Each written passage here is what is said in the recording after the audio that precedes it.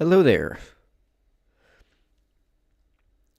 Sorry, I was just got back from a Palestine demo, so I'm a bit all over the place still.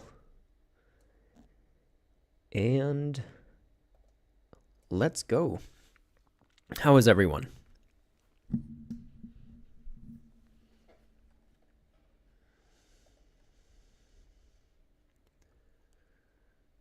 Cool. I every single time I see LOL's name on screen, I'm like, it feels like they're mocking me because of the LOL. Like earlier, it was LOL. Is this the right stream? As if mocking me for messing up the previous link.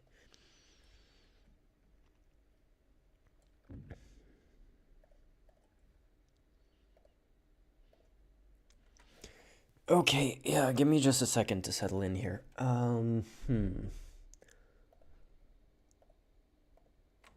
Let's see. Get this in a comfortable spot.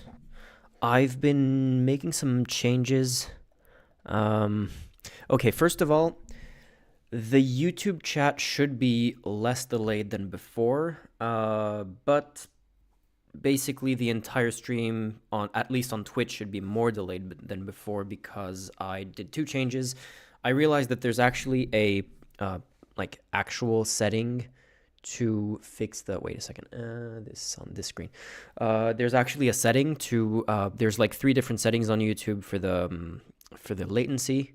I was on the standard one, which is like a 30-second delay or something like that. It was insane delay.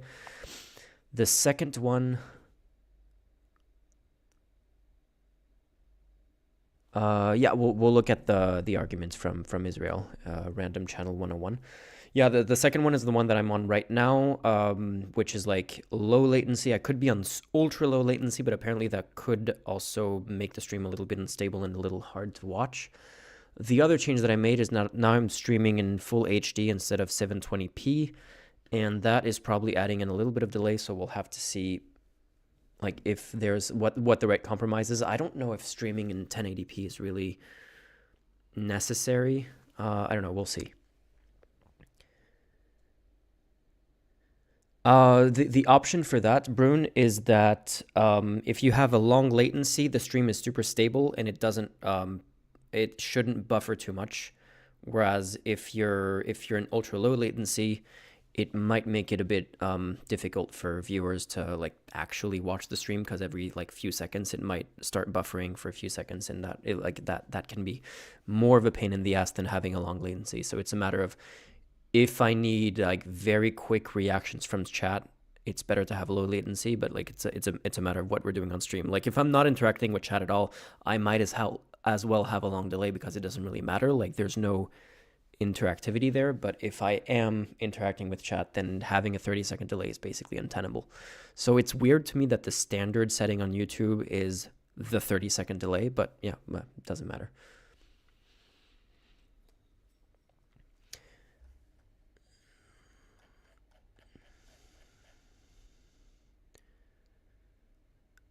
I mean, Amel, you realize the party in charge of South Africa now is the party that ended apartheid, as imperfect as they are in other ways. Like that's kind of the reason why they're the ones pushing this trial, is because they're uncomfortable with Israel being an apartheid state.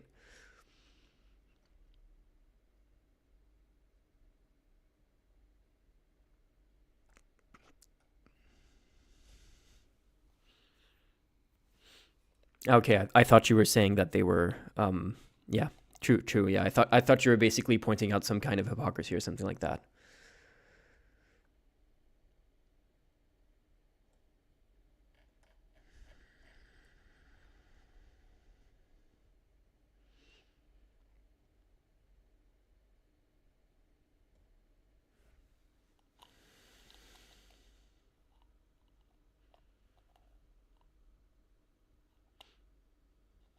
Mm,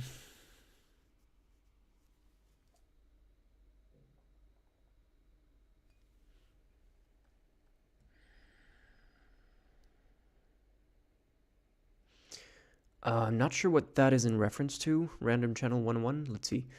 Also, the focus on Israel's action, not the global terrorist network. Yeah, I'm actually working on a video that I'm hoping to put out in the next few days about that will try to have some nuance on um because every time you like defend Palestine, people take that as a defense of Hamas and as an attack on like Israel's right to exist or whatever. Whereas you can, and every time you say like it's so frustrating, all the like slogans that go around on this, like Israel has a right to defend itself, which is like a weird euphemism for killing civilians, which is usually what Israel does in response to these things. And some of these, it's like all of them, human rights shouldn't be negotiable. Like it doesn't matter if you disagree with what the civilian population in Palestine, what they support or whatever, what their political opinions are. Even if they don't like you, you don't get to take their human rights away because of that, and you don't get to take like an entire population's human rights away on the like for your own safety. Like you don't. I don't know. The U.S. shouldn't be able to take like Mexico's human rights away because there are gangs in Mexico, like the entire population of Mexico.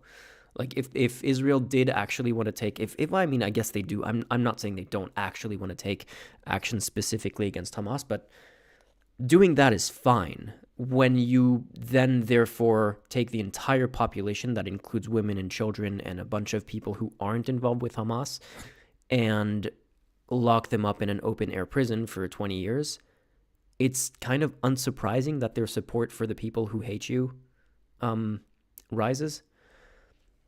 That it's not a defense of Hamas. It's just like, it's kind of hard to like, it's hard to like to tell Palestinian, no, you shouldn't defend the group. Like I really have a, like, obviously even in the next video that I'm working on, like there's an entire section of the video that talks about every single, like all the human rights abuses against Palestinians that Hamas does, in addition to what they do to Israeli civilians, and the fact that they've targeted civilians overwhelmingly over the past, I don't know how many decades. But it's hard to tell a Palestinian, hey, you shouldn't support this group, when it's literally like, at the moment, it's the only group that seems to be fighting for them, because there's no peace process in negotiation. There's no end in sight for the situation that they're in. So as bad as Hamas is, and I'm not even saying, oh, Hamas is a necessary evil or it's overall good from my perspective, but I can understand the perspective of a Palestinian goes, yeah, I like, they're the lesser evil basically.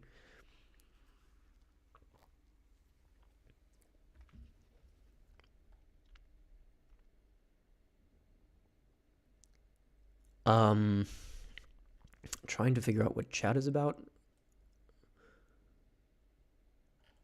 Ah, shit, I'm not up to date on chat.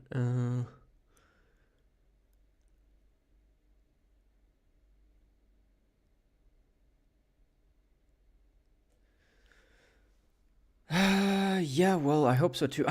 I'm not sure making a video about Israel Palestine is the best strategy to go to the channel, because it's kind of hit or miss with the algorithm, and it's like the only demonetization I've ever had on YouTube was one of my shorts on like my first short on since the start of the war, like it was maybe October 9th or something like that. And I was publishing something about how police immediately started arresting a bunch of Palestinian protesters before they did anything, just because protests were illegal in support of Palestine right after October 7th. And that's the only video that I have had like partially demonetized on YouTube so far. And when it's demonetized, it's also limited in visibility, and there's a high chance that if I publish something else on that, it's going to get the same treatment. So we'll see. I do want to publish something on it because I don't want to just pretend it's not happening. So yeah, I'll just hope that people share it and that it works that way, but I'll still be working on more content afterwards. So I've made changes on the general way the video works, like the video looks, and on the audio settings. Because I realized that my audio was way, way, way too low before. Is it good now? Is it loud enough? Is it maybe too compressed? Like, does it sound normal?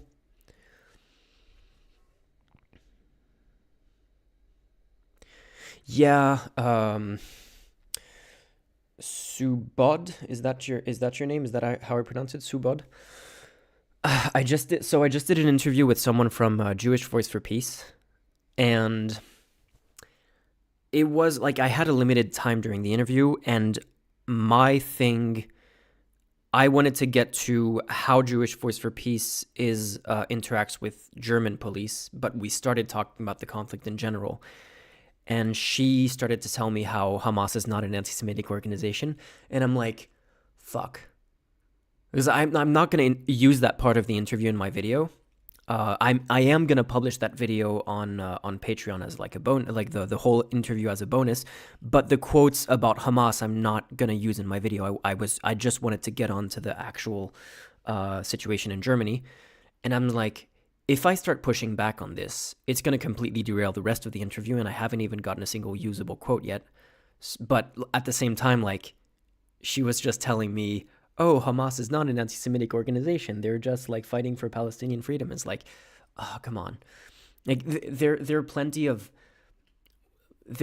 things you can say about like the overall movement for Palestinian freedom and for human rights and all of that. You really don't need to start defending Hamas. Like that is such an optical win for the other side when it's like, especially after October 7th and after the obvious war crimes that happened there. It's just, don't be defending Hamas. You don't need to. Like you don't need to die on that hill. Yeah, that's exactly it. It's there's a TikTok creator who, in kind of, I don't know if he was already famous before the war. Um, it's Grey Nightingale. Is it too loud or is it good loud? So I don't know if there's a.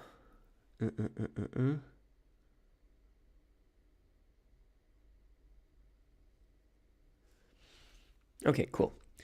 I don't know if there's a fuck. Where was I? What was I saying? I was responding to a comment. Yeah, they changed the chart. Yes. So, TikTok creator who, um, I discovered him with, very, very like a very mostly bad faith defenses of. I mean, it was a lot of pro-Palestinian stuff, which a lot of it was good, but every time it veered into pro-Hamas territory, it's like, why are you doing this? Like, why are you like hurting the credibility of everything else you're doing to die on that hill? And it was stuff like kind of brain dead interpretations of international law that basically, the way that he was interpreting it is basically, yeah, Hamas can literally do anything it wants. It can kill like however number of babies and whatever. It doesn't matter, because under international law, an occupied population has no there's no limit to what they can do in their form of resistance. Like, no, there's no way that international law condones the killing of civilians.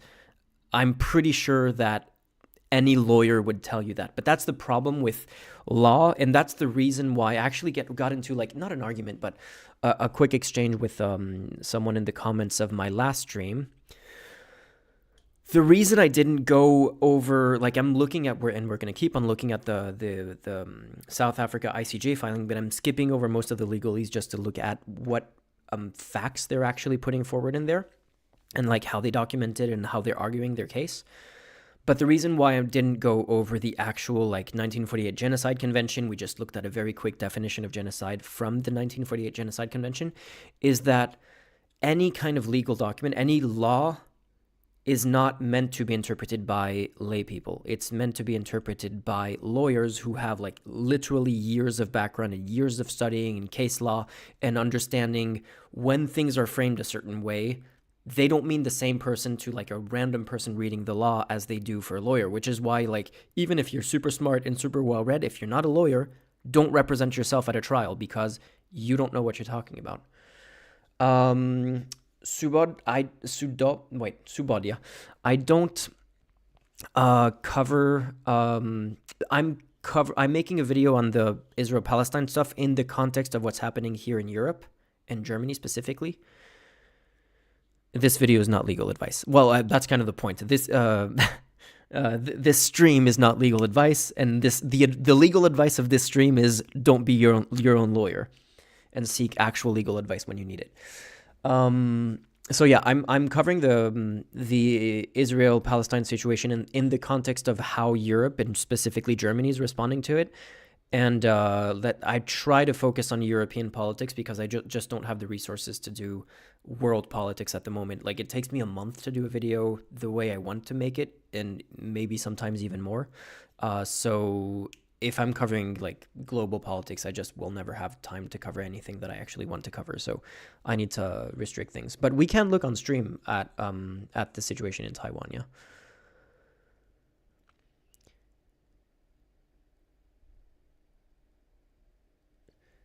Yeah, random channel. I actually have a follower from Israel in Tel Aviv who reached out to me about that, and we had a talk, and we were pretty much basically on the same level of on the same page in terms of how, like, he basically agrees with me on the fact that Israel's treatment of Palestinians is just like inexcusable over the years. But it's not a monolith, but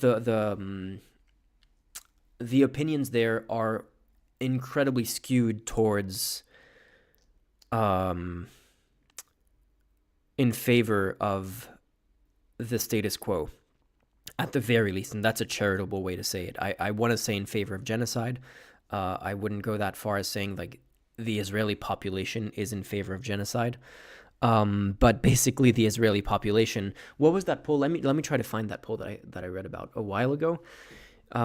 Israel poll Gaza, and there was an insane poll.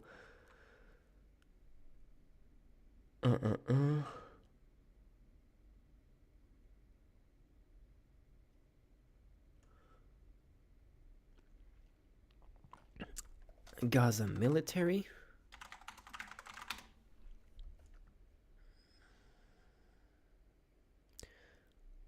I mean, research news stream is basically what we do here. Like, we're reading we're gonna read the South Africa filing, which is, I guess, a research stream.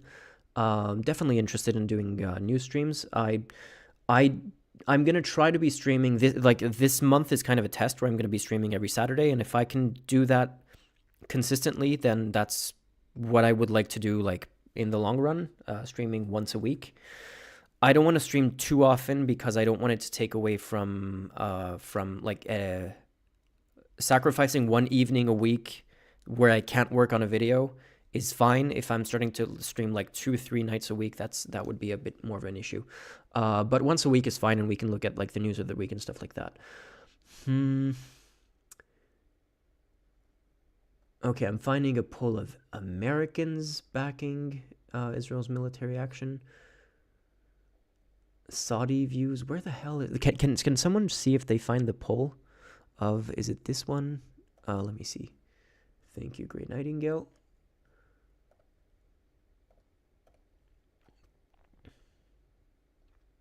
I don't think it was that one. This one is about the reoccupation of Palestine. The one that I saw was something like 2% of Israelis think the military response after October 7th was too much, and a vast majority was either, yeah, it's about right, or it was not strong enough, which, like, how insane do you have to be to think that the bombing of Gaza, as we've seen in the last 3 months, was not strong enough? I don't remember what the numbers were, but it was in that order of magnitude. The people who were like, yeah, no, this is too much, was like 2%.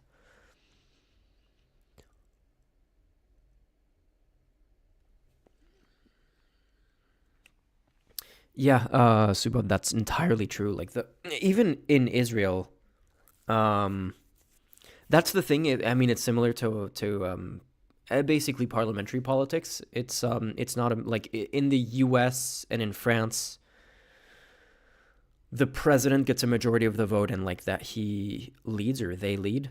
Um, Although there's never been a woman president in either country, but in parliamentary systems, which France has a parliament, but like that, that's another story.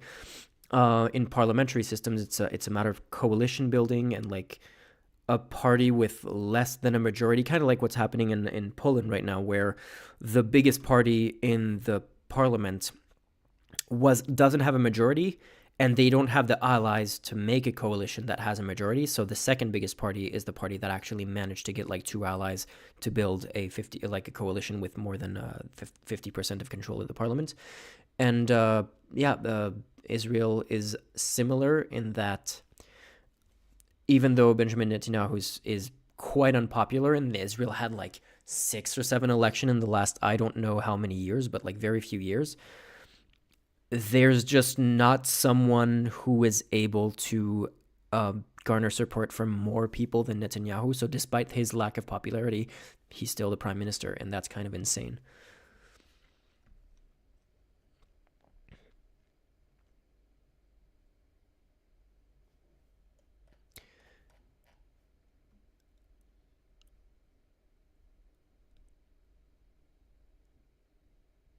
Random Channel 101. I don't think I disagree with you.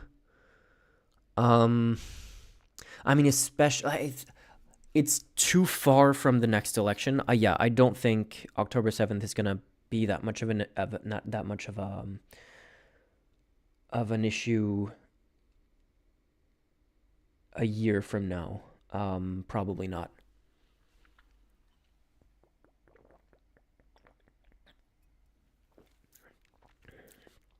Um, the reason why Wilders is not really in the news right now since the election is because he hasn't. There's still coalition negotiations in the Netherlands right now. Yep, this is how so I don't get too tired. This is basically works like a Red Bull in terms of how much cocaine, no, caffeine is in it. So yeah, the Geert Wilders, if he manages to get a coalition and becomes prime minister, there's going to be way more of him in the news. But for now, they're in negotiations, so it's in limbo, so no one's really talking about it. Anyway, I did promise on Discord. By the way, how many people are watching right now? Okay. How many people on this? How do I see that? Okay. It doesn't really seem like the Epstein list was that big of a deal at all, to be honest. After all, it kind of the first night that it came out, because it came out in multiple waves, and the first wave kind of made a lot of noise, and then it kind of fizzled out, and it doesn't seem like there was much any new surprising evidence in there, especially because it wasn't like when you say like Epstein list, what you expect it to be is like, oh, they actually went through all of Epstein's documents and they found a list of his clients, and that's not what the Epstein list was. The Epstein list was an unsealing of all the names that came up in court testimony surrounding either Epstein or Ghislaine Maxwell over the years. So basically, the names that came out are names that we already knew were involved with Epstein. Like Donald Trump, was involved with Epstein. I didn't even look exactly at what the testimony around him was, but it didn't seem like much of it was that big of a surprise to anyone, because this was information that was, even though it was unsealed in the list, it was basically already, generally speaking, public knowledge to some extent or another. Is this important? Doesn't seem like it is. Biden is losing among basically everyone, isn't he? So I did promise on Discord to look at, to do something. Wait, where is it?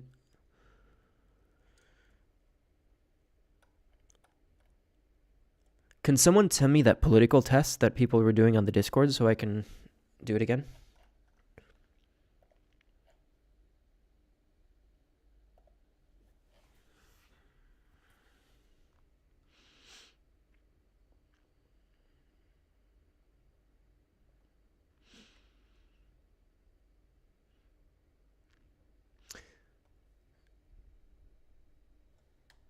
Yeah, Brun, you're on Yeah, you're definitely on Discord. There was, I think it was in the meme. Wait, let me check if it was in the meme thing. People are doing a political test. Let me see if I can find it. But anyway, wait, I saw a message I wanted to respond to in the meantime. Wait, this is not working. This here, and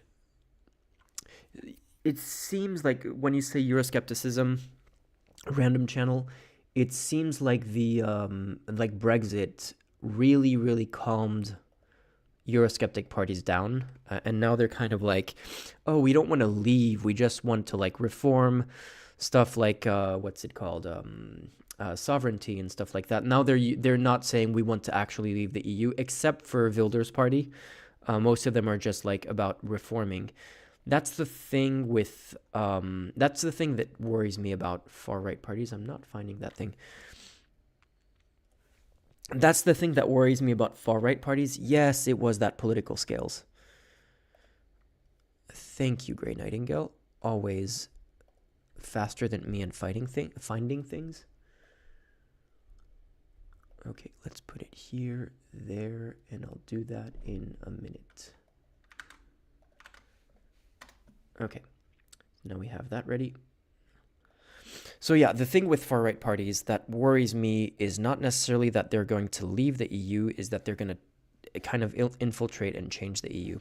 My hot take is that, for example, Meloni in Italy, her party has direct, like explicit ties, historically speaking, to... Okay, I mean, I don't know if you are catching up on the live, if you're watching live right now, but no, we haven't really had time to get into anything. I've just been chatting with people in the chat so far.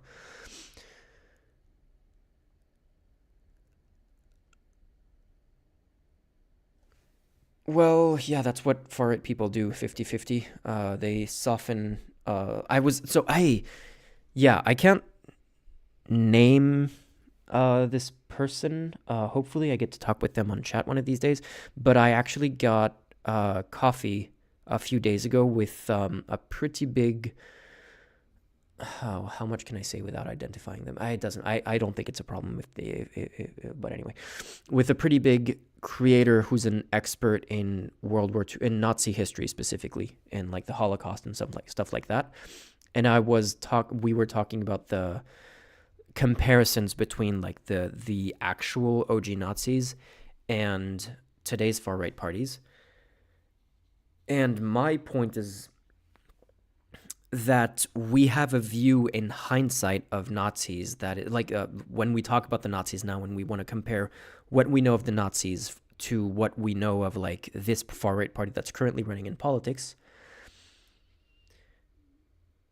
Yeah, no worries. I mean, that's currently running in politics today. We're comparing two things that are not comparable. We're comparing, like, a party that was in power, that committed war crimes. Like, it's not like the Nazis ran on, oh, we're going to do the Holocaust. Vote for us, we're going to do the Holocaust, like Holocaust 2020 or whatever. That's not what the Nazis ran on.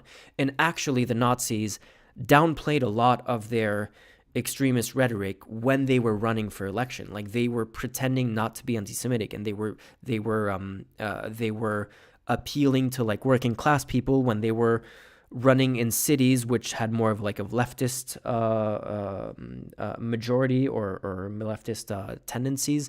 They would like start running like leftist messaging, and when they were appealing to rural, more conservative areas, they would have that messaging, and they would really shift their message depending on all of that. And try to look like a moderate, like normal mainstream party, like in like the compromise between like being anti-system, but also like, oh, vote for us because we're not crazy and we're not going to do any of the crazy stuff that people are saying we're going to do.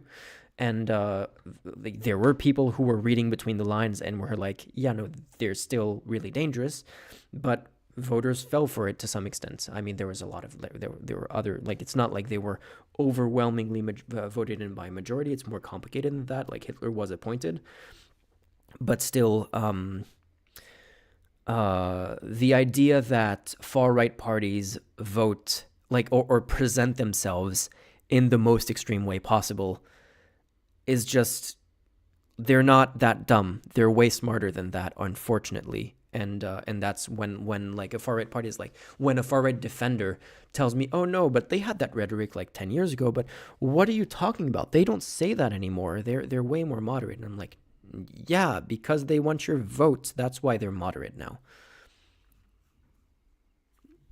Like, they would need to do a lot more to make amends for the stuff that they said in the past, other than just like, hey, we stopped saying that, so vote for us. That's not enough.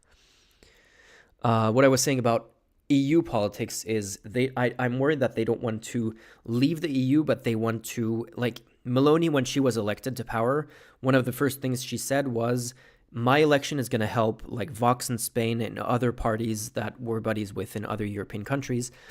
And I think that's also the reason why she's ruling not according to the values that her party espoused a few years ago, but she's ruling in a very moderate, very centrist, like center-right way, except on some issues, because that way other parties, other far-right parties in other countries can say, hey, she's super popular, she's not crazy, look at her, we want to do the same thing as her, so vote for us. Like, it's a campaign messaging for other parties. And once you have, like, if you have one or two far-right parties leading European countries, they really can't do that much. But once you have like 5, 6, 7, or 15 of them, like, now they actually have power to do things in the EU and to reshape the EU in a way that is that works for them, rather than something that they feel constrained by.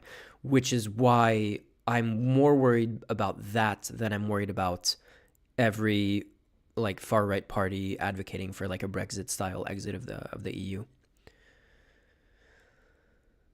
Well, the far right in Italy liked Meloni until she was elected, but it's the same thing with Le Pen in France. Le Pen took over the party from her dad, and she started to have like a more moderate, like the whole de-demonization, de-diabolisation campaign that she has to make the party look more moderate, made some far-right voters go, oh my god, they've sold out, now they're center-right, we want an actual far-right party, so now there's a new far-right party that's like attacking Le Pen from the right. But at the end of the day, the new far-right party is not going to get many votes. And once Le Pen is in power, the far right are going to be like, okay, we're just going to fall back to her because like she's better than the other parties we don't like. So the far right parties that are moderating their messaging for electoral reasons gain more voters in the like gullible center to center right, and in the anti-system left, then they lose from people who don't realize that they're just doing that for strategic reasons.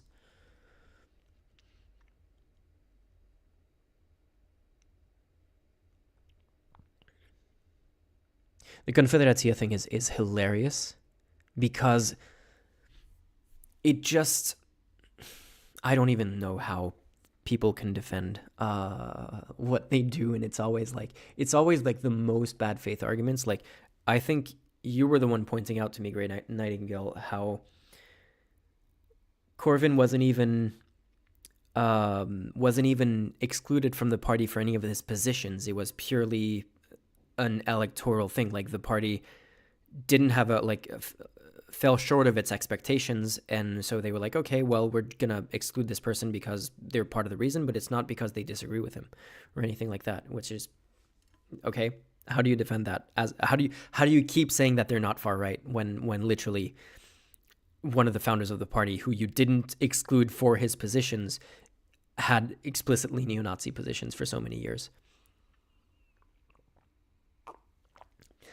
Something that I've noticed is, and I was kind of talking about this a minute ago, is when you have that interplay between like the traditional, like the far right party that has more of a history, moderates its position slightly, and now you have a new far right party that spawns in opposition to that and is like trying to push that party back towards the right, or like trying to take the vacuum that they left by moving slightly to the center, is that now you have an interplay between the two parties where if it's just one like big quote unquote softened far right party, they're going to bring people over to their side to vote for them because of their softened image, but they're not really going to convince those people to be more far right.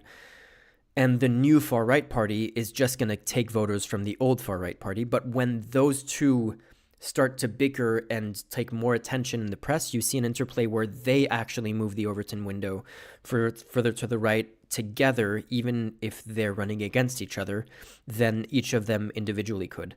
And you have like in Poland, you have Konfederacja and PiS. In Spain, well, in Spain, the Vox is the actual far right party. PP is like center right, but they're like quite conservative as well. In France, you have the National Front, National Rally now, and Zemmour's party. I'm pretty sure you have something similar happening in Italy. And what's interesting is that in Netherlands, you have Wilders' party and the FDP, like Forum for Democracy, FVD, yeah, FVD. Who are FVD is funny because they're like Wilders' party, PVV, PVV, confusing VVD and PVV. Like the Dutch parties all have the same acronym by very little difference. PVV is explicitly Islamophobic, and FVD is explicitly, and I have a neighbor drilling in their home. Great. FVD is explicitly anti-Semitic, and they're part of the reason, like their strategy, and they have like actually a pretty big conservative Muslim voter base in FVD, which is why they're not taking any of the Islamophobic positions of PVV, because it would hurt their party. So you have this like, yeah, we want conservatives, and like there's an untapped market in the conservative Muslim population who don't have a far right party talking to them in Dutch politics, or like not enough. So yeah, it's an interesting thing, but like either way, they're only relevant in that they're trolls, so it's not that big of a deal. Okay. Let's start with this. And maybe we can vote on it. Would you rather we start looking at ICJ stuff right now? Should we chill a little bit longer before we get into that? Because it's going to be pretty heavy stuff. Should we start looking at, I was thinking we can start looking at the, God damn it. We can start looking at the actual news, like footage from the ICJ hearings first, and then we can take like a bit of more lighthearted break where I do the political compass, and then we can go back. Okay, some people are saying chill more compass. Okay, let's do that. Let's hope that doesn't last for the entire stream.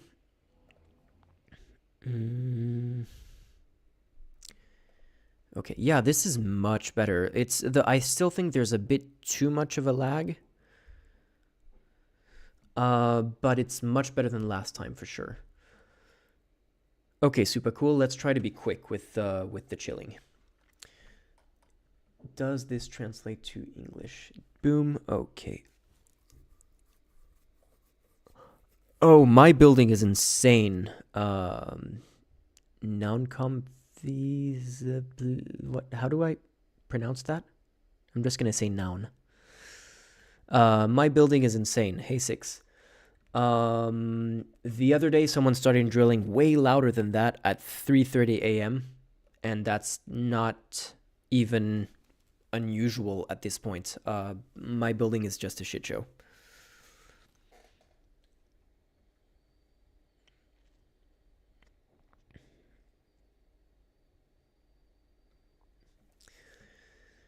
Okay, 117 questions.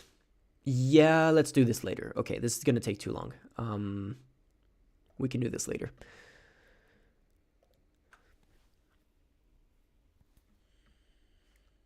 Okay, so the options are continue reading the second half of the South Africa ICJ filing, look at Israel's defense. Those are two options, or any other news story that you really, really want me to look at, like Taiwan, the election there, stuff like that. Whoever responds first in chat, I will do that.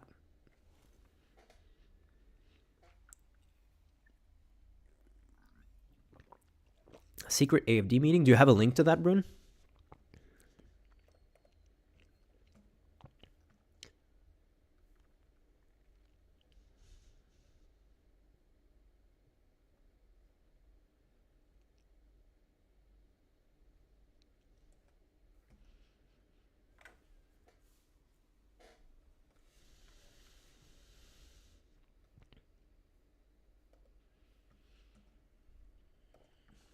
Let's see.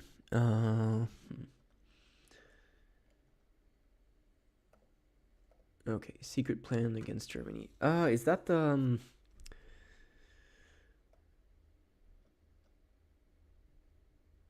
Nobody should know about this meeting. High-ranking AfD politicians, neo-Nazis, and financially strong entrepreneurs met in a hotel near Potsdam in November. They plan nothing less than the expulsion of millions of people from Germany. Well, it's the AfD and neo-Nazis. That's the only thing surprising here is they actually have meetings about it, like in like the. This kind of really comforts me in my semi-conspiratorial views of what the fuck is happening in the European far right. That they're like these are actually things that are happening and not just speculations by people who oppose them.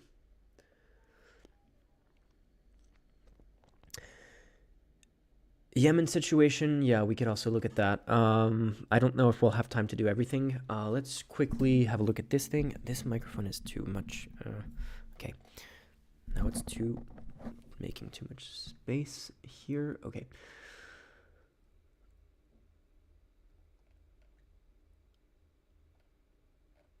How long is this? Yeah, this is gonna be pretty long. Let's see if I can find something else about it. That's a bit more of a TLDR. I'm guessing TLDR News did not cover this. Secret AFD meeting.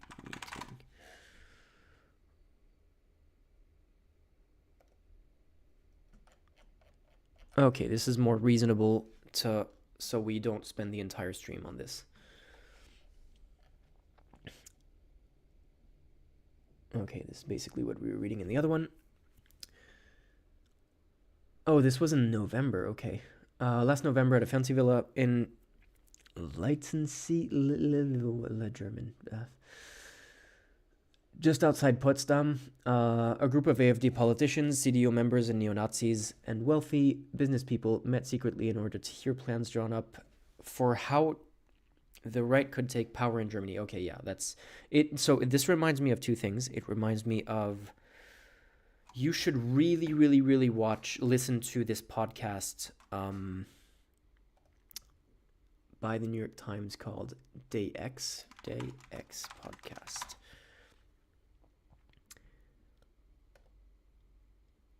Yeah, this podcast is about how neo-Nazis infiltrated the German, not just the German, it's like German, Swiss, and Austrian military and police, and there's some scary shit in that podcast of like politicians who received a threat. They call the police to like look into it, and the police comes over and they're like, okay, give us a map of your house with like entrance and exit points and like where you sleep, so that if you call us in the middle of the night, if you're in danger, we can react really quickly and we can react appropriately. So it's the police, like they want what's best for me, thought that guy. So he gave them the map, like he drew a map for them, and a few years later there was like a different, more like I guess German equivalent of the FBI did a raid in a neo-Nazi ring, and they found that map in that neo-Nazi, like in the files of that neo-Nazi ring. Insane stuff. So yeah, this reminds me of that, and it reminds me of that dumb kind of QAnon borderline thing that was, what was the it was like a royalist coup attempt or something like that. German royalist coup attempt. Yeah, it was this thing.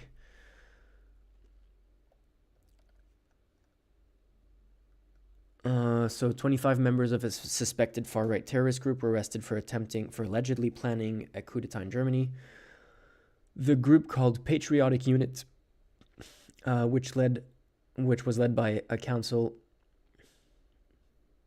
German Rat, that's the name for council, was a part of the German far-right extremist Reichsbürger movement. And yeah, I'm guessing both of these kind of are involved to some extent or another in this. Reported by the Investigative Journalism Center. Blah, blah, blah. The details of the scheme are shocking.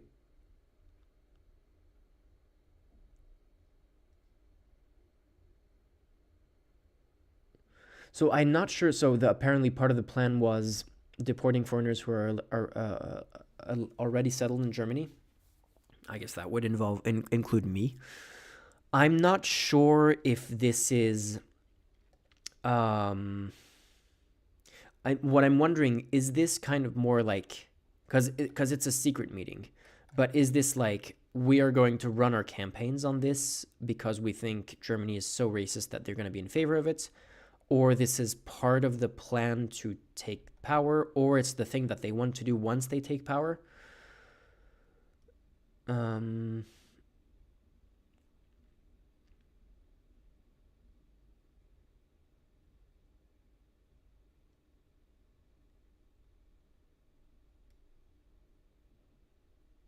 Oh yeah, okay. So it's about people who vote in local elections, because in Europe, even if you're not a citizen of the country, you can vote for like local mayors and like council and stuff like that. As well as, I'm pretty sure in European elections you can vote. So I guess that is why it's why it's relevant to taking power here. Yeah. I've been working on the background on the kind of the German version of my French politics and Polish politics video. Like the Polish politics and the Dutch politics one are centered around an election. The French one was centered around just a protest movement, and I'm gonna do something similar on German politics, and I will definitely have to have more of a look at this before I do that video for sure. So thank you for bringing this to my attention. I'm pretty sure I had heard of it, but I didn't realize it was this bad.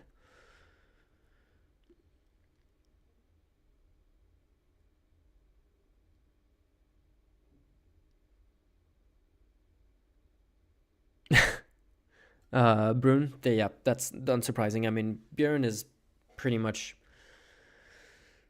I mean, explicitly, you're allowed to call him a neo-Nazi.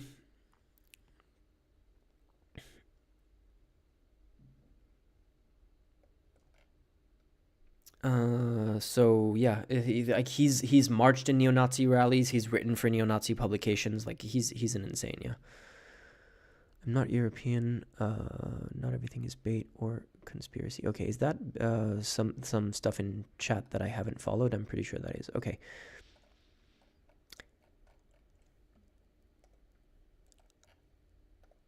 Still new at this, guys, so if there's anything that really important that I've missed in chat, do let me know. And also, if you really want me to get my attention, you can do a YouTube donation. I'm still setting up other donation systems. I just put a link in the description for a donation system that I'm like, I wanted to have like an alert on screen for donations, but I haven't, like, I started trying to set up that up like an hour before stream, and it wasn't enough time to do it properly. So I'm not even sure I'm going to see those coming in if and when they do come in. But let me just open that. And there goes my neighbors again. Okay, so yeah, if you definitely do want to get my attention with something, I'm saying this in my own interest and also because it will be a good, like, I will definitely actually go back and chat. Just scrolling up and looking at highlighted messages that have a donation number attached to them, I will definitely look at those. But if I don't, I'm not gonna necessarily go back and chat and read the entirety of stream. So yeah, you can either don't spam, but like repeat a message if you really want my attention on it, or I will just not see it, and I'm sorry about that because I'm still new at this. And yeah, I will be more likely to see Discord stuff as well. Especially because there's barely anyone on Discord right now, on the Discord chat.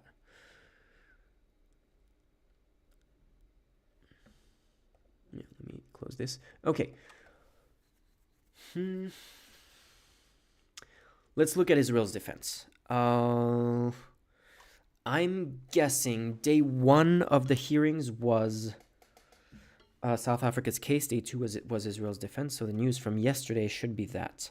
How did Israel defend itself, ICJ? Let's see what...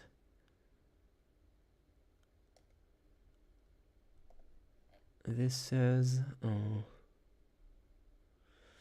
I guess we can look at Al Jazeera.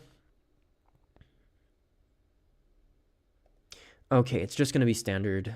We have a right to defend ourselves kind of shit. If that's going to be the case, that we've already heard those arguments for months at this point.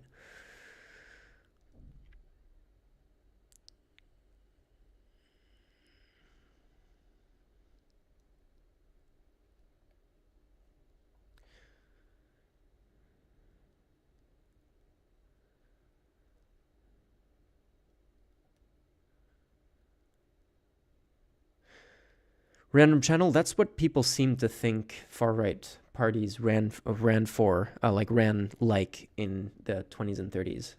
When you say, oh yeah, this party is far-right, and they're like, no, they're nothing like the Nazis, they'll be like, look, they haven't published a book like Mein Kampf. I mean, some of them even have, but like, they're not advocating for genocide. I mean, in the context of today, it's definitely arguable that they have, because there is literally a genocide court that a lot of far-right parties like defend what Israel is doing, or like even conservative right-wing parties defend what Israel is doing. So yeah.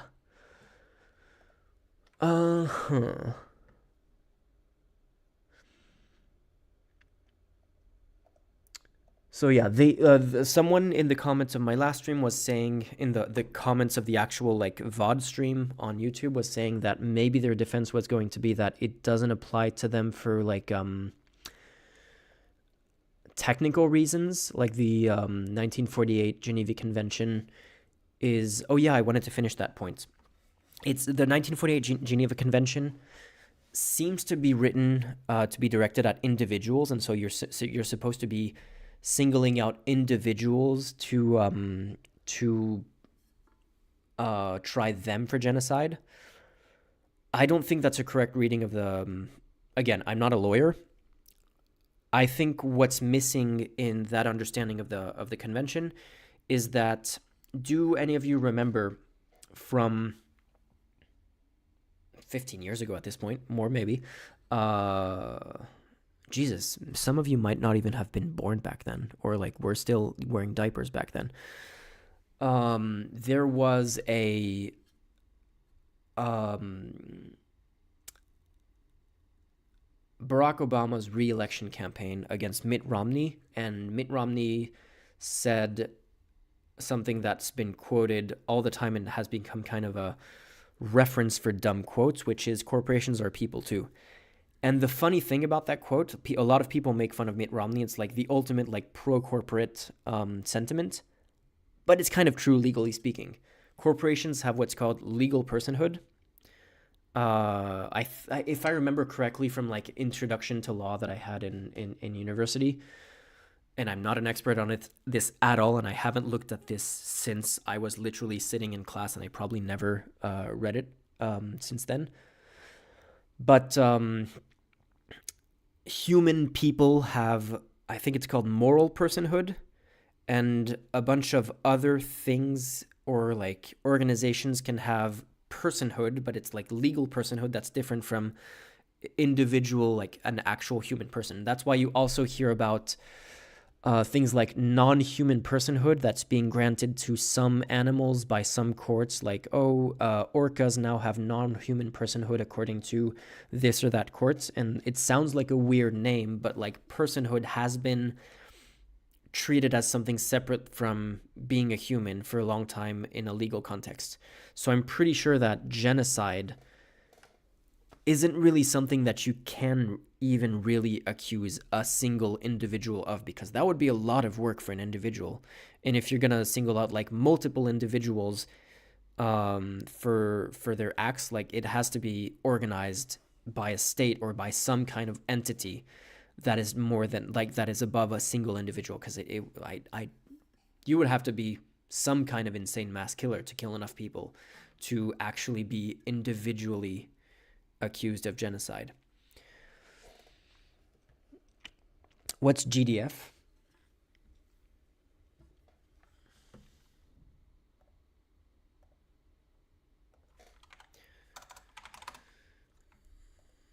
GDF, Israel genocide. Let's see.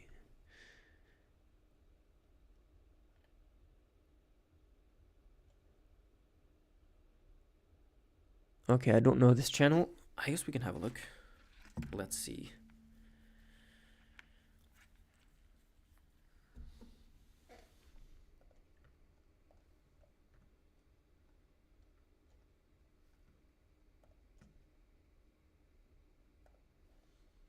No food, no water. Gaza is no less. My computer's slow.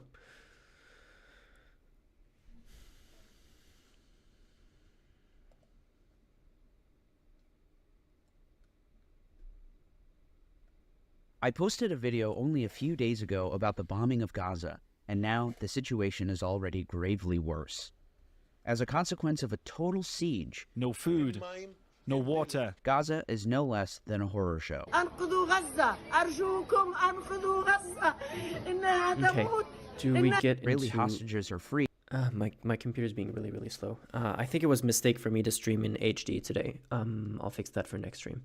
I don't think my computer turns can handle Gaza's it. entire population into hostages. To all intents and purposes, Israel has abandoned serious discrimination. What is that Genocide there? scholar Martin Shaw, author of What is Genocide, wrote, "Cutting off power, water, and fuel until Israeli hostages are freed turns Gaza's entire population into hostages. To all intents and purposes, that was Israel has abandoned." That was a collective punishment. There's a really good Al Jazeera interview where one of Al Jazeera's journalists was confronting an Israeli official on, because collective punishment in that kind of way of like, we will not stop, like we will not relent on the conditions we're imposing on the entirety of the population until Hamas, like a tiny sliver of the population, does like releases the hostages or whatever. That's a war crime. That is illegal under international law. So it was like Israel was undeniably doing that, and like I don't know if they still do the "we'll stop once you release the hostages," because since then there have been a few waves of hostage releases, but at the time it was like an incredibly explicit one-to-one, just like we are doing collective punishment. And then people pointed out to them that, oh, by the way, that's a war crime, and they were like, oh, but no, it's not a collective punishment. And they would always point to like just bad arguments, I guess, as to why it's not. And it's just like, no, we're just, this is just our way to put pressure on Hamas and whatever. And like, I'm pretty sure this would be copyright, but let me just find Al Jazeera collective punishment meant, and I'll just show you which video it is if you want to watch it. I'm pretty sure it was this guy. Yeah, it's this video here. So, or Israel and Hamas. I can't watch this on stream without getting copyright strike. Yeah, if you want to watch that one, it was an incredibly good, hard-hitting interview, and gave me a lot of respect for that interviewer. And serious discrimination for collective punishment. If the threats are carried out, it will be deliberately inflicting on the group conditions of life calculated to bring about its physical destruction, at least in part. So yeah, that's literally the definition of genocide according to the Genocide Convention of 1948. As the Genocide Convention puts it. The UN Relief and Works Agency, the unique UN agency designated solely to Palestinian refugees, is, in the words of Commissioner General Philippe Lazzarini, on the verge of collapse. We have reports in our log base, for example, where hundreds of people are just sharing one toilet. The UN Relief Works Agency's X account is a waking nightmare. In 1 week, Israel killed more Palestinians than during the entire 50-day 2014 war, in which 2,200 people were killed, including over 500 children. Again, Israel dwarfed that in a single week. And then came the evacuation. Israeli Defense Minister Yoav Gallant ordered over 1 million residents in Gaza's north to relocate south or be killed. Those who want to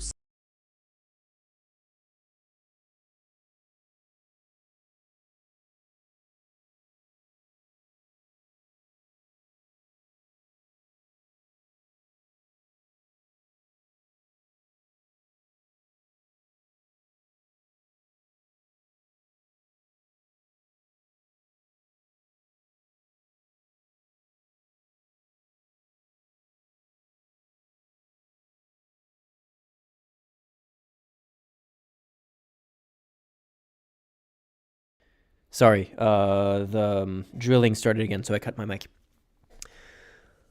What was I saying? Yeah, this video is 2 months old. I thought someone... Wait, is my mic working again? It should be fine now. Waiting for chat to react.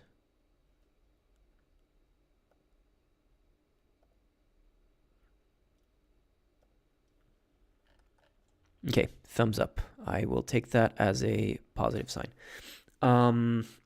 Whoever suggested I watch this video in... was this the video that you were telling me to watch? Or was there a more recent one? Let's see, I guess, what they've uploaded. Because I was looking for something that looked at their actual defense. Ah, this is the one. Okay, my bad.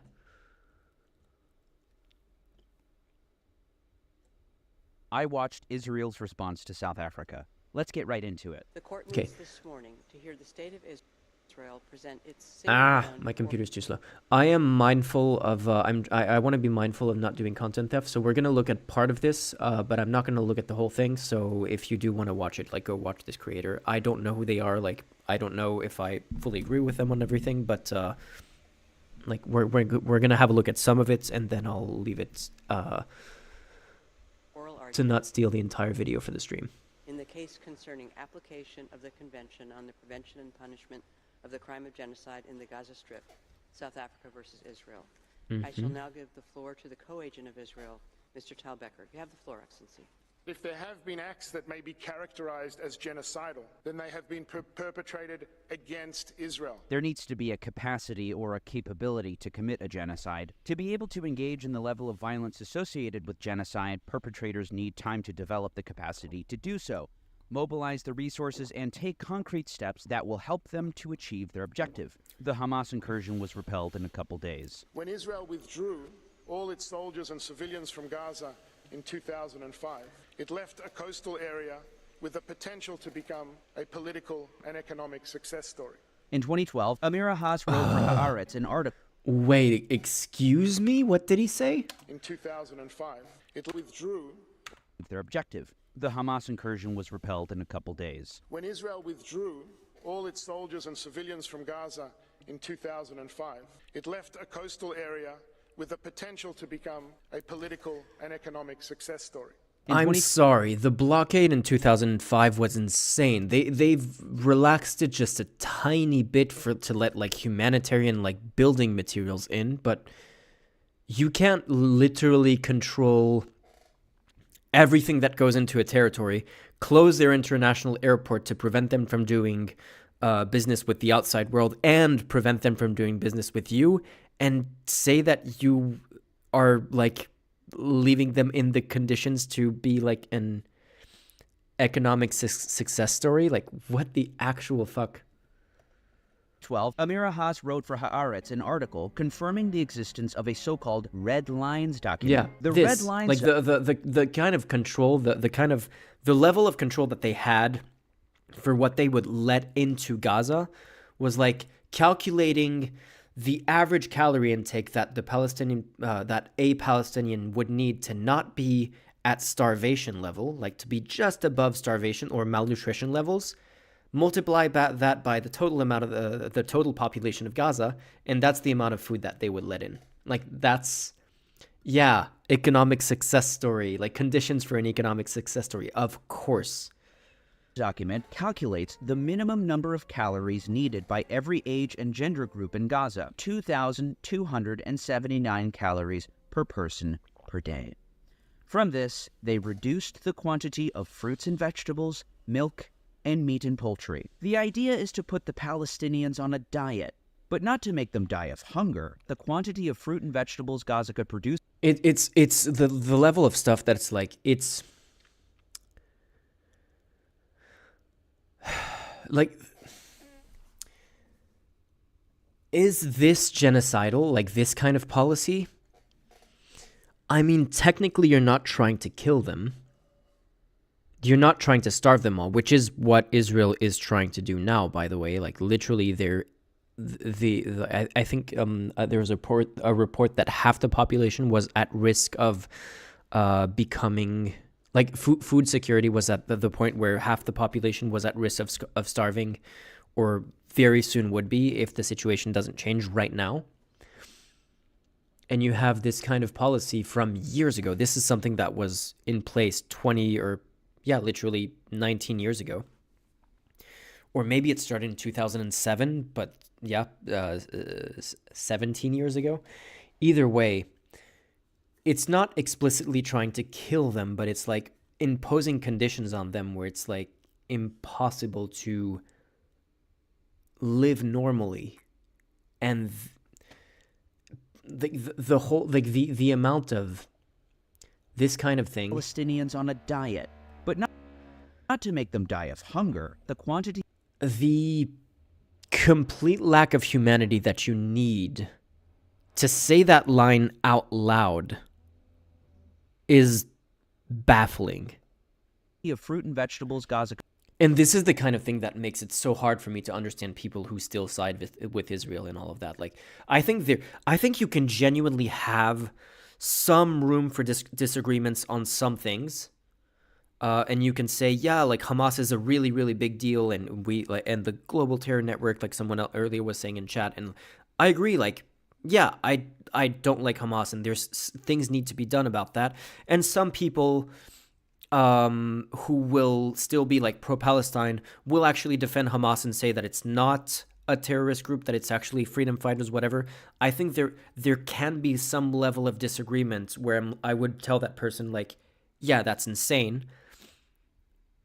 But overall, being so inhumane where you don't even recognize the humanity of people in Palestine, where you say that kind of stuff, and the fact that there is still a large percentage of, I don't know percentage-wise, but yeah, there's still a lot of people who are fully like, oh yeah, Israel is completely on the right, and they have a right to defend themselves. Like, yes, they have a right to defend themselves by to put the Palestinians on a diet. Putting the Palestinians on a diet, but because, of course, they have a right to defend themselves against obesity in Palestine. That's the problem that Israel has.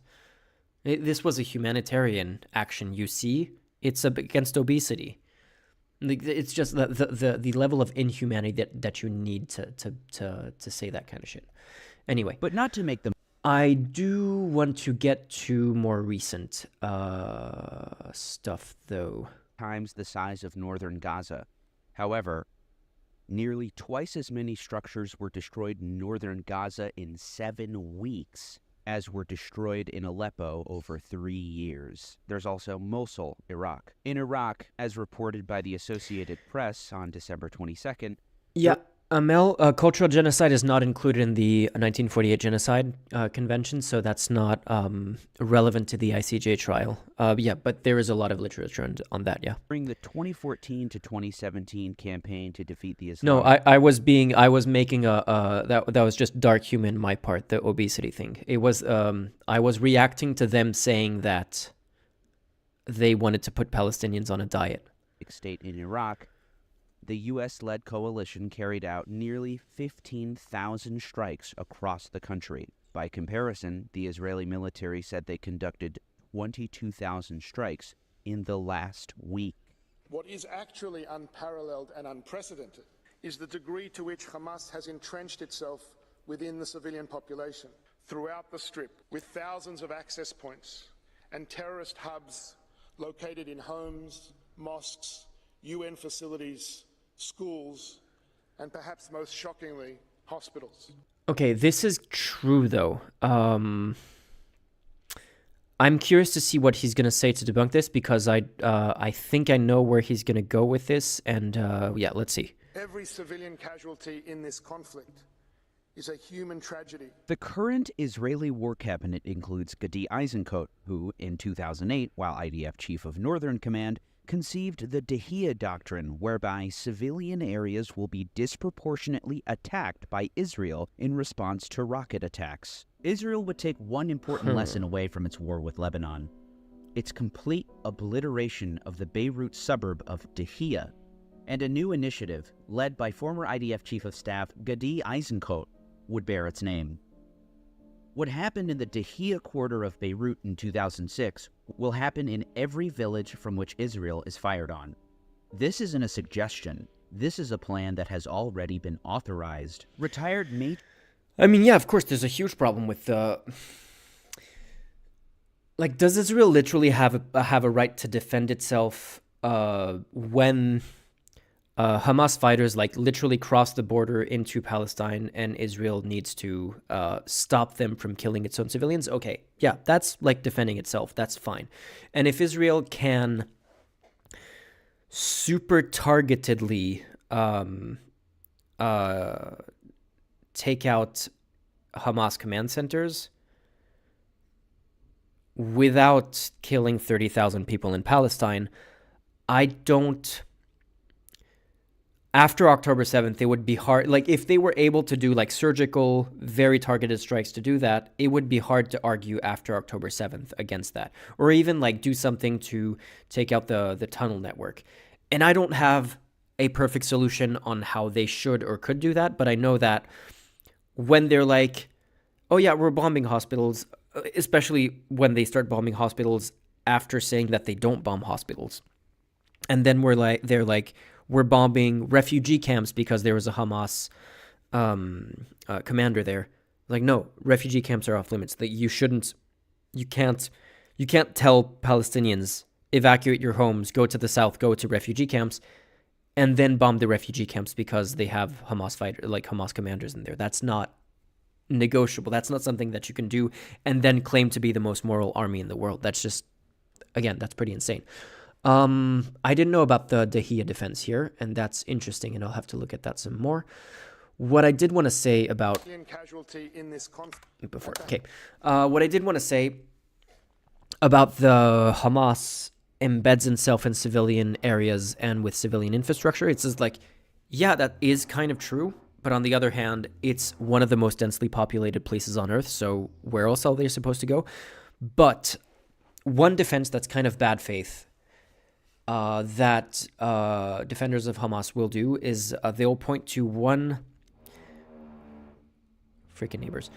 They'll point to one report by Amnesty International that says, oh, we found no evidence of Hamas using human shields. And that is really bad faith, because you look at that report and Amnesty International used a super, super, super narrow definition of human shields, where Israel argues and other people argue that Hamas, what they're doing is that they're setting up their rocket launchers from next to a school or next to a hospital or next to like a whatever. Thank you, Six. Thank you so much. Lemon character bowing his head. Okay. That is not a message. That is just a GIF that I didn't see. Nice. Thank you so much, Six. So yeah,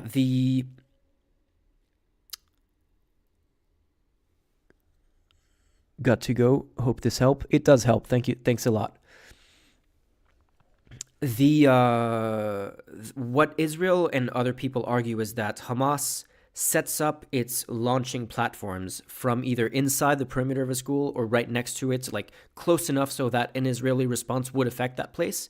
And what the Amnesty International report said was, we didn't find evidence of human shields, is that they didn't find like literal evidence of Hamas like forcing civilians to stand next to the rocket launchers, like, you know, tie civilian up next to the rocket launcher and put a gun to their head and say, stay here until there's a response so that they don't kill us. Yeah, that no one argues that they do that. I don't even know, like the justification for Amnesty International to look at that specific claim is weird to me, because I haven't seen anyone make that claim other than using the term human shields in a broader way to say, yeah, if we're shooting from right next to a school, we're kind of using the school and the children inside the school as human shields. They're not forcing the children to stay there, but by being next to a school, they're kind of putting the school in danger no matter what, which is what the argument is. But people will go like, oh, look, Amnesty International says no evidence of human shields. Kind of bad faith, which is disappointing to me, because what I like about both Human Rights Watch and Amnesty International is that they're like myself, and I'm not saying that I'm particularly qualified. Like, I base my opinions partly on their reports and other reporting. But the Human Shield, the Amnesty International, Human Rights Watch, and the UN are super, super critical of Israel, which they're correct on. But they're also super critical of Hamas. And it's funny that apart from that one Amnesty International report looking at the human shields thing, the criticism of Hamas is rarely embraced by the left. And when you start to say, hey, here's this Human Rights Watch report that says that Hamas killed peaceful protesters in Palestine, or Hamas used child soldiers and stuff like that, they'll be like, no, that's Israeli propaganda, or like, no, that's unproven, or no, that's not true. It's like, these are the same sources, these are the same organizations that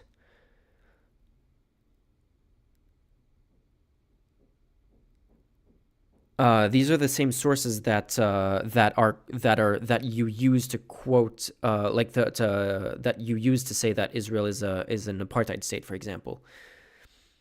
So yeah. Anyway, yeah. I mean, basically,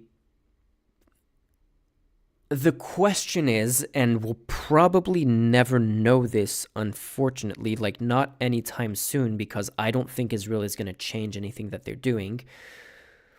The question is, would Hamas still exist if Israel gave like major concessions on Palestinian human rights? Like, the problem is, and we can look at this too. Let me get that. New York Times buying quiet. So there's a lot of debate about what there's multiple articles on Israel's quote unquote relationship and like what they do in relation to Hamas. Yeah, exactly.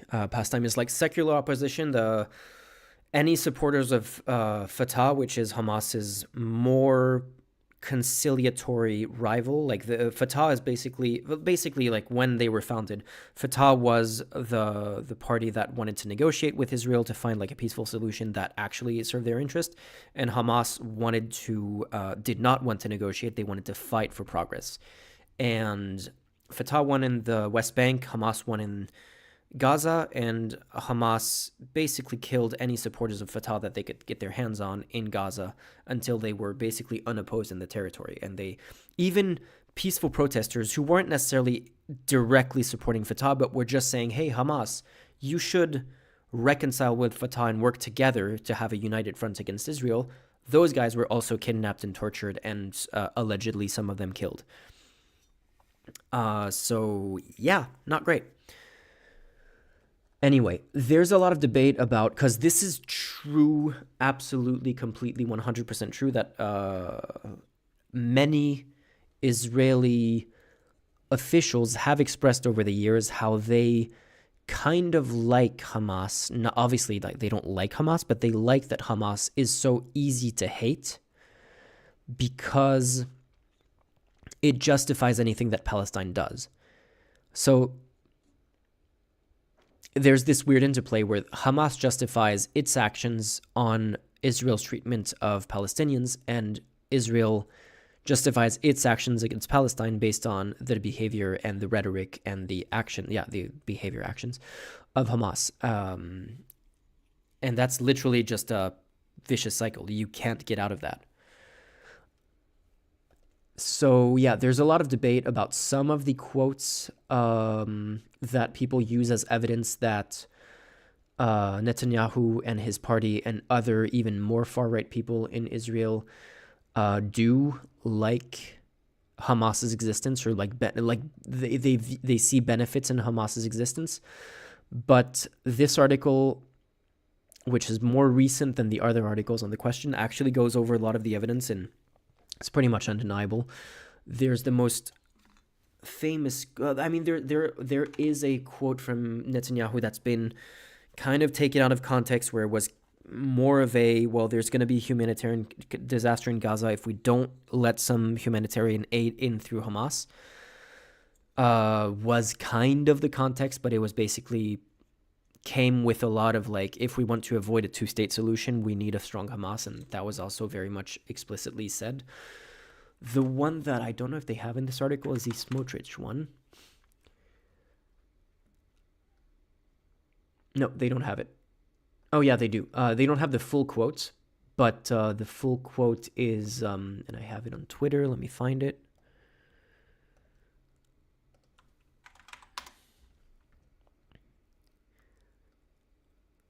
I'm guessing no one in chat speaks Hebrew, do you, by any chance? I'll get to that in a second.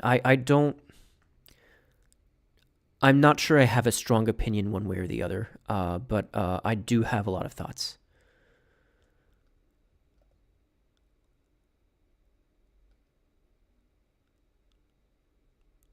This quote. Okay, boom. Let's open this. Am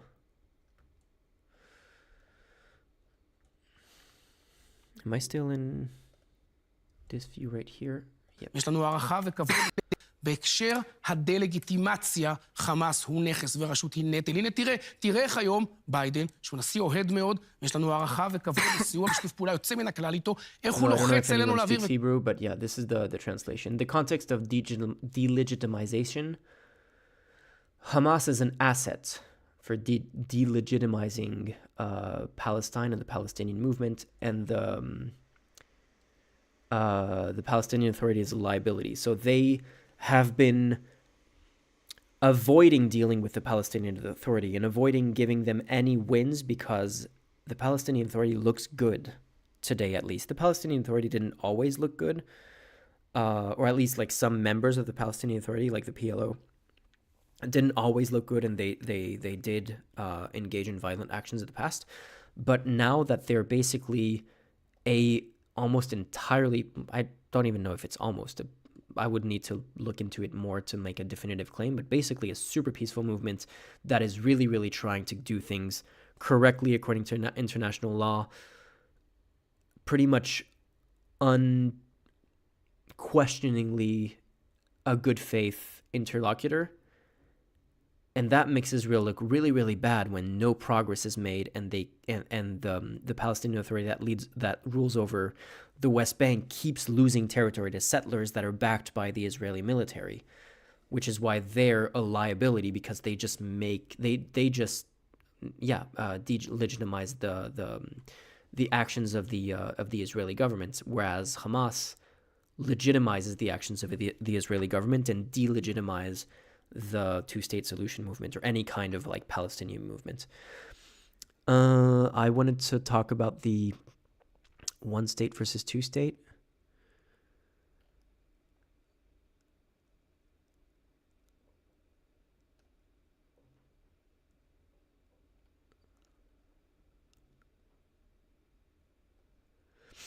So,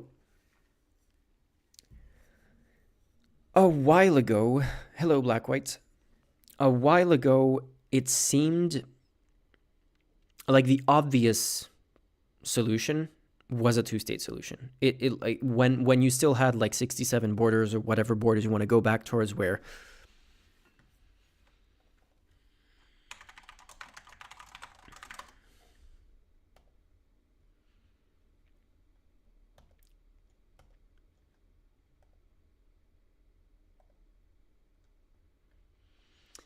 if you still have borders that look like this, or even that look like this,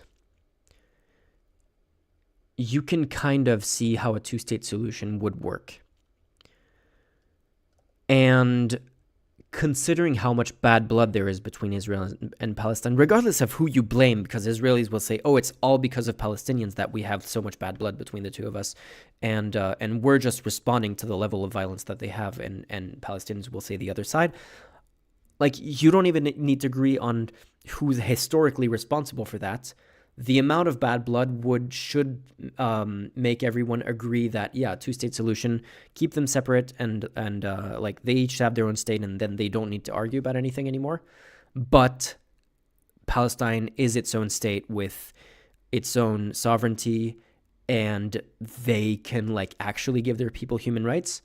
In this kind of situation, you can see that as working.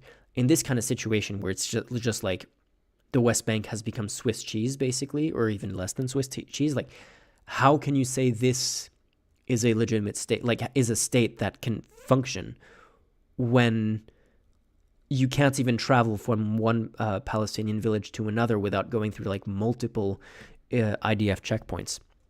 So two-state solution in today's situation just seems impossible unless you what's the word? Unless you expel a bunch of Israeli settlers from the West Bank, which they would argue is ethnic cleansing, and it kind of is. Whether it's justified or not, it would be ethnic cleansing to say, like, oh yeah, all the Israelis that live here, you need to leave. They came here legally, so like it's completely legitimate to want that to happen. But it's hard to imagine, especially the government of Israel as it is right now, agreeing to anything like that. They don't want to make any concessions. So in today's context, two-state solution seems essentially dead. Like, Israel killed the two-state solution by letting the situation get this bad in the West Bank. So it's easier to argue in the abstract for a two-state solution, just because it's hard to imagine them coexisting in a single country without there being like a huge amount of ethnic violence. But I think that's the point of no return was crossed on the two-state solution. So I don't see a peaceful solution I don't see a solution that isn't a one-state solution at this point, unless there is some kind of deal where they can go back to this situation. But it seems intractable, and there really needs to be a complete change of Israel's approach to that to even start negotiations on anything that would be viable. So yeah, it seems impossible.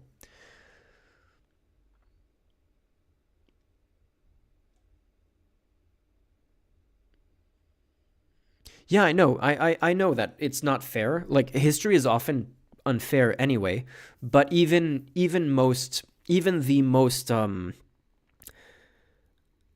the strongest defenders of, in terms of like institutions and like the Palestinian Authority, usually argue for 1967 borders.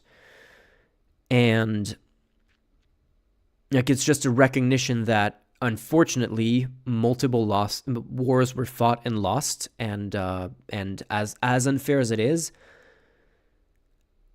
it's unrealistic to get how many millions of Israelis at this point. Many Jews live in Israel, and I'm saying Jews specifically so that we don't count the number of Israeli Arabs. Wait. Okay, 7 million Jews. You're not going to get 7 million Jews to leave Israel. That's not going to happen. That's not really on the table anymore. Like, the thing is, there's an argument, and I've heard this, and I don't think it's that. The British Raj lasted for longer than the state of Israel. Like, the British Raj of, like, the British occupation of India existed for longer than the state of Israel has existed today. According to this stat right here, 7 million Jews in Israel right now.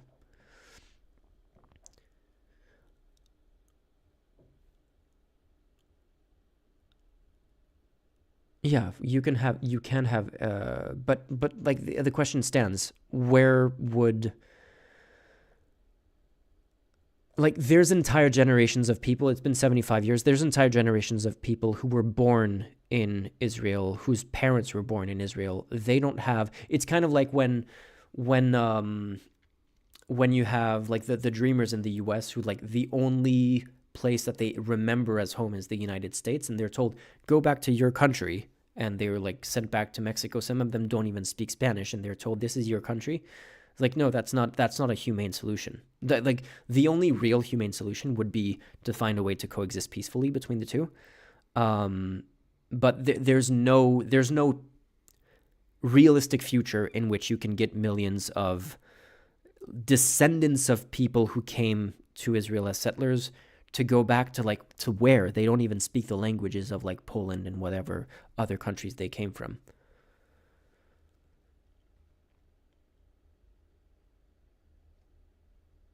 What are you saying? Flick flap?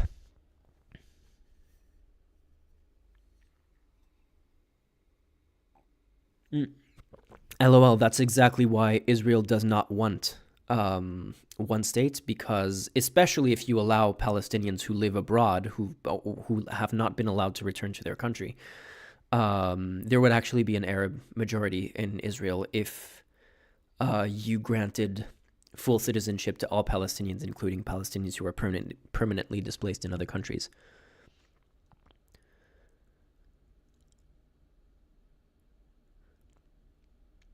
Yeah, I mean, that would be good. I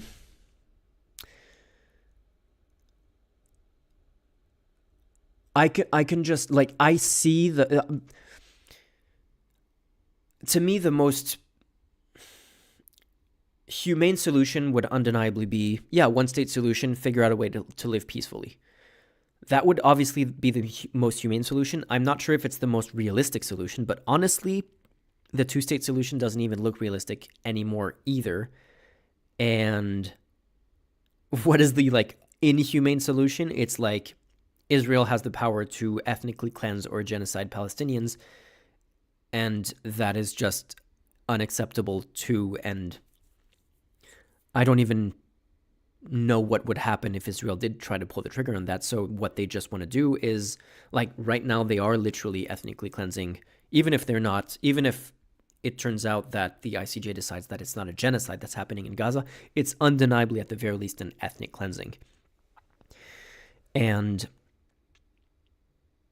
Israel, if it decides, okay, we're not going to ethnically cleanse them, we're just going to maintain the status quo of closing them into smaller and smaller areas and not letting them have any kind of human rights and any kind of, like, freedom of movement between villages and stuff like that, they probably just imagine that as a long-term solution, but it's obviously untenable. So this could have been realistic 50 years ago, but one-state solution seems like the only viable option at this point, honestly, yeah. It's just hard to imagine Israel going for that, and it's hard to imagine any other... It's hard to imagine Palestine, like Palestinian authorities, accepting any other possible solution either. Like that's the whole thing. That's the whole reason why some people say the whole, like, it's a complex problem. It's like, it's morally, it's not really a complex problem, because morally the problem is that Palestinians are denied human rights, and that shouldn't be negotiable. So it's not complex to say, well, no, they should have human rights.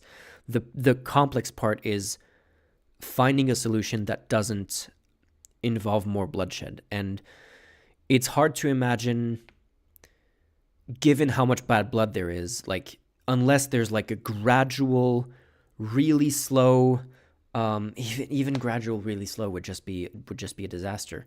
Like, how do you like Thanos snap the borders between Israel and Palestine, do not have IDF checkpoints anymore, don't have the blockade of Gaza, and just like, okay, Palestinians from the rest of the world, you can also come back, and not expect some kind of retaliation in the one state where now Palestinians are a majority of the country. Like, that would just be a civil war. If you make it a one-state solution, it's probably going to be an immediate civil war, and I don't know. Like, again, like, that's the whole complex problem, is like the logistics of finding an actual peaceful solution. We can talk philosophically about what would be the right thing to do, but like practically, how do you do it without massive massacres happening almost immediately, and like it going back and forth for a while, because Israelis are like also armed to the teeth and all went to did military service, and they all have like M16s in their homes and stuff like that. So yeah.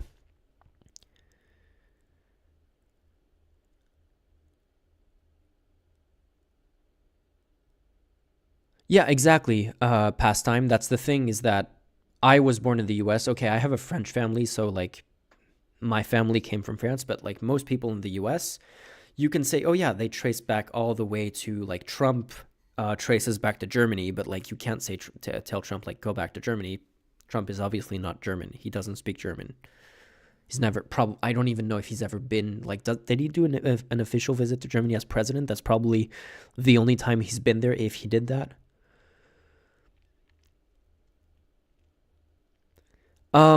Super cool. Neo-Nazis actually love what Israel is doing. The thing is, at least in Germany, I was looking into this.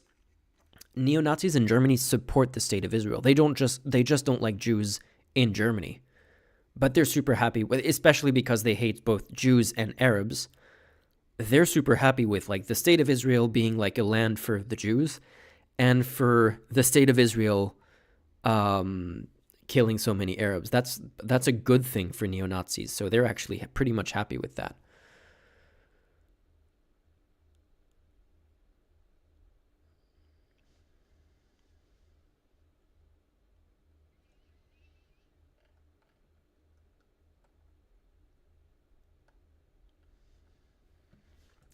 Anyway, do we want to go? Let's see if there's anything after this.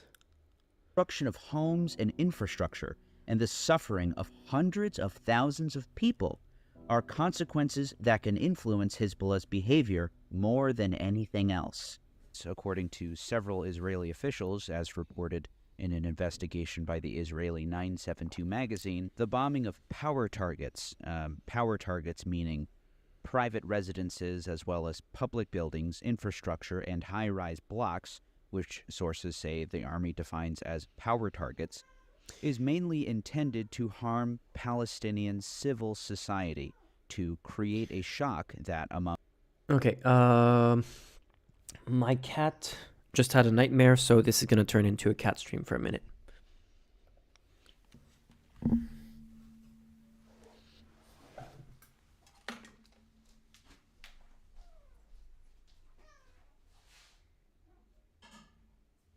Baby.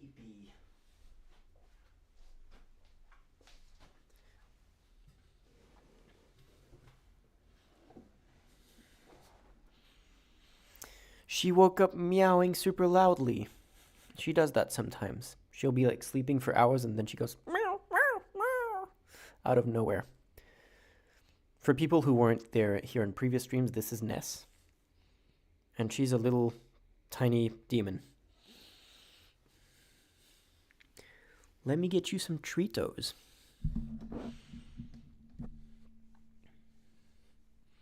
Do you see yourself on screen there?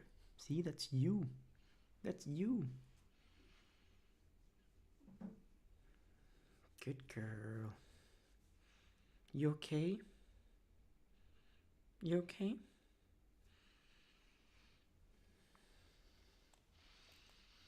Let's get her some treats.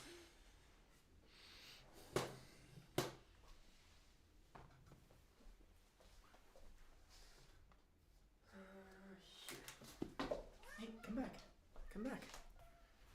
I put you there for a reason. Yeah. Let's see. Okay.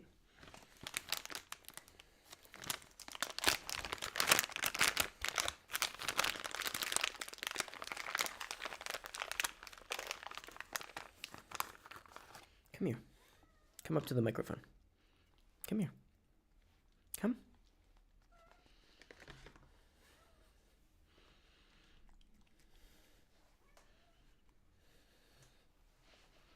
Okay. Okay.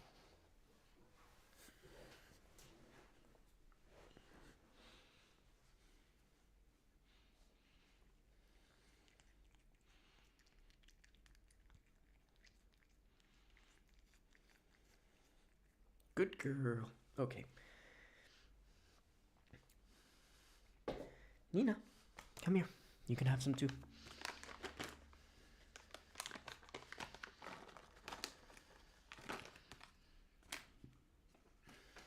Nina, come here. Come here. Ouch. Come on, jump.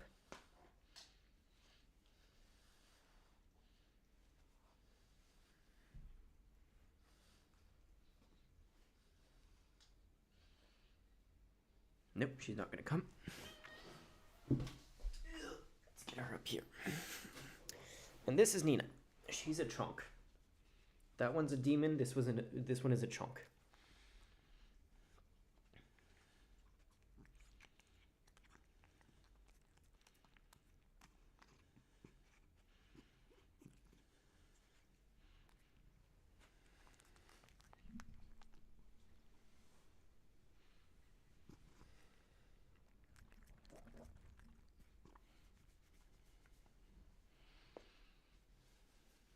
Okay.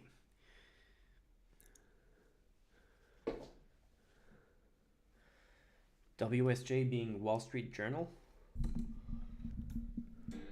Is that the question?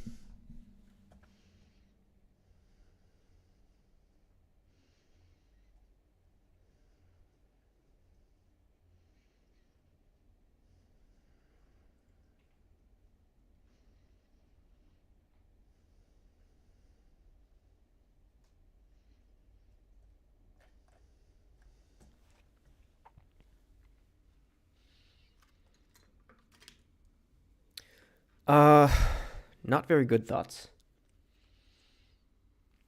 Wall Street Journal is the same media company as Fox News. They're not as bad as Fox News. That's a low bar, but they're not much better. I mean, they're pretty much like the full on pro business in every possible way, and like will never like I haven't even read anything for them in a while, but my guess would be like the op-eds are probably almost entirely garbage, probably a bunch of stuff about like how any kind of measure to help people is a bad thing in the end because it's bad for corporations. Like it would be like the corporations are people too kind of arguments, I guess. Anyway, let's get back to this now that the cats are calm. Yeah, I noticed. I think my computer is really struggling with the HD. So I'll have to stream in 720p next time, and I'll try the ultra low latency next time instead of just low. Because yes, lag is bad. I'm pretty sure lag is as bad on both platforms now because of the HD. Things will reverberate powerfully and lead civilians to put pressure on Hamas. But the court is not told how many thousands of casualties are in fact militants. Israel's lawful... Yeah, this is the bad argument. Like, when you have so many children being killed and so many women who are not militants either, like even when you account for like Hamas, I'm pretty sure they definitely used to use child soldiers, but even if they still do today, it would be like down to like 15 at the most. Like 5-year-olds are not child soldiers for Hamas. And you might have seen the claim, let me see if I can find it.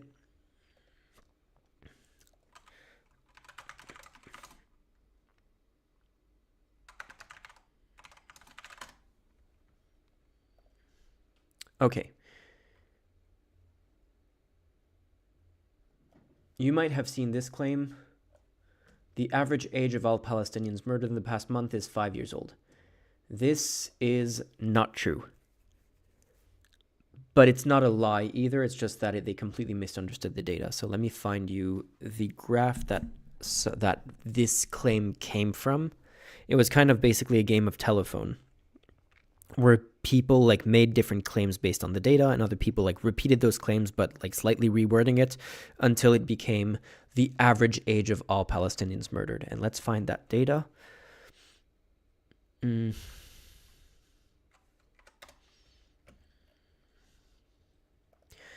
Okay, and this is block. This is one of the places where it came from. And this is not the average ages. Most of the killed are 5-year-olds.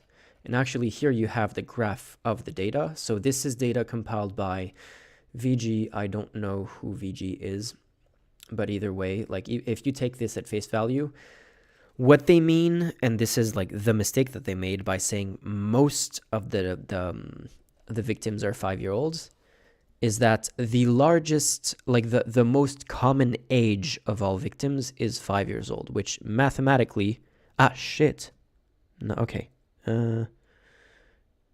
Screen capture. Okay, so yeah, I was talking about this claim here. The average age of all Palestinians murdered is 5 years old. This thing is a huge misunderstanding that is probably based on multiple people repeating things and like rewording it every time. What they're actually basing that off, multiple levels removed, is this graph here, which shows the age of all the victims with like 1 bar per age. So the biggest bar, like the most common age of Palestinian victims is 5 years old. But to say most of the killed are 5-year-olds or the average age is 5 years old is a very different thing than to say the most common age of victims is 5 years old. This is not most of the victims. And even if you take this plus this plus this plus this is not most of the victims. Like these 5 bars here do not represent more than half of the entire thing. This is called the modal age of the victims. I would be curious.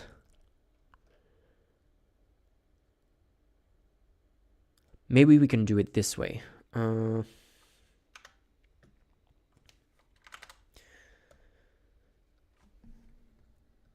Children killed by age group.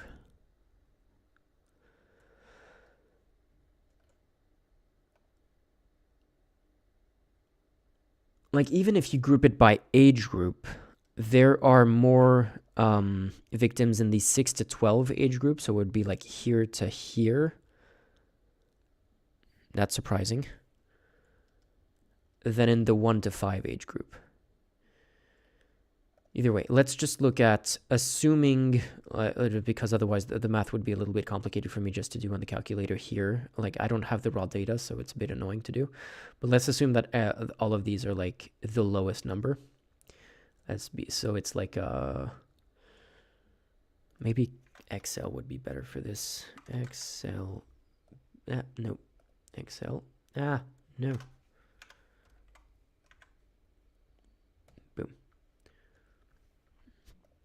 So let's see. Let's make it the average of each of these. So this is 0, this is 2.5, this is 9, and this is 14. So we have 0,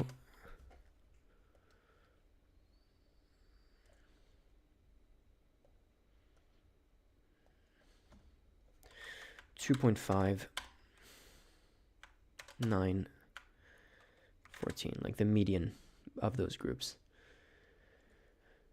And you have 133 in the first age group. And this is, keep in mind, this is only looking at children. It's not looking at all the victims of all ages. 826.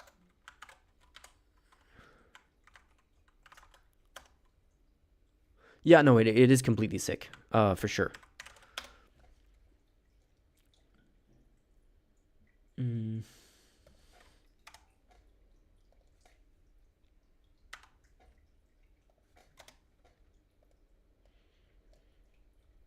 And this would be some... So at this point in time, which was in November 23rd, there had been about 2,400 dead. This would also have to be same thing here. And now we want this. I'm not even sure I'm doing this correctly. I'm definitely not doing it correctly. So yeah, if you just look at, if you make a bunch of assumptions on these and you only look at it says that the period of time here is October 7 to 26. You only look at the children victim, the average age is about 7 years old. So even only looking at children, this claim is already untrue. And if you're looking at all Palestinians killed during that time, yeah, this claim is not true. But that doesn't take away the fact that this is like a misunderstanding of the data, and that this is a misunderstanding of the data doesn't take away the fact that children are like unbelievably overrepresented in the number of victims. And that's just insane, because obviously children under 12, like even up to 15, are not child soldiers. Like 15, 16, 17 maybe, but like 5-year-olds are not Hamas fighters, and you can't argue that. So when they're this much of an overrepresentation of children in the victims, you just can't argue maybe a large portion of them are Hamas fighters. And this guy's thing is that he's not even, you notice that he's saying, no one is talking about how many of these might be Hamas fighters. An investigation. Our targets mean rise blocks, which sources say is leads. Yeah. My computer's melting right now. In Gaza have been clearly and repeatedly articulated by its Prime Minister. You must remember what Amalek has done to you, says our Holy Bible, and we do remember, and we are. I was going for the quote that was, it's so hard to find it when my computer's like lagging a second behind my mouse click.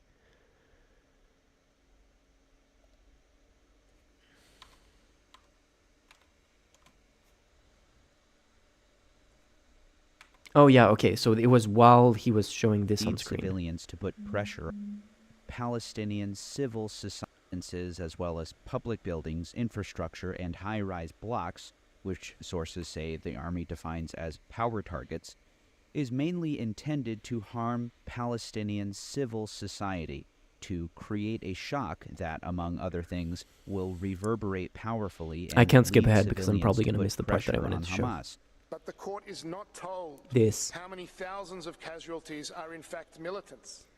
So yeah, he's not even, this is the part that I wanted to show. The court is not told how many thousands of casualties are Hamas militants. He's not even presenting any numbers. He's not even making any claims, because even the Israeli military and the Israeli government, the claims that they're making, that's not the calculation I was making, Grey Nightingale, but I, either way, like, that's also a thing. The calculation I was making here was like assuming, like breaking these down to, like, instead of being an age group, we assume that all of these children were 2.5 years old, of these children are 9 years old, etc. The average age of all of these victims would be 7. That is like, maybe if there's coincidentally 7% of the victim are children, that's another claim. But I was just countering the claim that the average age of all Palestinian victims are 5 years old. That doesn't take away the fact that it's an insane number of children who have died. And he's not even presenting counterclaims in terms of like, no, we actually estimate, like, this is such a, it seems like such a, because they chose a lawyer who's, originally they were going to go for Alan Dershowitz, and then it turns out he was on the Epstein files, and that was probably not very good looking for them. So this guy is way less controversial, but I'm surprised that this is the best lawyer they can find, because these are not strong claims. And like, all of this seems like an incredibly lazy defense that we've been hearing for months at this point, that is just impossible. Like, it's impossible to just, like, I guess the problem is that it's just impossible to justify this. And if you believe that you're in the right here, that you're not even seeing what the problem is, you're even less likely to find like actual humane justifications for what you're doing.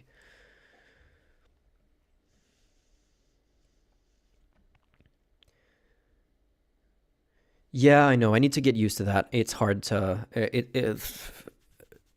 this is a process. This is my like 5th stream, so I'll get better at not getting sidetracked by chat. So what it seems, and I guess we've watched 5 minutes of this, and I don't want to completely steal the entire video for the 25 people who are watching. But I guess, yeah, this video seems like a pretty good, the one time where I was expecting this video to go into iffy territory and to go, or to go into like bad arguments territory, it completely avoided the argument that I was expecting it to take. So it does look like this is a pretty good video, and I would recommend you to continue. Maybe it gets worse afterwards, but so far it's been pretty on point, so I'm going to leave it there. And let's get back to the South Africa filing, I guess. That's something else. Let me find that. Give me a sec.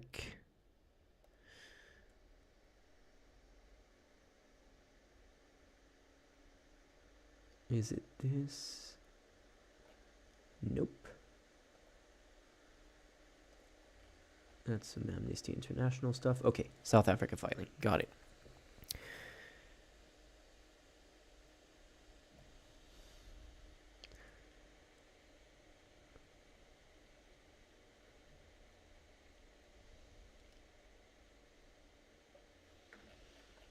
So last time we ended at page 40, if I remember correctly. It was at the start of a section, so it might have been 41.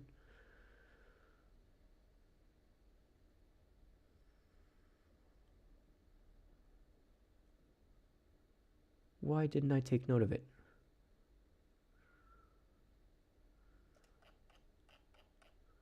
Ah, it was this. So it was page 40. Okay. We wanted to do the political compass test before I got into this, to take a bit of a breather from the horribleness of all of this, right?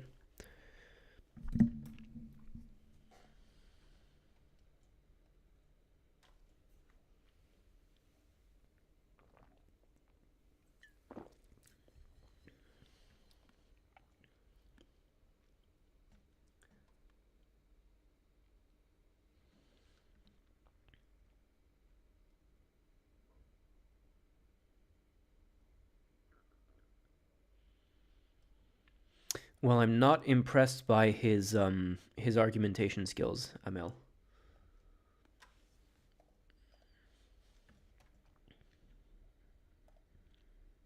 Whoops, not what I wanted to do.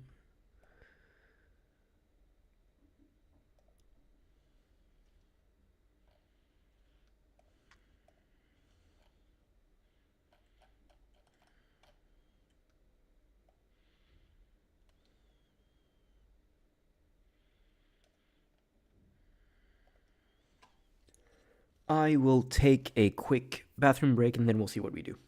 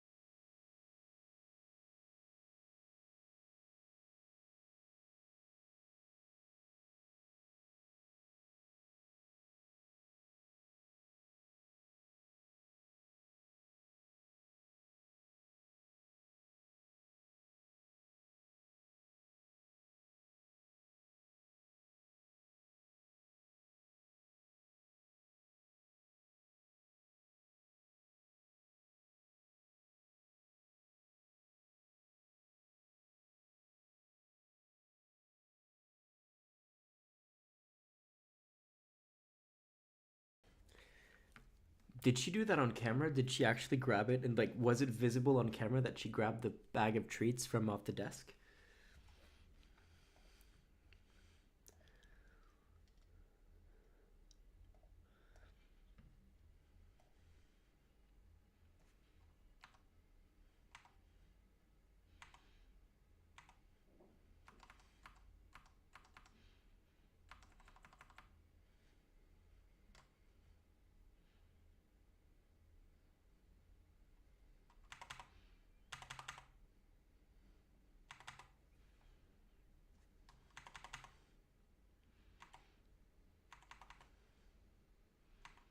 No, I don't see it. Anyway, too bad.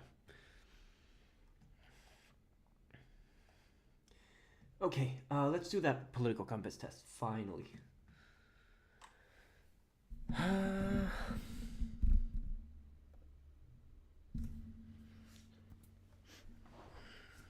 So,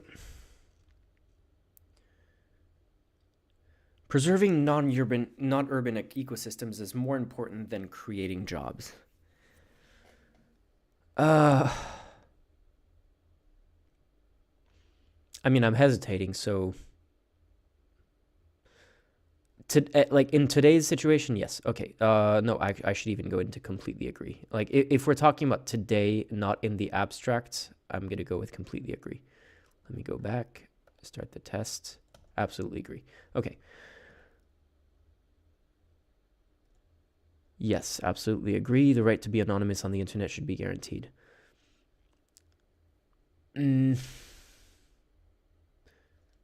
Again, somewhat agree because in cases of like threats and stuff like that, it's a tough one. Because like you should like political dissidents should be able to be anonymous, but at the same time, people who are like organizing online for violent, like neo-Nazi type activities, there should be some kind of recourse. So yeah, but anyway, let's go with that. The fact that some schools and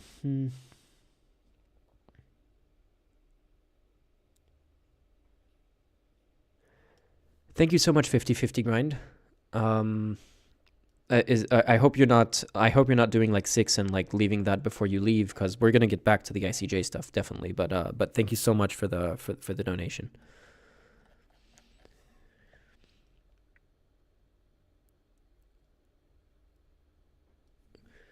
The fact that schools and universities are private is not a problem.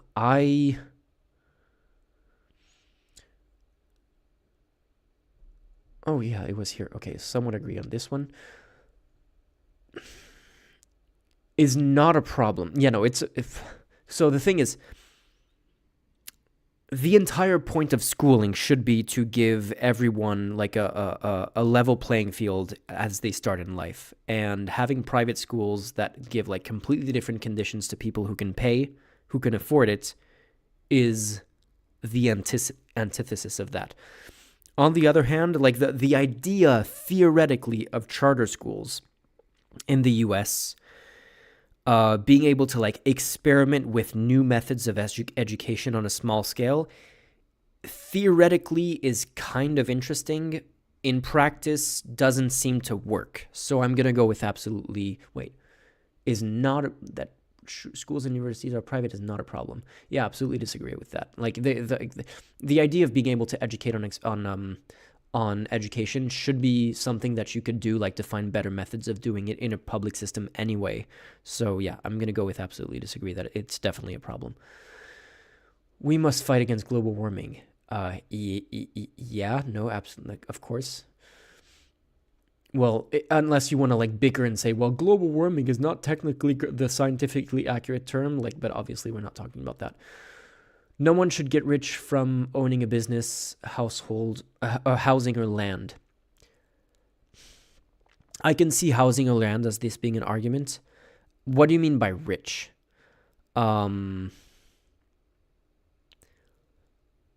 If you mean like ultra billionaire, I have a yacht inside of my yacht level of rich, then yeah, I don't think that should be a thing.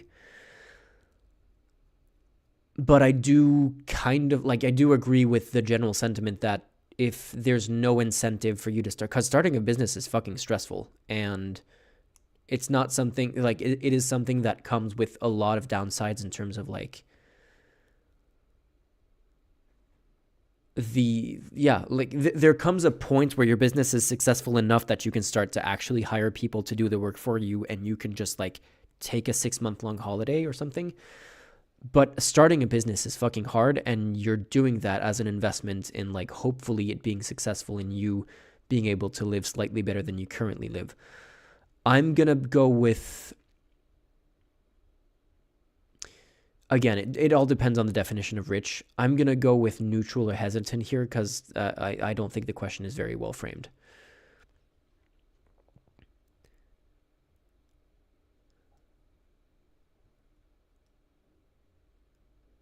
Categories are social constructs that should be given up. I mean, yes, that should be given up.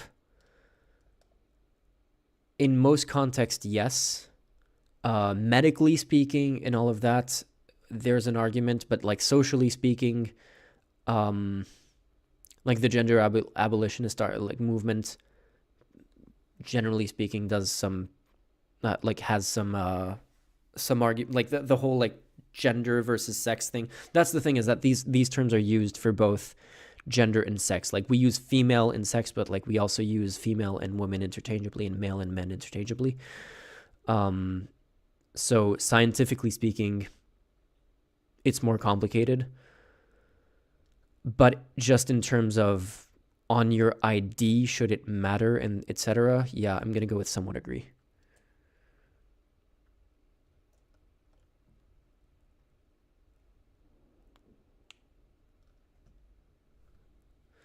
I mean, all of these are leading questions, essentially.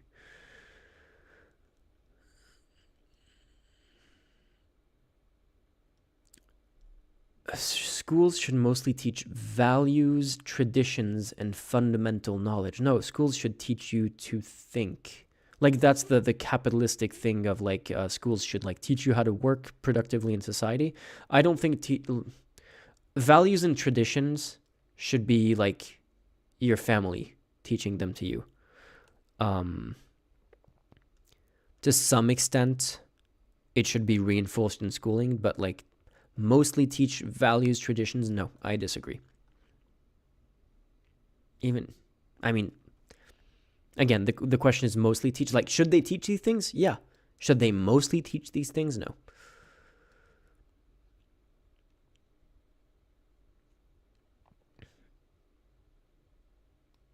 State-run companies should be managed like private ones and follow the logic of the market.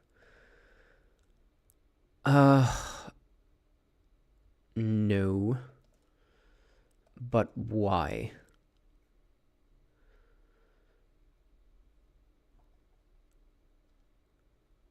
Like, the thing is, if you mean like, by state-run companies, we're not talking about government programs. We're not talking about social security. But the reason why some companies, like rail companies, etc., are state-run is because they're providing a service that needs to be accessible to everyone. So, yeah, I don't think you should maximize profitability. You should maximize social good when it's a state-run company. So, but at the same time, it does need to, like, work. You can't be losing millions on a state-run company. Otherwise, it just becomes a government program. I'm going to go with rather disagree. Was that so it was rather disagree. Is it necessary to teach history? I regret not paying more attention in history class. To create a sense of belonging to the... Okay, no, never mind. Is it necessary to teach history? Yes. Is it necessary to teach history in order to create a sense of belonging to the nation? No. Wait. Is this like...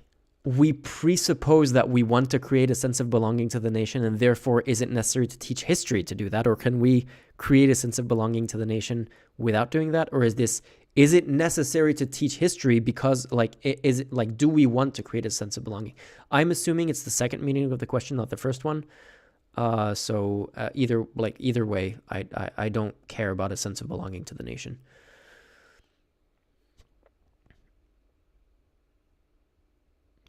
I agree. Most political tests are, especially the political compass test, is pretty useless. I'm curious about this one. I didn't know of it, so let's see.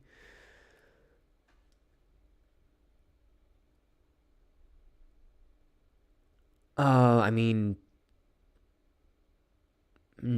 hesitant. I don't know. I would like in existing political organizations. No, like there's a ton of change. Change is slow, like incrementalism is slow, but it does happen. It does work. Is not relevant to change society. No, like I think being engaged in politics and actually like, hey, I don't like the way politics are currently run, so I am going to try to change things through the political system is one of the best ways to do that. Like, it's not perfect, but if all you're doing is a grassroots organization that doesn't actually push for any like legislation to pass and stuff like that in terms of like going through the political system, you're not really doing much. So no, actually being engaged in political organizations and running for office and all of that is really important. So let me make sure I get the phrasing right. Is not relevant. Yeah, absolutely disagree.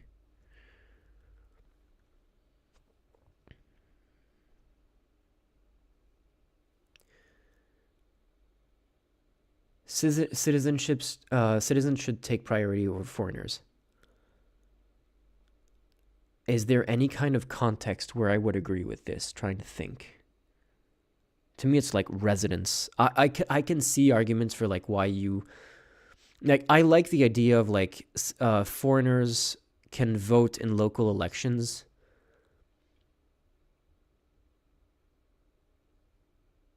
Trying to think if... I can see a logic of why. For example, when you're a citizen of a country but you don't live in that country, I think it's completely still valid that you can vote in the presidential elections of the country that you're from. And I don't necessarily have a problem with you not being able to vote in the presidential elections of the country where you live.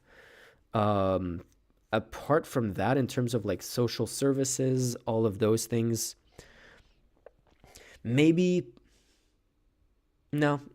I'm trying to like troubleshoot my own thought process, like my own biases, but still, like residents is what matters more to me than citizens or foreigners. Because at the end of the day, is like who is contributing to society, and it's the people who live there.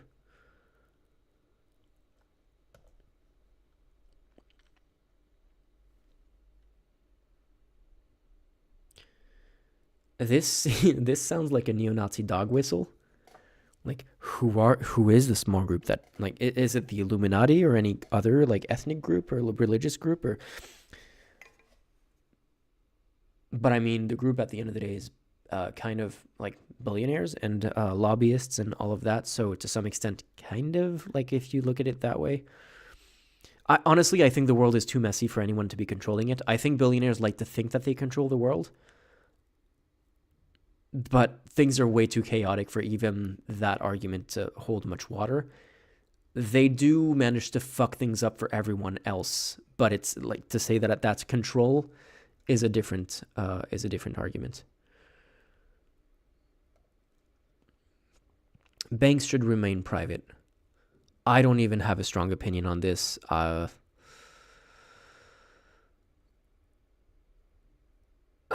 Should there be public banks? Yes. Should private banks exist? I guess. Like, I don't have a problem necessarily with private companies and including banks, but I honestly don't really care.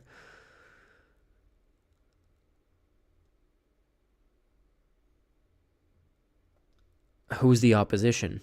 I don't want to make compromises with neo-Nazis, and like if that's literally who increasingly the biggest part, like the center-right parties are disappearing in favor to leave space for far-right parties. And if that's the opposition, then no, I'm not interested in compromising with them. In theory, yeah, back when like 20 years ago when the leading parties were not that far apart, then it's fine to find compromises. But this like who the opposition is really, yeah, I'm getting frustrated with this political compass because every single one of these questions has a problem. I'm going to go with rather disagree because of the vagueness of who the opposition is. For the economy, yeah, but the economy is not society. That's one of my problems with capitalism, is the assumption that everything that is good for the economy is good for society. So looking for one's own profit is healthy for the economy, yeah, but that's not necessarily a good thing. Should I like make up for the fact? Should I just answer the question as it's phrased, or should I try to like correct for it by giving? I'm gonna go with this. What do you mean by insurrection? Okay, I'm not even sure I'm gonna finish this thing if all of the questions are this frustrating. To deeply change, like none of this means anything. Like what do you mean by insurrection? And what do you mean by deeply change society?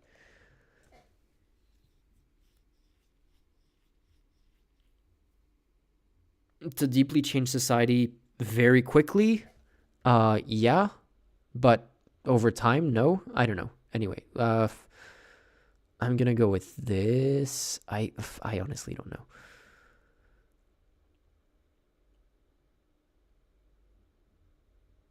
Maybe you somewhat agree, I guess. I don't know.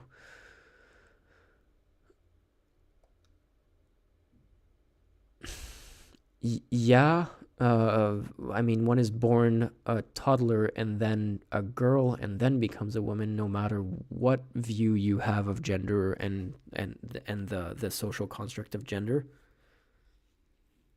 I also do have as I said before, like the social construct of gender is obviously a social construct.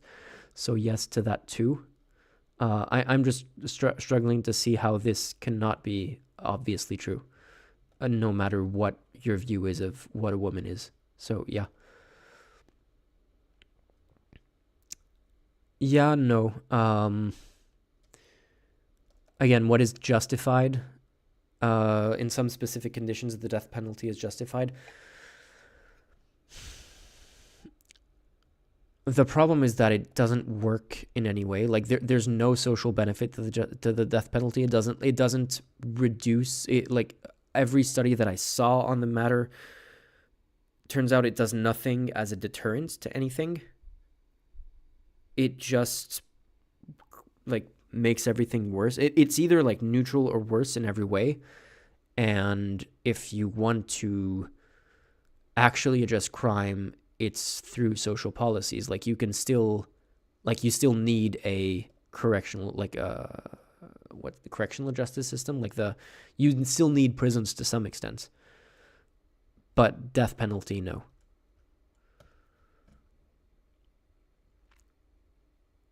My religion must be spread as widely as possible. Well, I'm not religious. As an atheist, I would have said yes, absolutely to this 10 years ago.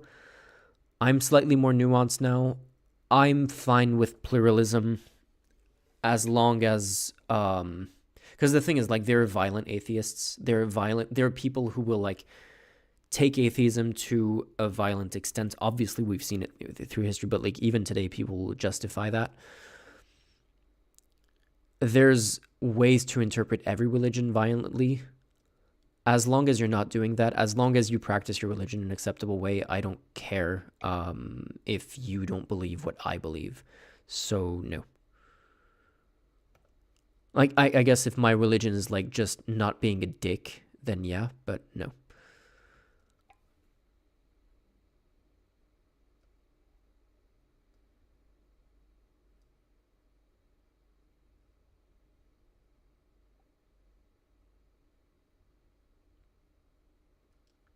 Yeah, the whole like what's the technical terms for the rehabilitative justice versus retributive justice? Yeah, I'm fully like 100% on the rehabilitative side of that equation. I don't even think the justice system should even consider retribution. That is like not justice. Like that's Hammurabi, an eye for an eye. Like that system is outdated by like what, 5,000 years? Differences in treatment and quality of life in our society show that racism is still omnipresent. Yeah. Does anyone not agree with this? Maybe with the word omnipresent, like taking it to the extreme, but no, I'm still going to go with yeah. Borders should eventually be abolished. Well, if you're going to take it in the European Union kind of way, like I'm very much a fan of the European Union being like an open, and like the Schengen zone and being able to like completely go, like there are still borders technically in the European Union. But if I'm going to interpret this as a European Union style of, yeah, okay, there's still like, if you want to have nation states, you can. But movement of people should be way, way, way easier, then yeah, I'm going to go with absolute. I guess I'm going to go with somewhat agree for like, honestly, no, I'm still going to go with absolutely agree. Like eventually in the super long term, I'm fine with borders completely disappearing. Is it, again, what is rich? What is poor? Do the poor, like how much of a gap is there? And how poor is poor? Like the problem today is that in today's context, the fact that there are rich people with yachts inside of their yachts, and there are like 50% of the world's population is basically completely miserable, that is not acceptable. So if that's what you mean by rich and poor, then no. But I guess if you like have a Denmark situation where the differences are like the Gini ratio between the richest and the poorest is to the extent where the poor still like have a very high standard of living, and the richest aren't like as massively rich as they are in other countries, then I'm kind of okay with that to some extent. I don't think it's realistic to expect everyone to be exactly on the same level, but definitely not in the range that we have today. I'm kind of on the fence between this. I get really frustrated by stuff like literally that doesn't mean anything anymore. But on the other hand, yeah, like it's kind of both. It's like it's not either or. So on this one, I'm gonna go with. I mean, yeah, somewhat agree. I'm on the fence between hesitance and somewhat agree, but yeah.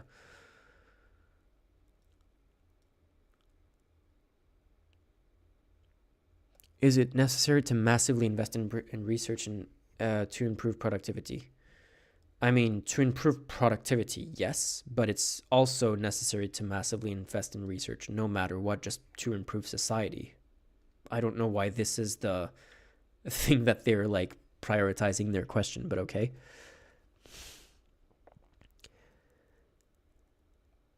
People need to stand up for their ideals, even if it leads them to betray their country. Yep, absolutely agree. Like, if you mean like Edward Snowden kind of situation, yeah. Space colonization is a good solution for supplying the lack of raw material on Earth.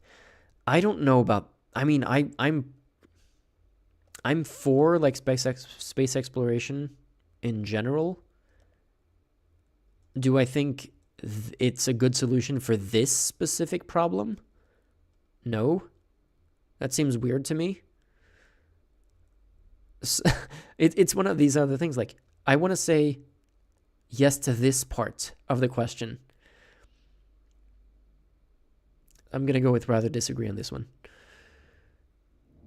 Euthanasia should be authorized. Yes. The influence of religion should decrease. Yeah, this is a question that I'm fine with. Like this, yeah. Should I like forcefully spread my personal beliefs as widely as possible? Not necessarily, but I don't think my beliefs as an atheist should influence like public policy, or anyone else's beliefs as a Muslim or a Christian, as whatever, should influence public policy as much as just human rights, which is not specifically atheist or anything else.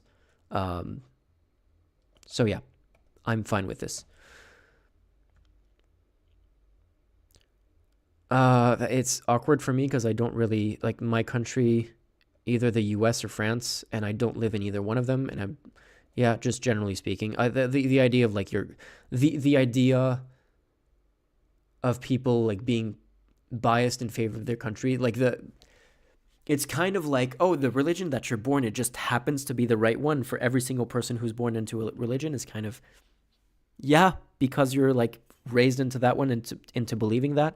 And it's kind of the same with like nationalistic indoctrinations through like your family and your school, and just like generally speaking believing that the way that you were raised was the best way of doing it. Of my country specific, I do think like the values that are kind of pushed by the European Union as a whole, like by Europe as a whole, are better than other.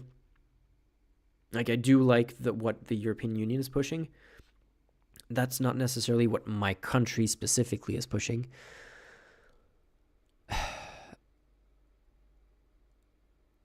Like I want to say like I'm in favor of European values.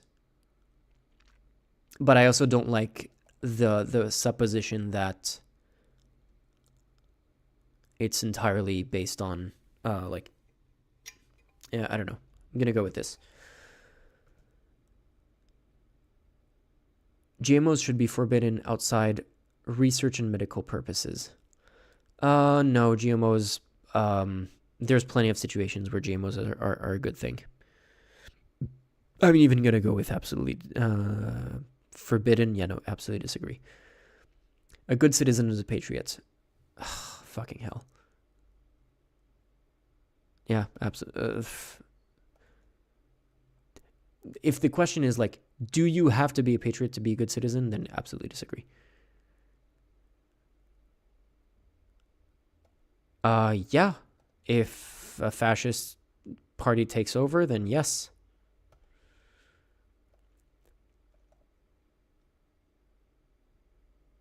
If two countries have similar economies, social systems, and environmental norms, then the free market between them has no negative impact.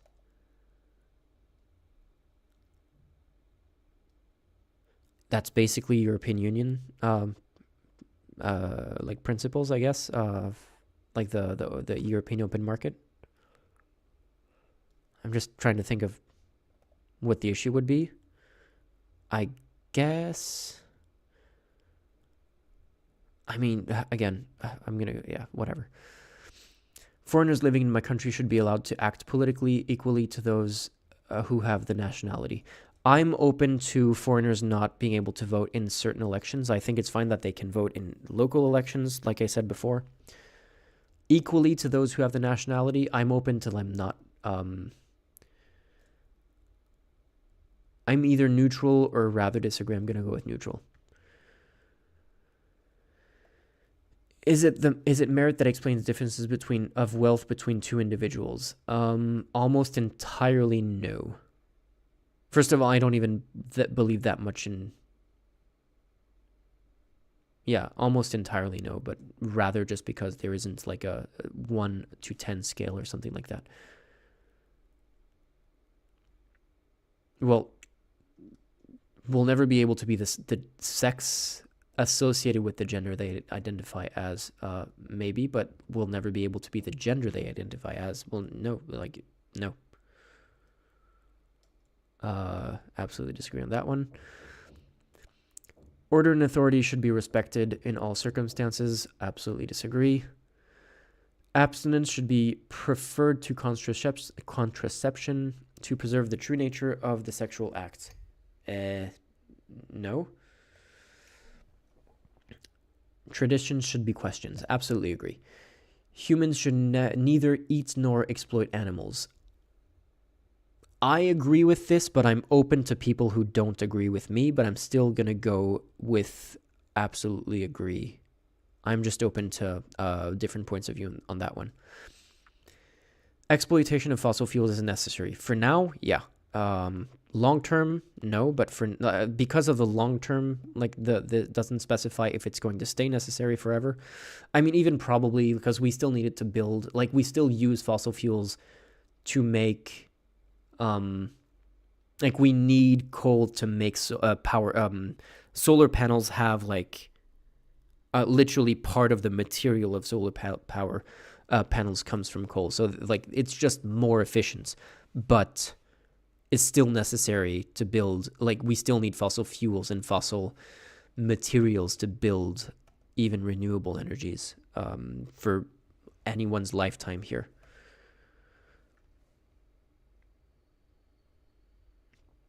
Amel, do you mind me asking where you're from? I'm reading your comment on like the president who got elected on a platform of moving beyond left-right divide.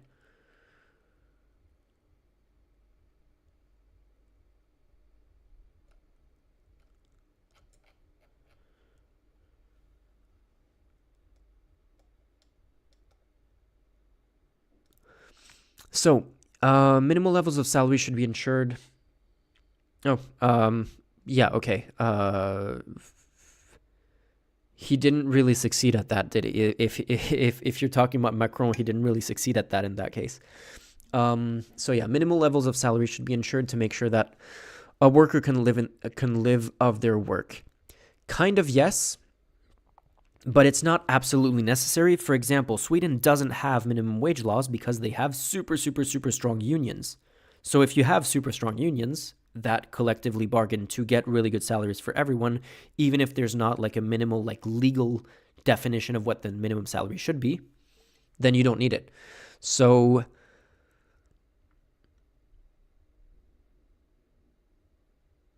in most cases, I absolutely agree, but because you can do without as long as you put in place other things that are like super pro worker. Yeah, I'm gonna go with somewhat agree. Energy and transport structures should be a public matter.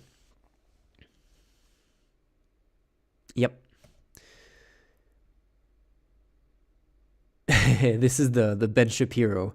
The main goal of a couple is to make at least one child. There's a debate, like there's a clip that went kind of viral of a debate between Ben Shapiro and some university students, where Ben Shapiro was arguing this. like the goal of marriage is to it's not even of marriage, it's of a couple, which is insane. But he was saying the goal of a marriage is to like make and raise children, and the student was saying, let me see if I can find that clip. Was saying, okay, are you going to divorce then if once your youngest child moves out?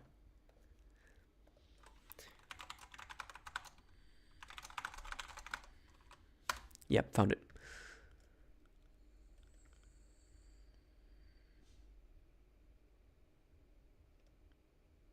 Give me a sec. Is this the right one? I think it's this one, yeah. And I don't have sound.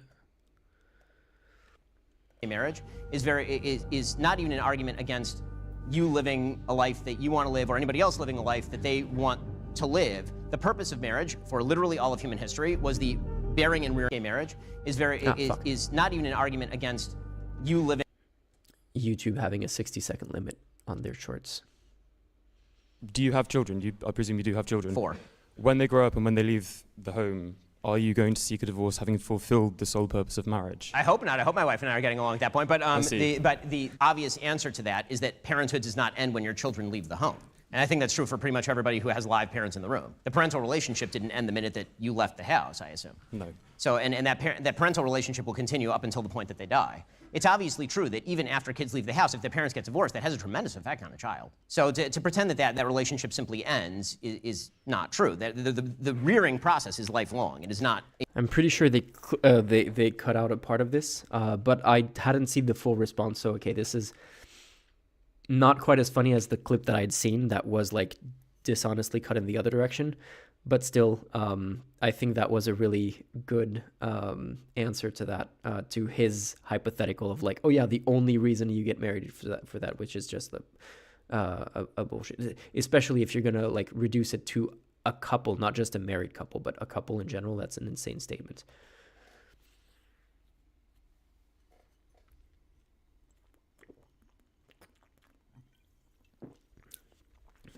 I think Ben Shapiro has only been in one relationship in his entire life.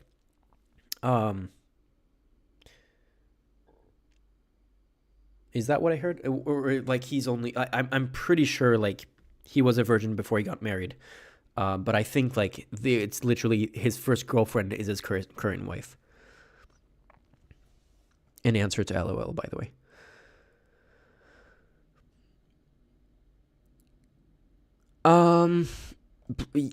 A good policy is a pragmatic policy without ideology. I mean, so I don't like dogmatism, which is when your ideology is like not even looking at real world implications. It's just like, can I give an example of this? It's like people who are like super anti-capitalistic, and they'll literally blame every single problem in society on capitalism. And they'll be like, oh yeah, racism, that's capitalism. Sexism, that's capitalism. It's like all of these things existed before capitalism. Like you can criticize capitalism for plenty of like completely reasonable things. But to like, I stubbed my toe and that's the fault of capitalism, that's dogmatism. That gets to the point where it gets ridiculous. So, but at the same time, like, what is a pragmatic like what do you define your pragmatic policy towards if you don't have an ideology to say what your priorities are? So I like pragmatism in terms of like we need to contend with the realities of the world. Exactly, Amel. Like that's exactly it. It's like that defines your goals, and then you need to pragmatically act towards your goals that are defined by your ideology. But if you don't have an ideology, you are just completely like, what are you doing? Is your ideology like, oh, I just want profits, I just want the line to go up is my ideology? That is an ideology. Line goes up is like an ideology. So yeah, no, you do need ideology to find what you're doing, but you shouldn't like dogmatically follow your ideology despite the realities of the world. Like when something isn't working, you need some pragmatic like adjustments to it in order for it to work towards the goal that you've set for yourself.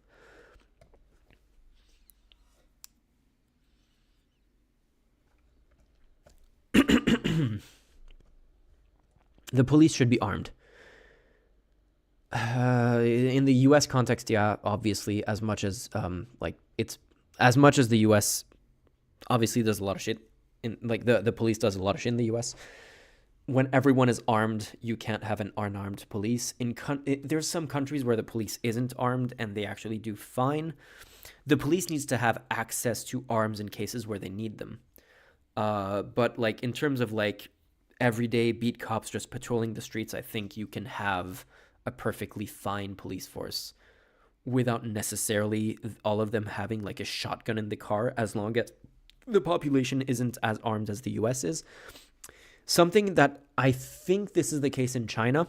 I didn't when I lived in China, I didn't like myself go check it up with like Chinese policemen.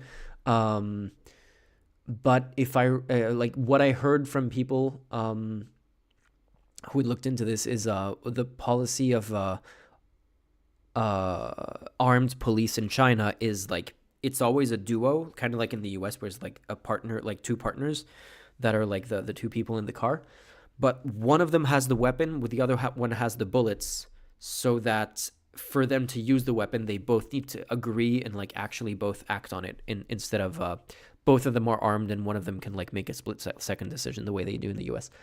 That only works in countries that are like relative, like already incredibly safe, which in a lot of countries in the world, that would be a disaster.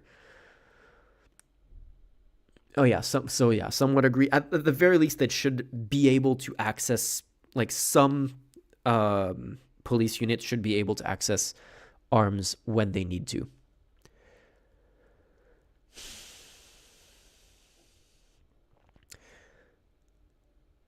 I mean, look at nature, like sexual assaults is basically the norm in the animal kingdom, so yeah.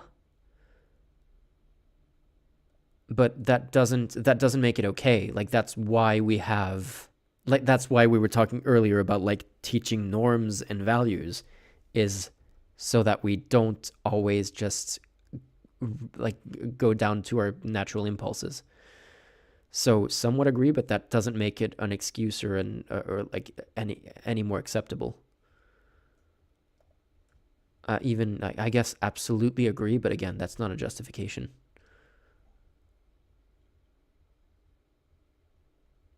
Hacking has legitimate place in political struggle. Yeah, I'm gonna go with that. I'm gonna try to go through these a little bit faster. Was it caused in the... Yeah, I guess cause is not... Okay, I'm gonna go back down to somewhat. Hacking does have legitimate uses, whether politically or not. Loans contracted by the public sector do not necessarily have to be repaid. Mostly... I mean, it's just practically, they don't seem to need to that much.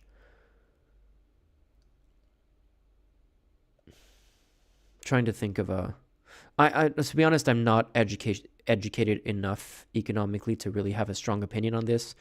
So I'm going to take a conservative, not conservative in the right-wing sense, but like I'm going to take a prudent approach and just say neutral or hesitant on this one.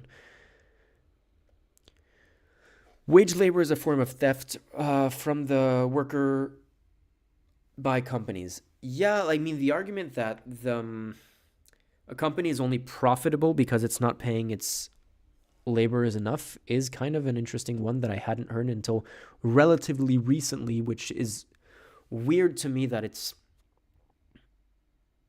not more widely used in political debates. But yeah, essentially, yes, if you're able to be a massively, massively, massively profitable company, like one of the biggest companies in the world, where CEOs are paid like billions of dollars, and you still have people that are under the poverty line or near the poverty line, that is absolutely theft, because like you're company is built on the backs of those people that you're exploiting. So does all wage labor necessarily?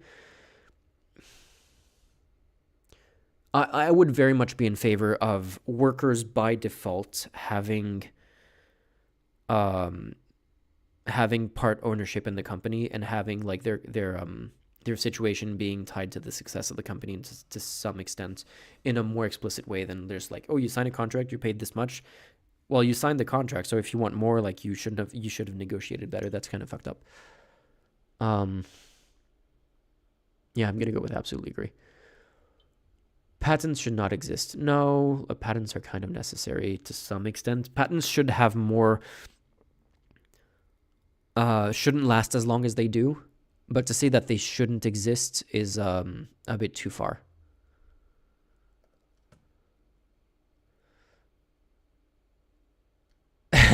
We need to establish a monarchy to federate the people and preserve our sovereignty? No. Hormonal differences can explain the differences in individual characteristics. I mean, yeah. Is there a scientific debate on this? What do you mean by different individual characteristics?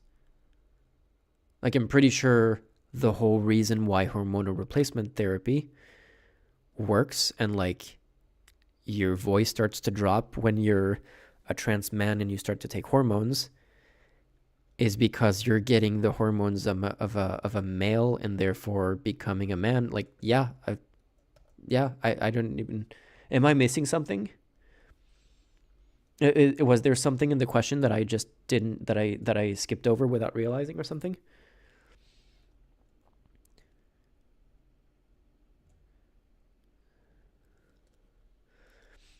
I don't even understand what the argument in the other direction would have been. Like I don't agree with like super essentialist kind of like didn't like arguments against gender theory or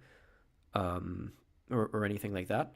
Like I can understand some of those arguments even though I don't agree with them, but like I didn't even know that question was even up for debate.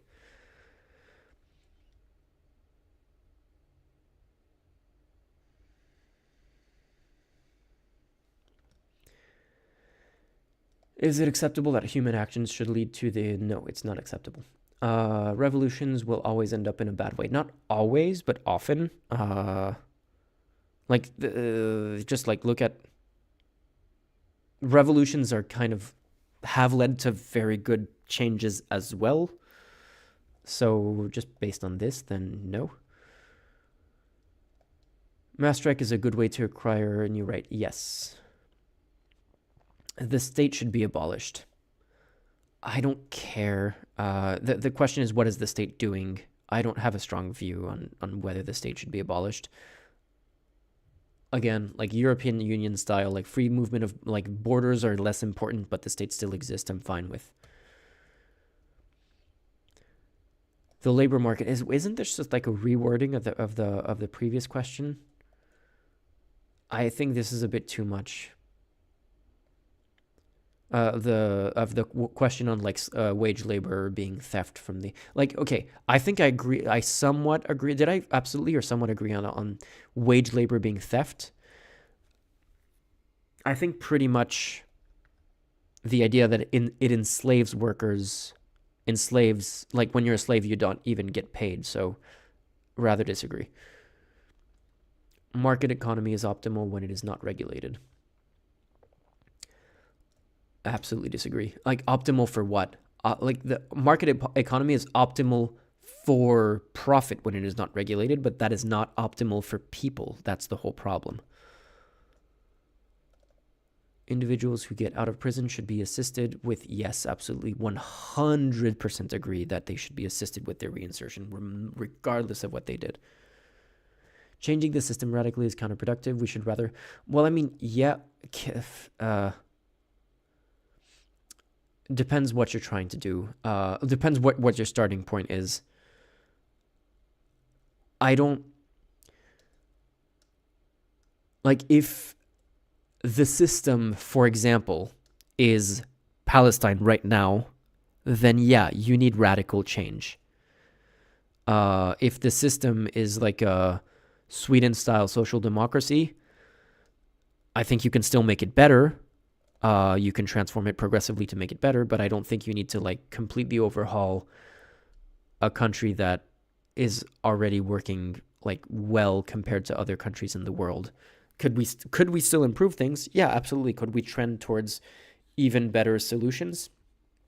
But like if we're talking about just like every single system, no, sometimes you do need radical change.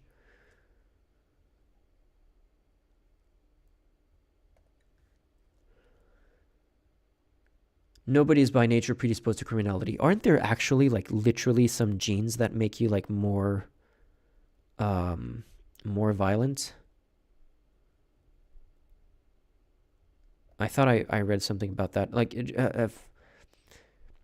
super edge case exceptions aside, if this is like kind of a racist dog whistle, if that's the implication, okay, you know what?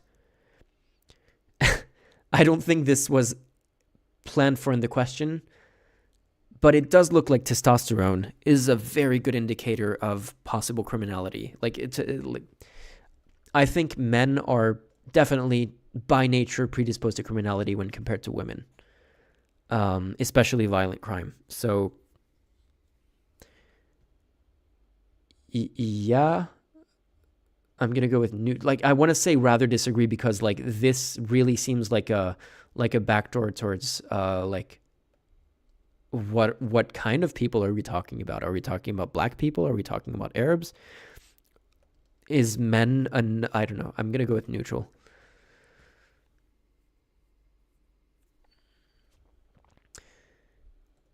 We should be retiring earlier.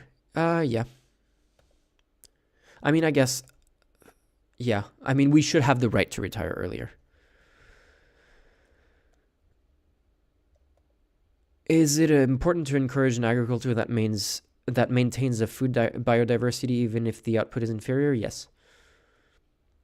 Because like we don't need a super maximized output. The problem with food production right now is that there's so much animal consumption, meat consumption, that we're growing food to feed the animals to then eat the animals, and that's an incredibly wasteful thing to do. Even if you're not into the vegan argument for animal rights or animal welfare things, even if you're not into the vegan argument for inherently environmental reasons, it's just from an efficiency point of view, it's a dogshit system to be eating animals. You're losing so many calories that are just being like pooped out by the animals. You don't need that big of an output of agriculture if we weren't eating as much meat. So yeah, it is important to encourage agriculture.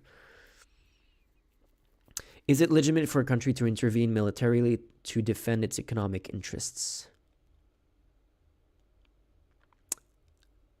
What level of economic interests? Are you under a blockade? Then yeah, you can maybe do that. Are you like losing 0.5% of your GDP? Then no. Like it really depends on the scale.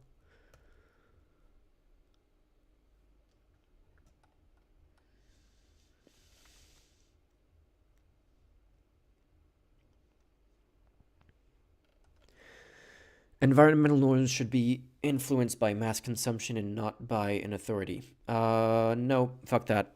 Mass consumption is a terrible way to do environmental norms. If this is like, if by this they mean we should boycott, no, even then it's not environmental norms. Environmental norms should be, if the authority needs to be like a panel of scientists or like a consensus of scientists determining this. In that case, yeah.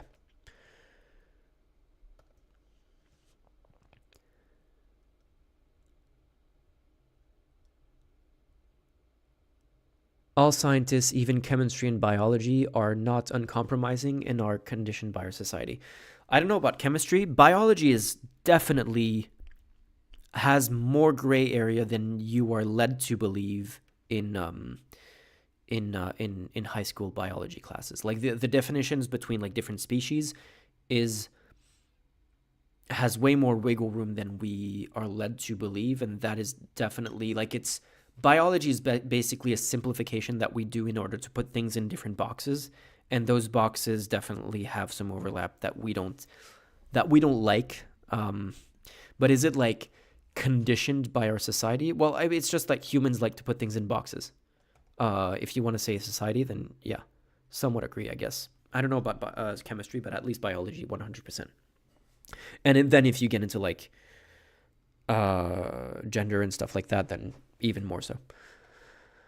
Dismissal of employees should be forbidden except if it's justified.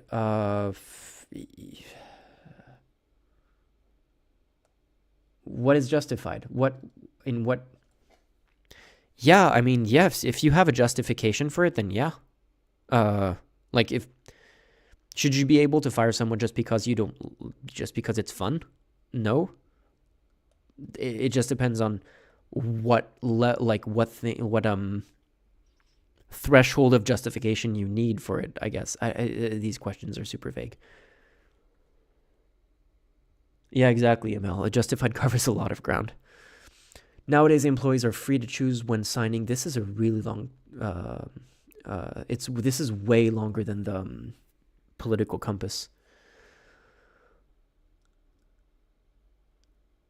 Employees are free to choose when signing a contract with their future employer. No, I hate these. Like, there's a word for this. I forget what it is. But yeah, this is the kind of language that is used to like sneak in people being free to accept shitty working conditions, and that's just like, no, I've been in situations where it was either like not be able to pay my bills or accept a really shitty job that I didn't want. And that is not free to choose. Like if it's like, hey, why are you interested in this job? Because I really like running water and electricity. That's not a free choice.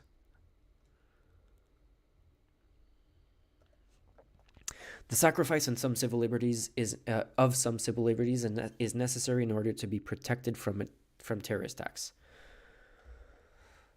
Trying to like troubleshoot my own, like diagnose my own thing here.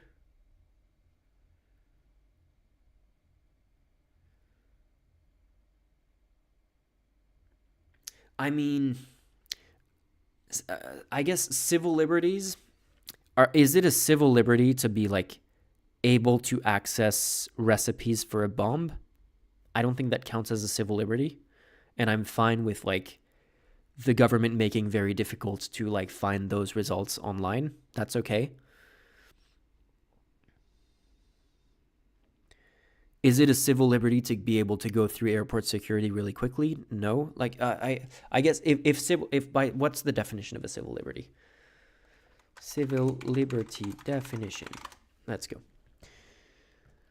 The state of being subjected what?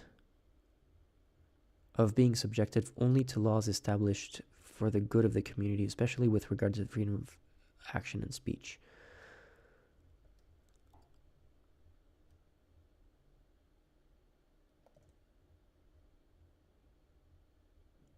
This is a weirdly phrased definition. Either way, yeah, if it's, yeah. I'm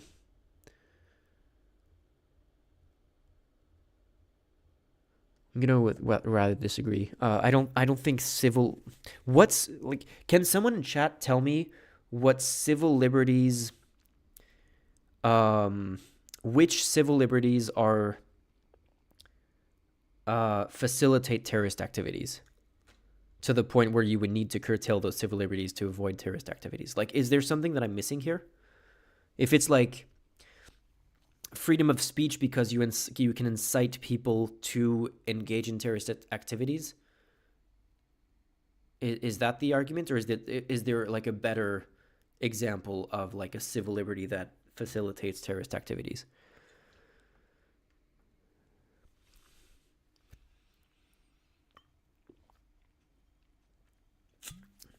Yeah, Mel, I agree.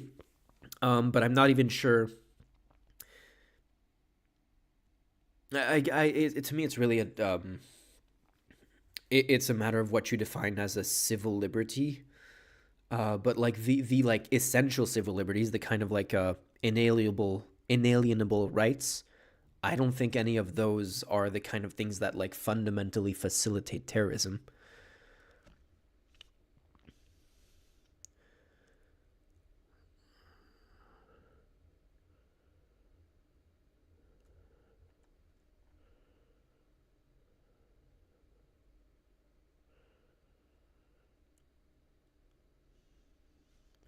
Like, I'm not saying the AI powered cameras are good, but do the AI powered cameras actually curtail civil liberties? Like, what are they gonna? The problem is in the AI powered cameras is like once they catch you doing something that they don't like, what is the threshold where they actually start to take action for them? I don't like the surveillance state. I don't think the surveillance state in itself curtails civil liberties, other than like the right to privacy. But is the right to privacy a liberty, or is it a right? I don't know. Yeah, they do have a freezing effect on that for sure. But again, like it's an indirect thing. Anyway, yeah, like I did already answer the question though, so I'm gonna stay with that. Biologically, human beings are meant to be meant for heterosexuality. I don't like this question.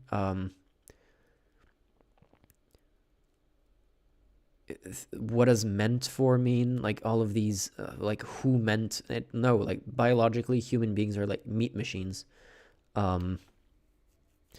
If you mean like from an evolutionary standpoint, all animals are meant to procreate, and therefore like heterosexuality in most species, in mammals at least, is necessary for that.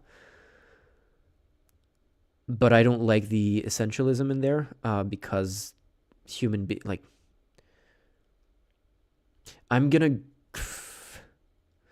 go with somewhat agree, but that doesn't mean that there's anything wrong with like if it was just this question, that it would be a disagree. It's like biologically, yeah, but that doesn't really mean anything in terms of what it means for society. I guess then I fucking hate the way these questions are phrased anyway. Socialist system deters people from working. I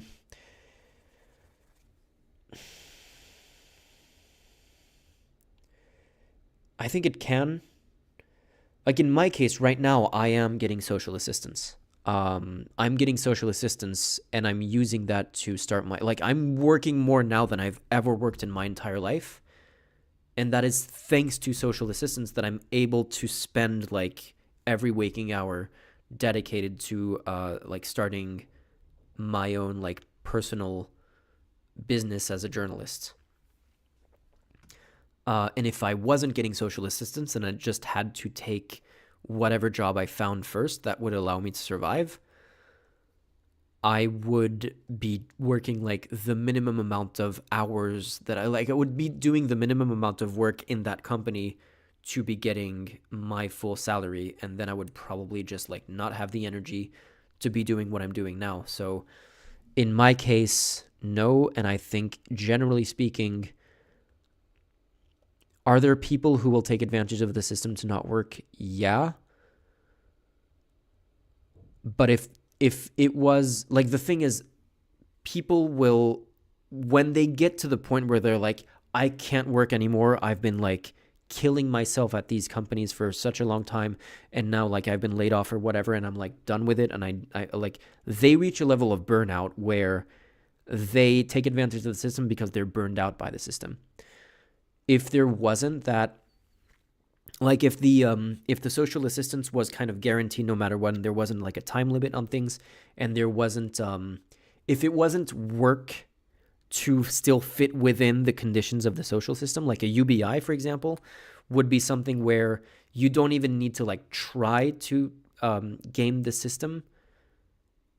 And I think people maybe would be burnt out for like a portion of time, but then if they do want to get back to either like create their companies or get back to work, they would. I don't think people like actually fundamentally want to literally stay home all day and do nothing. That's a symptom of a broken system, I think.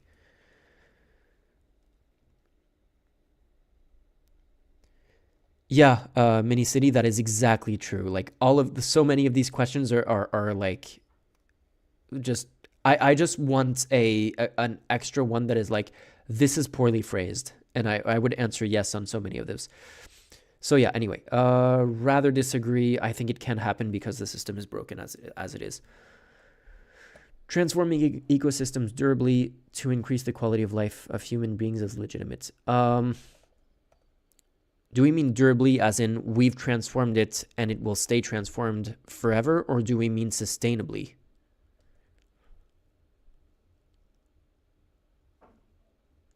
Like we slightly changed the ecosystem, but it's still like a healthy ecosystem. I'm fine with that.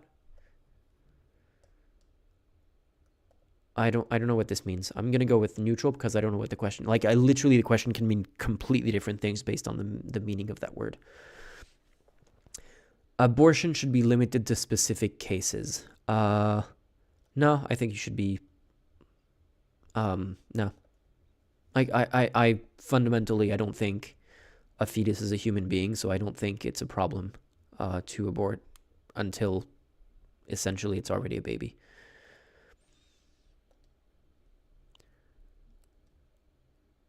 Like, okay, abortion should be limited to specific cases where the mother wants to abort. That's the specific cases where abortion should be allowed, which is basically, yeah, unlimited. Activists should always act in strict accordance with the law. Depends on what fucking laws your government is passing.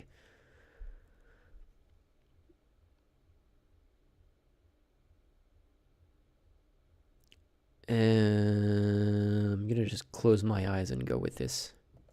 And I click between the two. Okay, whatever. We should accept changes in our way of consuming food to limit the exploitation of nature. Of nature? I don't think nature cares. Like the destruction of nature, yeah. The exploit, I don't know. I guess, yeah. Let's still go for it because essentially, yeah, but poorly phrased and everything.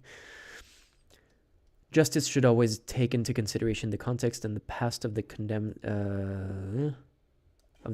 Okay, this was clearly translated from a different language. Their penalty accordingly. Yeah, I mean, always context always should matter. Isn't that already the case in most justice systems? I'm gonna go with yeah. Sexual orientation is a social construct. Well, I mean, gender is a social construct, so yeah. Like, if you're trying to get to sexual orientation as a choice, then no. Is there an element of choice to some extent into it? Maybe, but like, I don't really know what this question is asking.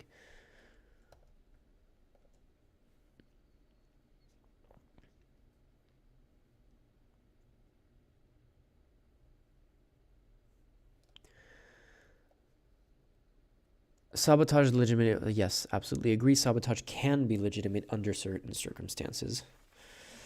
We should always distance ourselves from protesters who use violence. What context? I mean, I'm gonna assume that this means like in like European, already liberal democracy, like mostly healthy democracy. Then yes.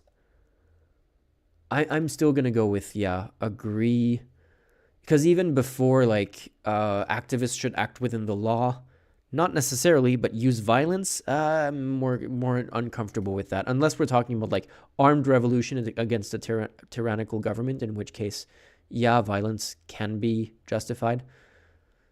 But if we're talking about like protesters, like looting and stuff like that, yeah, the whole like looting or riots are the language of the unheard thing. That's true. That doesn't mean that riots are fine. Like, it's an explanation. It's not a justification for it. Yeah, that's another question. Is it violence against things or people? But even against things, if it's like sabotage for like actual, like specific sabotage for goals, like if you're against, I don't know, a construction project and you're therefore sabotaging the construction equipment to do that, yeah. But if it's just like looting of random stores on the path of your protest, of your demonstration, and those stores have nothing to do with anything that you're demonstrating against, then I think that's just incredibly dumb and just like mass psychology at its worst of like, oh, we're in a group of people, we're not going to be individually prosecuted for this because like there's too many people for police to arrest all of us, so we're just going to go for it. And it's just like counterproductive, honestly.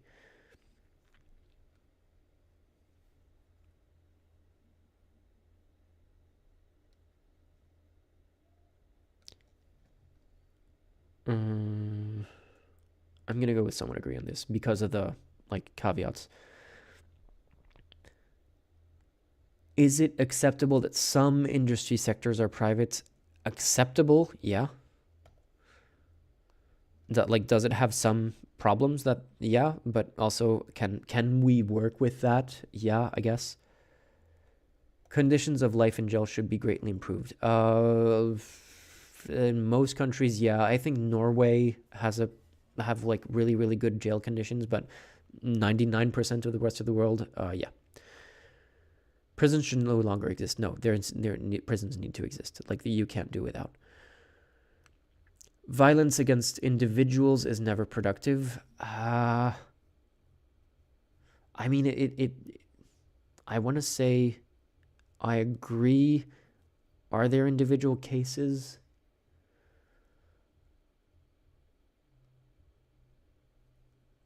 Yeah, like even, I don't know. I don't think. Yeah, I'm gonna somewhat agree just because I'm not sure of specific cases where I might. No, I'm still gonna. Yeah, I disagree. Against. Yeah, if it's like targeted violence at a specific individual because that individual, like, I don't know, someone like really, really dislikes Elon Musk or something and they want to be violent towards Elon Musk, no, that's not going to be productive because Elon Musk is a symptom of the wider problem. If you're like, well, an individual soldier is an individual and we shouldn't be violent towards him, like, no. But you're also like not attacking that soldier because they're an individual soldier. You're attacking that soldier because they are part of an occupying army or whatever, or an attacking army. So it's not an individual at that point. So I'm going to go with absolutely agree that it's not productive because the cases where you would be violent towards an individual is not for their individual like thing. I mean, you might want to punch Musk, but that's not going to solve anything.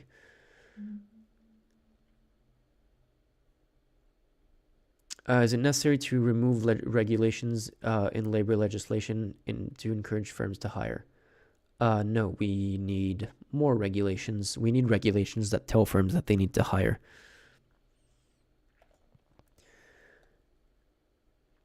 Revenues and capital should be taxed to redistribute wealth. Yes. Transhumanism will be beneficial because it will allow us to improve our capacities.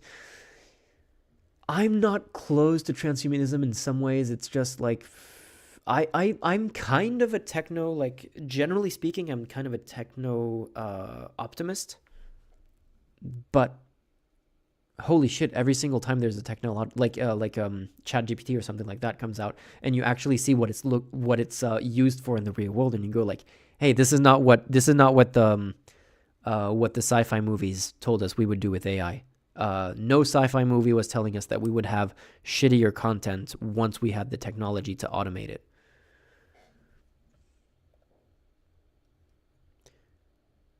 I don't know. Transhumanism will happen no matter what, so I guess we'll see, but I'll be wait and see. In the meantime, I don't have a position on this. The filing and storage of personal records should be delimited strictly, and database cross-checking should be forbidden. Yeah, but sometimes, like, how many times are there, like, was, like, all of the information to catch, like, a serial killer or, like, a serial rapist or something like that available in the data, but the systems didn't communicate between each other, or, like, serial killers would, like, kill people across state lines so that they're not so that no one notices that there's a series of killings. So I do think that there are situations where it's a good thing that there's database cross-checking. But it's like from that to basically having a like constantly be looking for the most minute like small, like I just think it should be like for high level, like very, very high level serious crimes.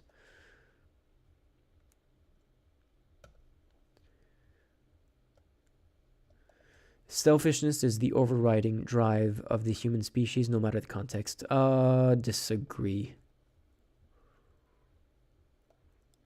Offshoring and outsourcing are necessary evils to improve production.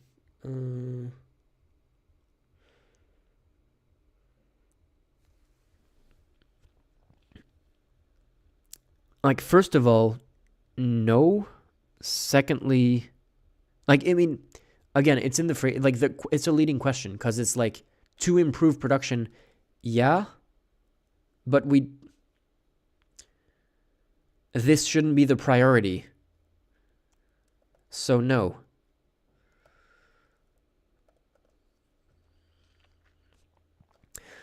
We're almost done. Some sectors or type of employment should be financially supported. Yeah. Absolutely. Like, I don't know, the arts are a good thing, even if they're not profitable. Like, having a cultural sector is a good thing. So, yeah. And that's not the only example, but that's like one obvious example where profit is not the underlying motivation. So, yes. The social roles of women and men can be partly explained by biological differences.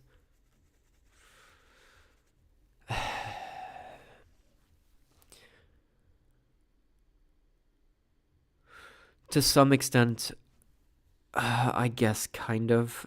Again, it's like it's someone earlier was saying so many of these questions can be answered with technically yes, but it's more complicated. Like, yes, partly be explained. Yeah, but that's not. Yeah, okay. Whatever. I'm gonna go with neutral because that's my best approximation of technically yes, but it's more complicated. Is it better to arrest to arrest someone potentially dangerous preemptively rather than taking the risk of having them commit a crime? That's a really complicated question, because I don't like the idea of pre-crime. No, like, on a societal level, no. I, like, in individual cases, you would be like, holy shit, it was so obvious that he was going to commit a crime. The fact that no one did anything preventatively resulted in the death of multiple people, yeah, that's really, really bad. And, like, you want to be able to, like, take action that isn't necessarily, like, arresting him preemptively. On the other hand, like, if there's, like, a ring, like that we were looking at earlier, the attempted coup in Germany in 2022, and they arrested them before they attempted the coup. They were organizing the coup, and the police were able to arrest them before they did it, and able to prove that they were preparing a coup. And that was preemptively.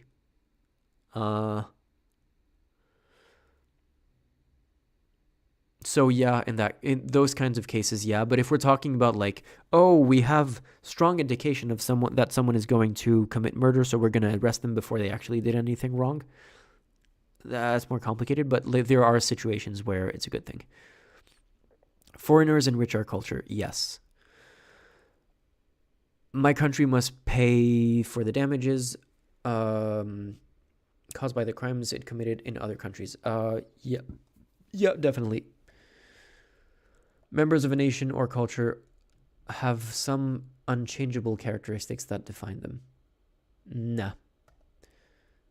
Like, the thing is unchangeable. It doesn't mean anything. In terms of, like, human brains, that's basically a no. Is it unfair to set a minimal penalty for an offense or crime?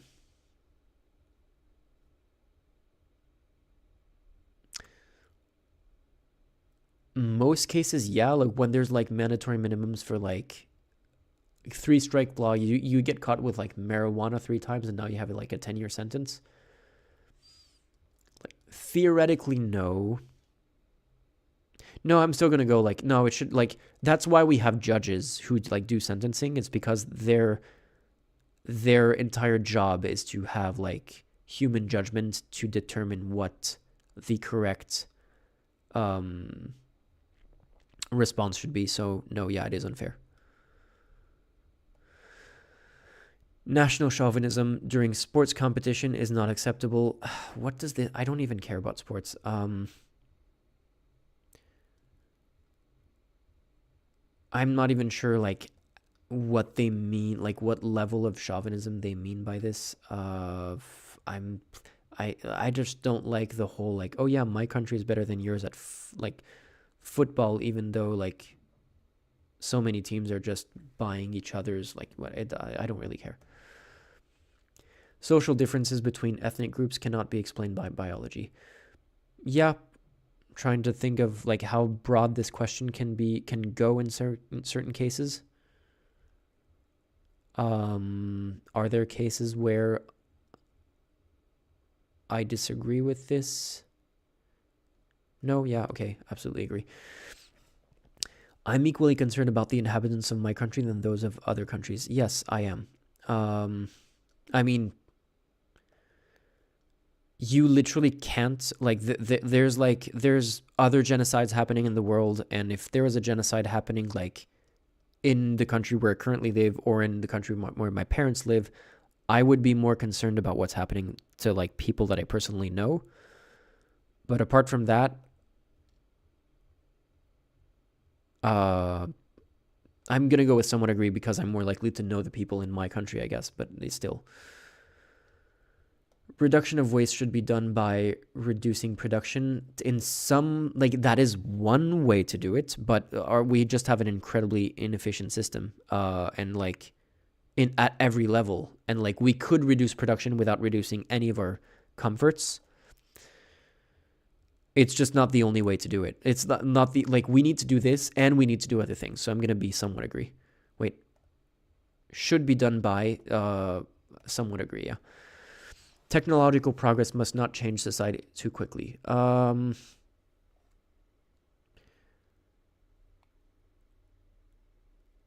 Neutral, I guess it depends.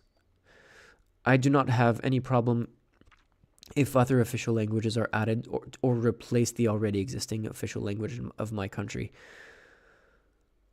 Or replace. Yeah, like, I mean, if this is like... Did you guys know that the United States does not have an official language?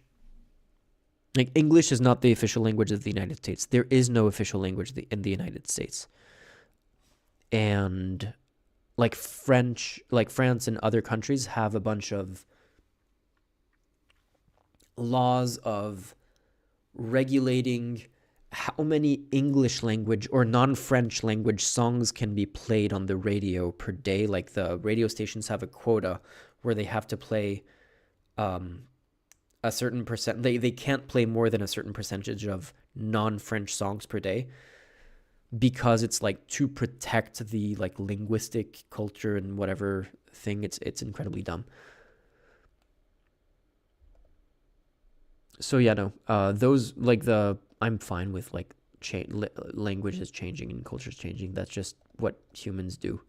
Like, no one speaks Latin anymore, and that we didn't need to defend Latin. We just changed our languages over time, and it's fine. So no, I don't have any problem with that. Research produced by my country should not be available to other countries. Absolutely disagree. It is necessary to avoid private monopoly. Absolutely agree. Elections organized by the state cannot question the powers in place. I don't know what this means. I saw it in the Discord earlier, and I don't even know what it's supposed to mean. The purpose of the judiciary system should be to punish those who went against the law. That's what we were talking about earlier, retributive justice, so I disagree. Homosexuals should not be treated equally to heterosexuals in regards to marriage, parentage, adoption, or procreation. Yeah, there are literally no indications or like no studies that suggest homosexual couples are less apt to be good parents. Yeah. absolutely disagree. They should be treated equally. Is it necessarily to implement assemblies to implement assemblies to ration our production to the consumer? What the fuck does this even mean? It is necessary to implement assemblies to ration our production to the consumer according to their needs. This sounds like a very like Soviet Union style like policy. No. Marriage should be abolished. Why? Why would you want to? Like I'm not a super like I don't really care about marriage, but why would you want to abolish it? I don't care.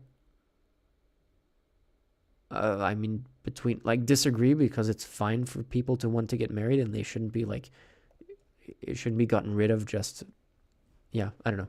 If you don't want to get married, just don't get married and that's fine. It is important that health should stay a public matter. What? Do we mean like a public good, like a social service?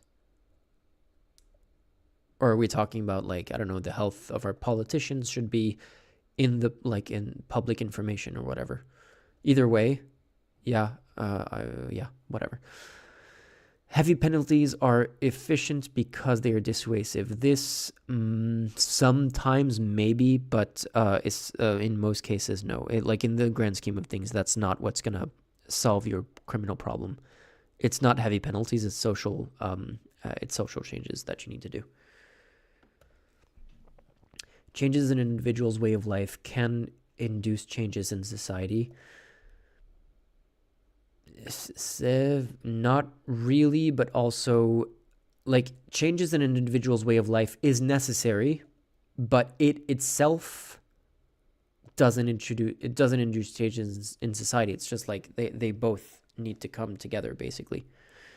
I'm gonna go with neutral. I mean, I guess also if you want to change society, you should also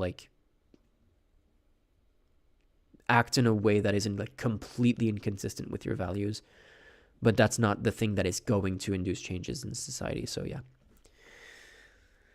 The maximum allowed hours in the legal work week should be increased. No. Wait, allowed? I mean, okay, this is right now I'm working an insane amount of hours because I choose to, and no one's gonna come to my place and tell me that I shouldn't. But in terms of you being allowed to force your employees to do more, no. Maintaining strong economic growth should be an objective for the government. Today, in our current system as it is, sometimes yes. Unobjective, yeah. The main one, no. Somewhat agree, I guess. Multiculturalism is a threat to your society, no. Nuclear fission, when well maintained, is a good source of energy. Is it a good source of energy? Yeah, I'm gonna go with yes, just because it is a better source of energy than most other ones available right now. Okay, so these are my results, and I'm gonna put these. Is this the link? I'm gonna copy the link and put that in the Discord.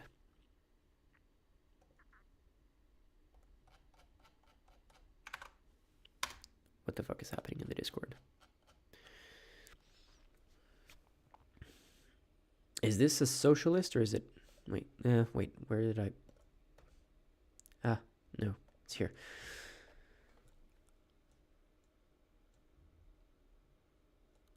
Yeah, okay.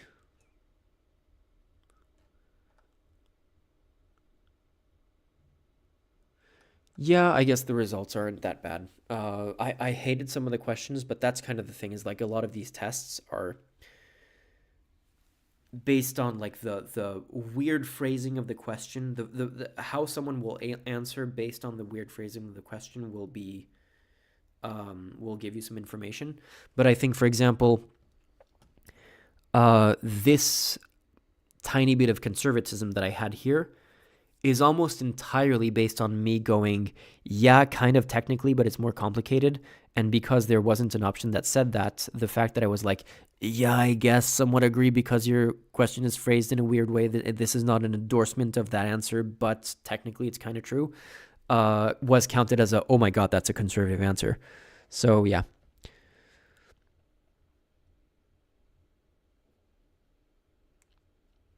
Far right, I knew it. Okay. I definitely do want to finish the ICJ thing, so let's get to that in a sec.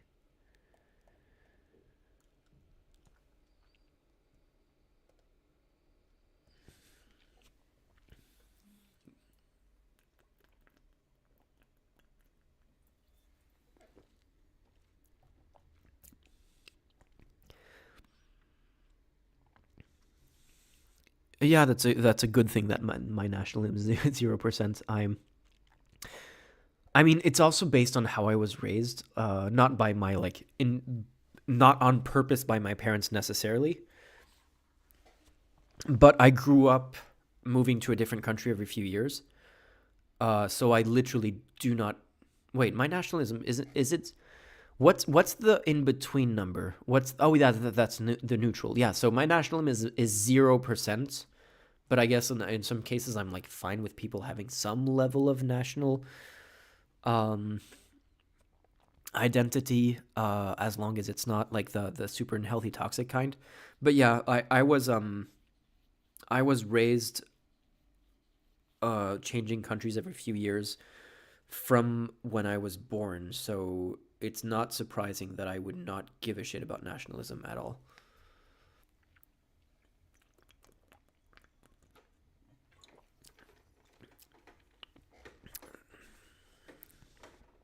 Did you do it at the same time as mine, 50-50, or did you do it at some different points?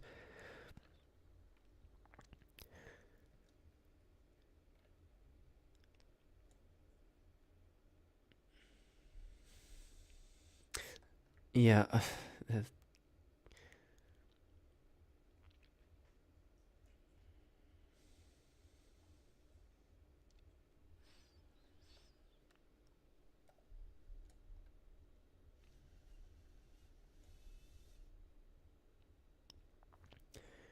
Okay.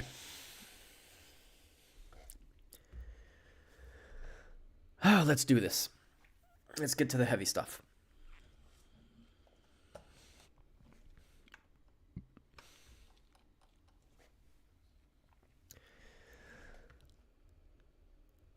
On October 9th, drinking a fizzy drink while you're supposed to be speaking for hours is not necessarily a good idea.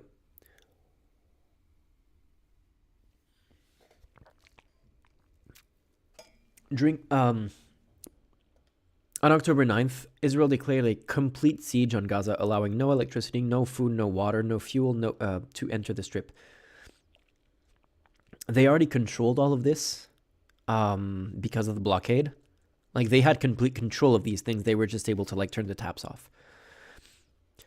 Although the siege has been partially alleviated since then, some aid trucks being permitted in since 21st of October, this remains wholly insufficient and well below the pre-October 2023 average of approximately 500 trucks per day. Seriously, 500 trucks in before October? Okay.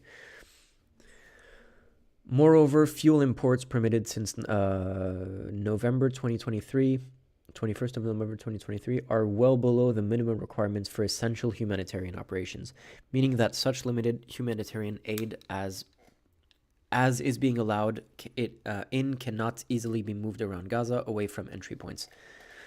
As the Secretary General, you know what I should get? I should get an AI text to speech so I don't like completely fuck up my voice over this and I could last a lot longer. Does someone have a good one of those so I'm not like constantly like fumbling on this text? That would probably be more productive.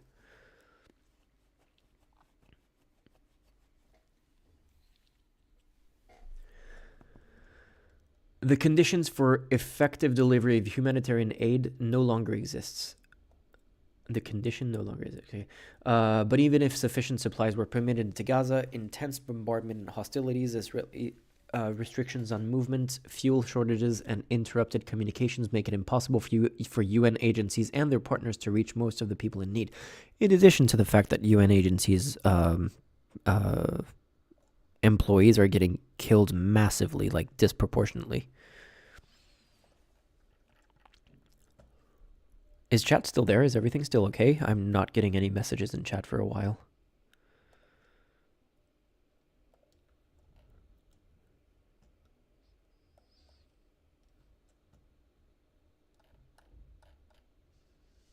Okay. Oh, well, that wasn't even that bad of a... That wasn't that bad of a delay, even.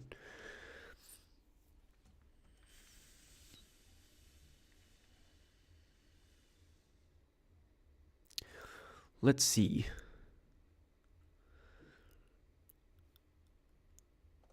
Let's see if there's like a good text-to-speech thing that I could use, because my voice is getting tired, but I do want to get through this. Text-to-speech.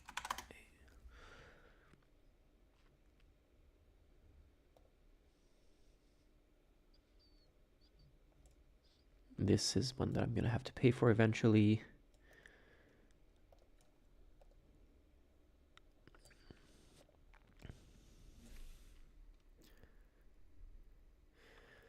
That's too bad, Bobo. Yeah, I'm getting tired too. I do want to finish this time because I have something planned for stream next week, which probably won't leave time to finish this. And by then, hopefully, the ICJ will have come to a decision. So it would be nice to have this, like, to get through this by then.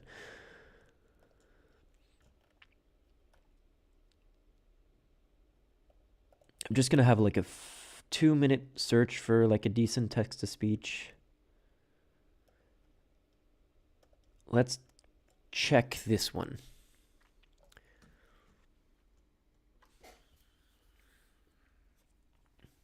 Bobo, have you tried this one?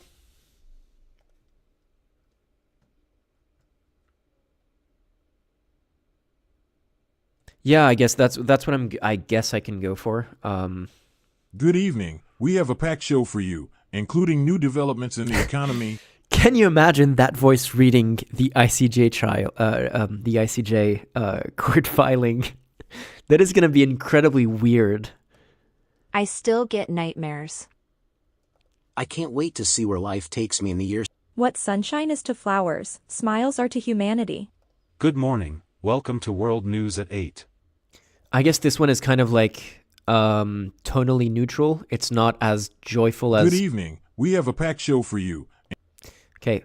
And plus, this guy looks like he could be Palestinian, so I'm going to go for him. Good morning. Welcome to...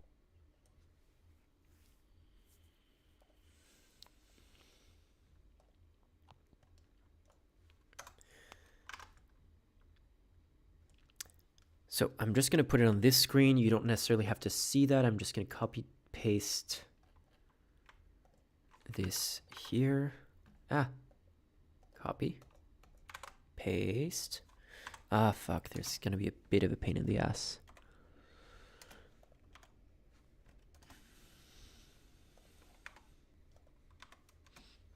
Because the other thing that, if you haven't noticed yet, I think it's pretty obvious when I listen to myself reading, but yeah, like I'm dyslexic and I'm a very slow reader and I stumble a lot. Like it takes getting through a script of my own videos that I've written myself is already agony. So it was pretty like it would be a lot of help for me to be able to just rely on an AI reader for this stuff.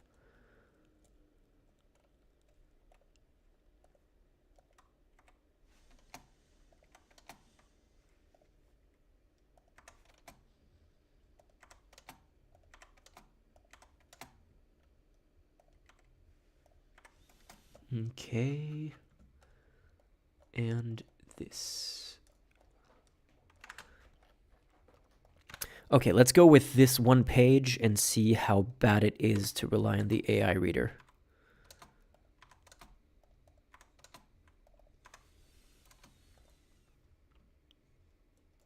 In these appalling conditions... No, we wanted to start from here. In these appalling... What? Why are you skipping the first half of the document? What the fuck?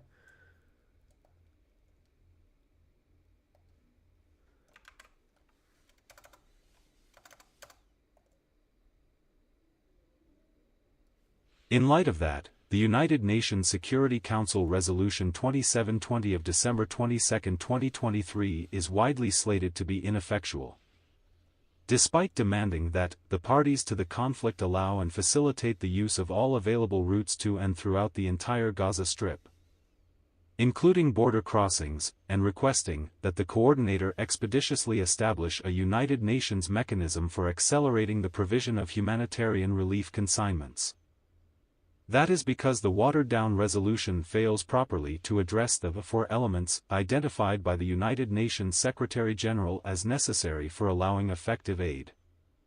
Capable of assisting Palestinians in Gaza, security, we are providing aid in a war zone. The intense Israeli bombardment and active combat in densely populated urban areas throughout Gaza threaten the lives of civilians and humanitarian aid workers alike.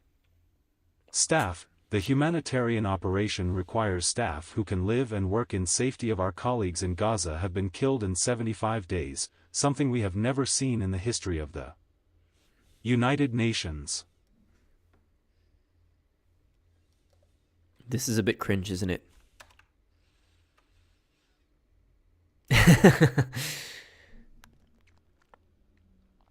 You know what? I don't think I can slow down the reading, and I kind of hate listening to the it's making it harder to even absorb the information this way. So apparently I can slow it down. But I just it feels tonally it just doesn't match what we're reading, does it? It's reminding me of all of those like "Am I the asshole?" TikTok videos and stuff like that. In these appalling conditions, they can only meet a fraction of the need. 3, logistics. Wait, yeah, because I was like there. Anyway, trying to get back to the logic of what we were saying. 4 elements. So yeah, the 4 elements for effective aid were these, like security, staff, logistics,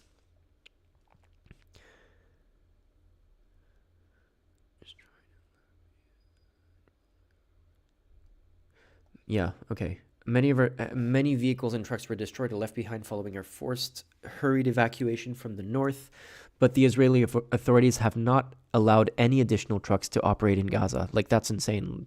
Again, another example, because these are like UN personnel saying, hey, we had to abandon our equipment and trucks, and not only can we not go back to get them, but we're not even allowed to bring new ones in. We're just fucked. This is massively hampering the aid operation. Delivering in the north is extremely dangerous due to active conflicts, unexploited ordnance, and heavy damaged roads everywhere. Frequent communication blackout makes it virtually impossible to coordinate distribution of aid and to let people know how to access it. And 4, the resumption of commercial activities. That is not happening anytime soon, is it? Shelves are empty, wallets are empty, stomachs are empty. Just one bakery is operating inside the whole of Gaza.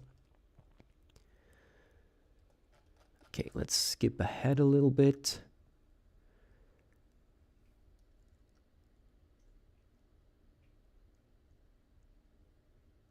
Yeah, I guess I can maybe try to experiment off stream and see what the best one is. Like, we could have a poll on the Discord and see like what different options, how well different options work.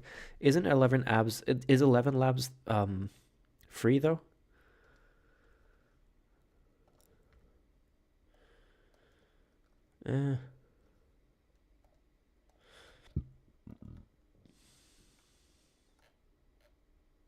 We'll see. Yeah, we'll just see next time, I guess.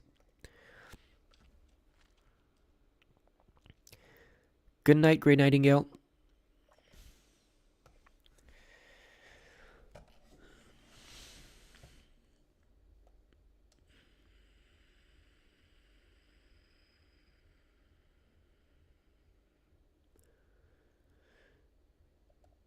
Yeah, so it's for all of those reasons above that United Nations Security Council Resolution 2720 has been described by former senior UNRWA official as a green light for continued genocide, marked by the wholesale and industrial ignoring of international humanitarian law.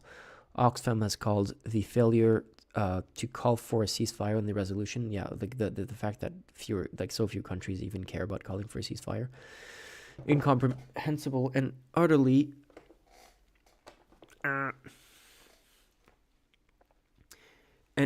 callous.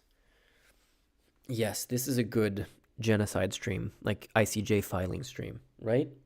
Right?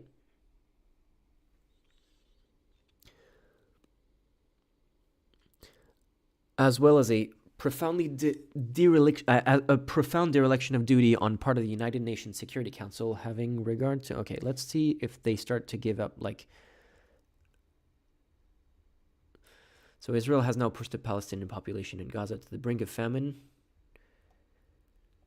The risk of famine is real, according to international agencies.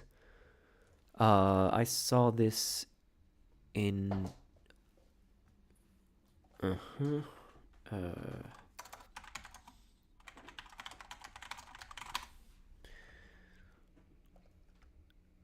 There we go.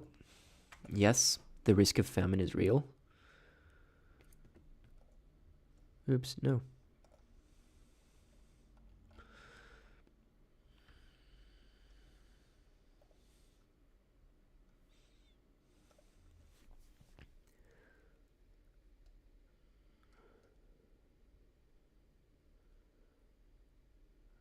Four of the 5 hungriest people anywhere in the world are in Gaza.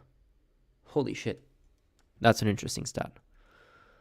Like, that's an eye-opening statement. I don't know, like, how do they measure that? I'm not sure, but if true, that's a pretty crazy statement.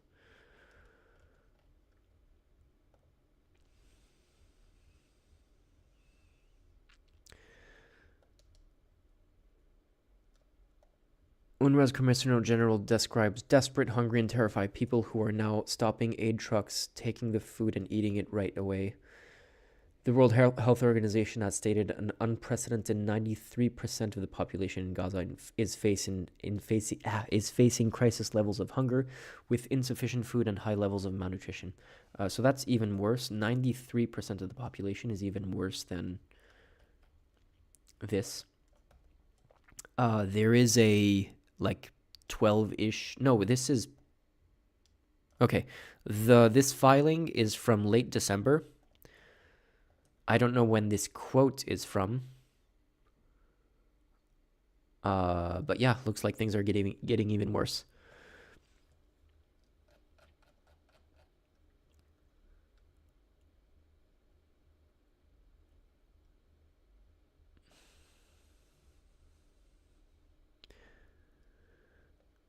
Okay, so basically all of this for now is just more evidence of the starvation of the entire 2 million people in Gaza.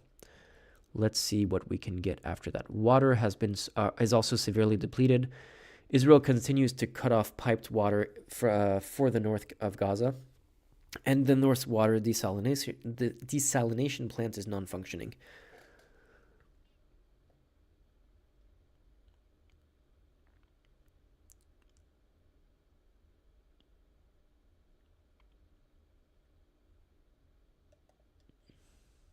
So they are letting in a small amount of water into the south as a way of luring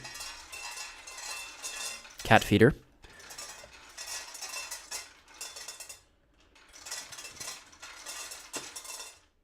Okay. As a way of luring Gazans who haven't already left the north into the south.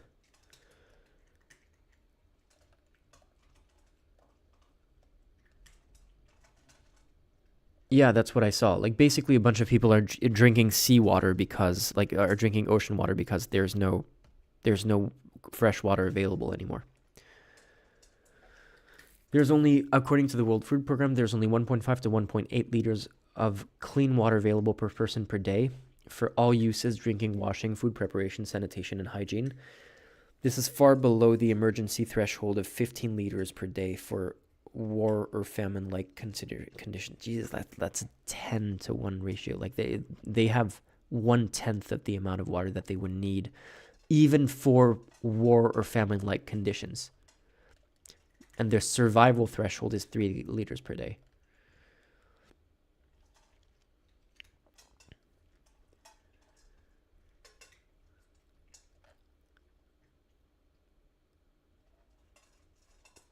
Severely impacting lactating women in particular, even if undertaking only moderate amounts of exercise. It requires a supply of 7.5 liters of water per day for drinking, sanitation, and hygiene to keep themselves and their babies healthy.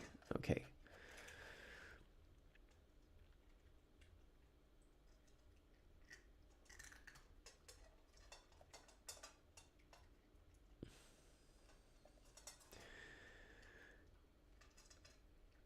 So yeah, all of this is on top of what's been happening since before October 7th. Israel has long hindered the creation of and repair of water installations and desalination plants in Gaza, such that 95% of water from Gaza's sole aquifer was already unsuitable for consumption prior to 7th of October 2023. Through its 16-year blockade, Israel also severely impacted water supply.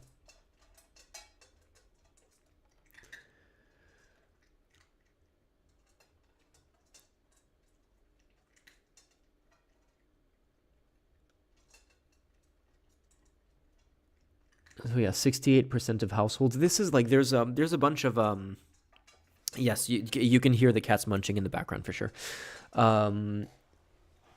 There's a bunch of videos on how every Palestinian homes have like water tanks to get rainwater on top of the buildings because they're just not getting enough water from the grid from Israel's blockade. And it's the Middle East. It barely ever rains there. Like, how are you? That's not a long-term solution, which is why it's unsurprising that 68% of households were already severely or moderately food insecure prior to October 7th.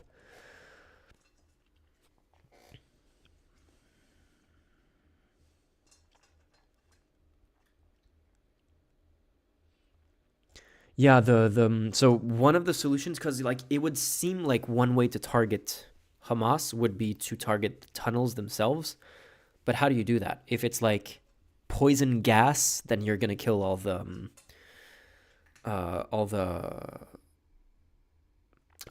hostages as well. If you flood it with seawater, like that's not great, and it's also going to seep into all the any kind of agricultural, like it's gonna fuck up all the agriculture of Gaza in the long term as well. Like there's no good solution to do that either. So they looked into a bunch of different ways, and like none of them are, even if they were realistic from a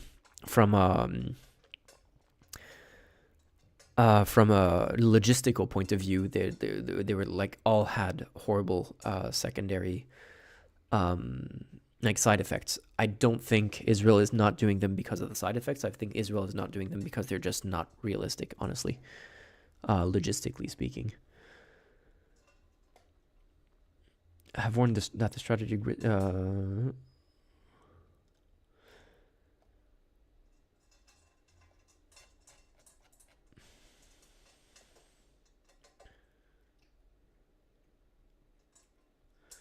Okay, yeah, this is not really okay. Experts are now predicting that more Palestinians in Gaza may die from starvation and disease than airstrikes.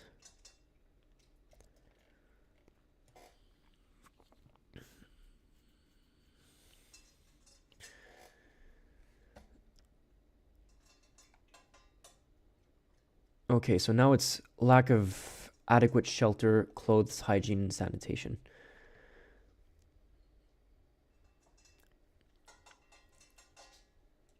So yeah, UNRWA, which is like the UN agency in charge of Gaza, I think it's like Gaza specific or Palestine specific, is providing most of the shelter for 1.9 million displaced Palestinians, which is schools and tents, essentially.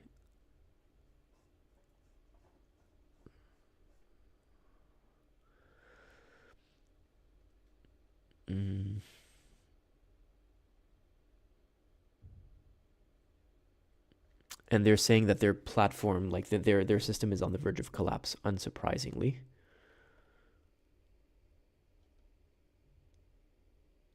More than 130 UNRWA staff are confirmed killed in the bombardments, most with their families. The number might rise by the time you read this. At least 70% of UNRWA staff are displaced, and lack food, water, and adequate shelter. We are hanging on by our fingertips. If UNRWA collapses, the humanitarian assistance in Gaza will also collapse. Yeah, because like this is how badly the UN agencies that's providing most of the aid to Palestinians is affected. If they collapse, then like the little aid that they're getting like is just gone overnight.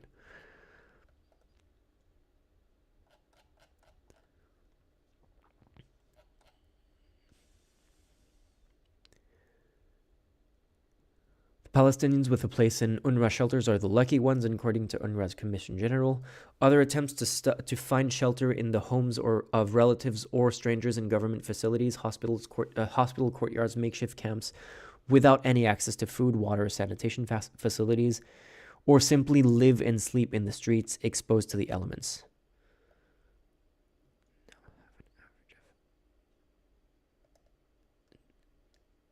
UNRWA shelters now have an average of almost 500 people per toilet.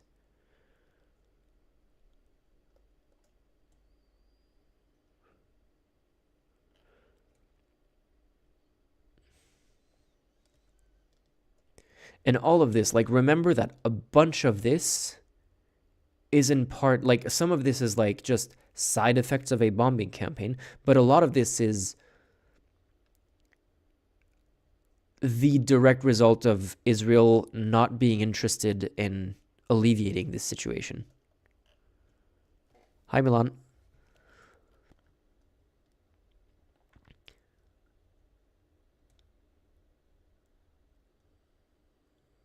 Okay, this is just repeating more like, oh, the humanitarian situation is untenable. Yes, we know. Okay. I mean, the thing is, so it's already one of the most densely populated places on Earth, and now you take like all 2 million of them and you displace them into a smaller and smaller area of one of the most densely populated places on Earth, and you have to find tents to house as many of them as you can. Like, of course, like the thing is like on the verge of collapse, and then you bomb those refugee camps because there's like one Hamas commander there. But you, of course, while doing that, I'm saying you being like Israel, while doing that is like, oh, we're doing everything we can to limit civilian deaths.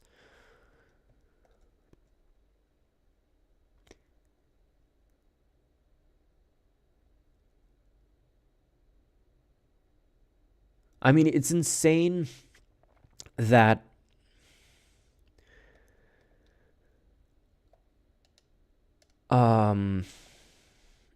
what was I going to say? This stuff, like the situation we're in now in Gaza is after 3 months, and we're like in worse conditions than some humanitarian crises. Like, I don't know, the war in Yemen that was until Gaza, one of the worst humanitarian crises in the world at the moment, took years to get to that point. And Israel was like, hold my beer. We're gonna beat that. Like, give us like 3 months and we're gonna make it worse. Because we want, like, this is just revenge for October 7th. Yeah, you want attention? Yeah? Come here. You just ate, but you want attention. Is that it? Yeah.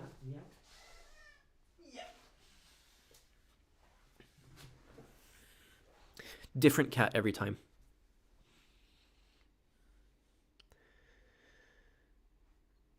Deprivation of adequate medical assistance. So we already went over some of this last stream, but essentially, I think there's like one hospital working and literally one ambulance left in Gaza. Sniff, sniff, sniff. Mm-hmm.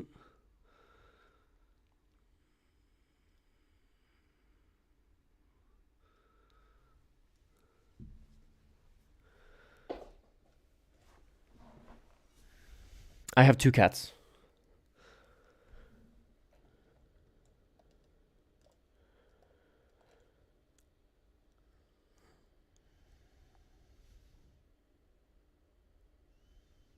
I mean, Kanjidal, the result wasn't too bad, but the questions were just, yeah, the phrasings of the questions were just dog shit.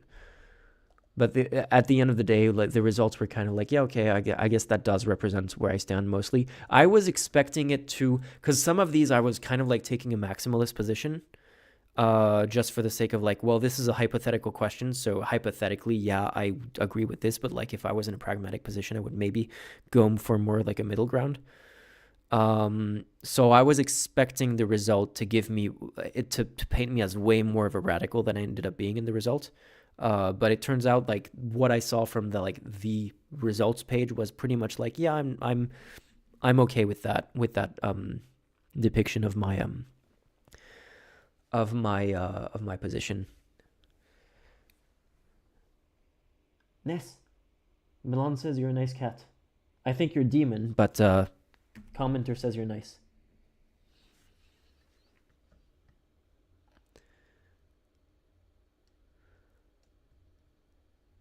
So we already went all over all of the healthcare stuff. I think the summary for this is like there is no healthcare in Gaza right now, and we can basically skip this entire part because essentially all they can do in Gaza at the moment is imagine like a military, like not even a field hospital, but like, you know, you have a soldier gets shot and all you have are like dirty tools from a first aid pouch and like a belt to do a tourniquet. That's essentially the level of healthcare that's available to people in Gaza right now at best. Like they're doing amputations without anesthesia. They're literally, I don't know if there's video of this. Like I've seen video of this. I don't know if it's just like easy to find. Wait, wrong thing every time. I'm just gonna move this over here. Gaza operation smartphone lamps. Yeah, look at this. Wall Street Journal. Am I allowed to show this? Hopefully, yes.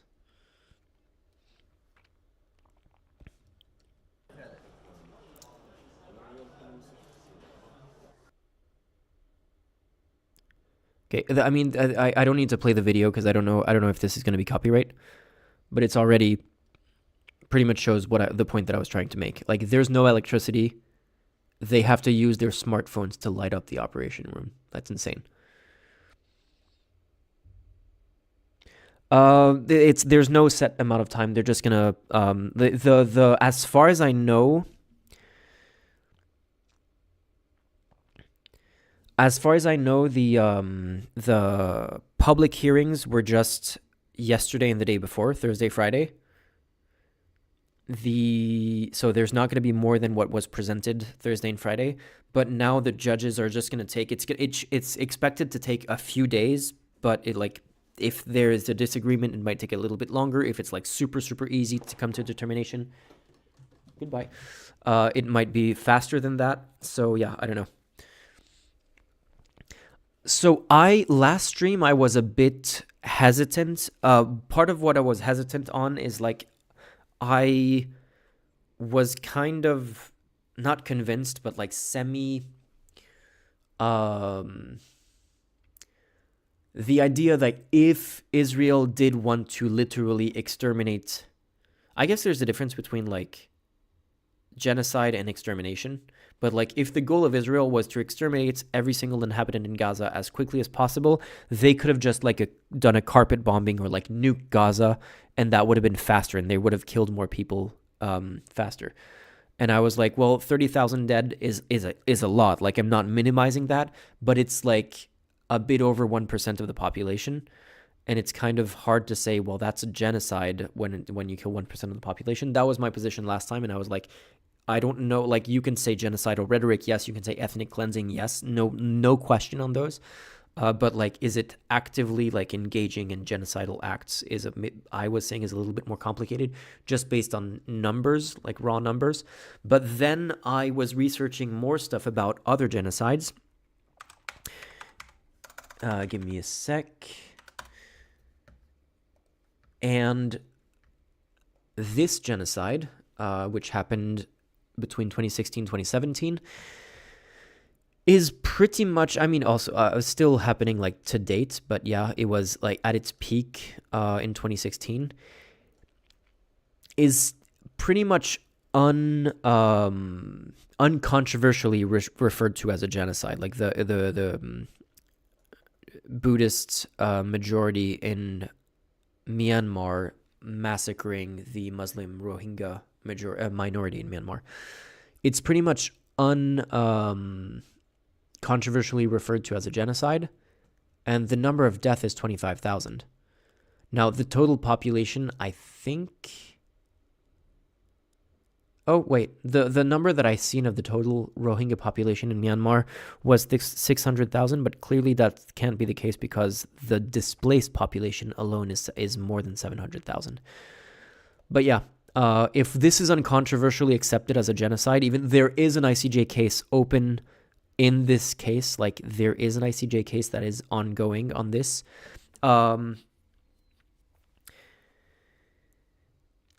Something that I didn't realize is that the ICJ, so there's two things. Right now, what South Africa is doing is that they're going for like an emergency ruling by the ICJ that would tell Israel you have to stop everything you're doing. And that is different from the ICJ deciding whether or not it's a genocide. It's just like, is it enough of an absolute like emergency that is completely unjustified on Israel's side that they absolutely need to stop, and whatever they do after the point that we've decided that it needs to stop would be officially illegal under international law, even though international law has no enforcement mechanism whatsoever. There is no enforcement mechanism in international law.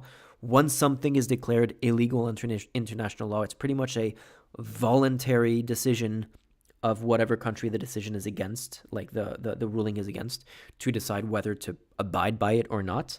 And in the case of Israel, honestly, Western countries are probably not going to hold them accountable if they decide to continue anyway, unfortunately. But then, regardless of the ruling that they do immediately, even if they say, yeah, this is justified, Israel can continue, even if they did say that, which I don't know if they will, but that doesn't mean that it's not a genocide, because then there will still be, like, this case, the fact that it was opened at the ICJ automatically means that there is going to be a long-term investigation, regardless of the emergency ruling that's going to come in the next few days. And that long-term investigation can take a number of years before they do eventually make a determination of, like, in the ICJ's opinion, what did this qualify as a genocide or not. So... the decision that's going to come in the next few days is not necessarily, even if it's a negative decision, even if it doesn't help, like even if it's not in favor of the Palestinian people, it doesn't necessarily mean that the ICJ isn't going to find it to be a genocide in the long term. And the opposite is true too. It is entirely possible, and I think probably kind of likely, although I'm not an expert on this, so like do not based, but it seems very possible to me that the ICJ is going to say, yeah, this is horrible, it needs to stop, it can't continue, we can't let it continue because of how quickly the situation is getting horrible. And then they do an investigation and they go like, yeah, like we didn't find enough intentionality in this to legally determine it to be a genocide. After like a years long investigation, I don't know. Like it's like any combination of the emergency ruling and the long-term ruling could happen.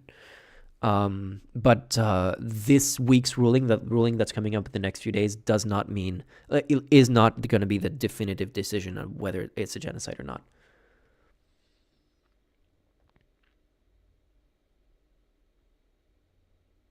I like Amel. The ruling will make it awkward for other countries to support Israeli efforts. Yeah, because like awkwardness is something that's going to stop the U.S. from like supporting Israel. Like it's not like the U.S. has a history of like caring about, what's the word I'm looking for? About like having a consistent, logical position on like international war crimes and stuff like that.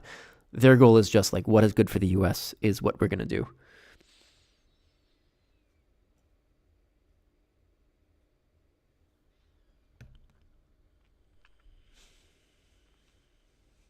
So we're still on the hospitals. I think we can skip the hospitals because like the point is like the hospitals are fucked.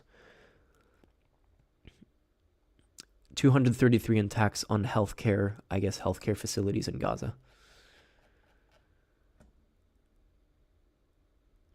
570 Palestinians have been killed at hospitals and healthcare centers in Gaza, and a further 746 have been injured. Hey, that's not what's supposed, like, it's supposed to be the opposite. Like, you're supposed to not be injured there. You're supposed to be cured there.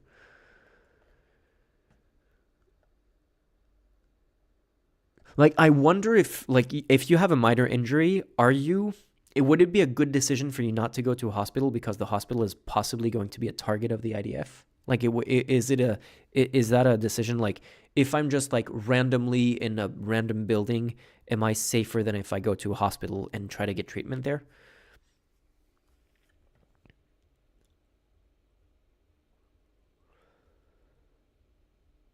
That red guy, maybe just a little bit, but they haven't really had a problem with hypocrisy in the past. They just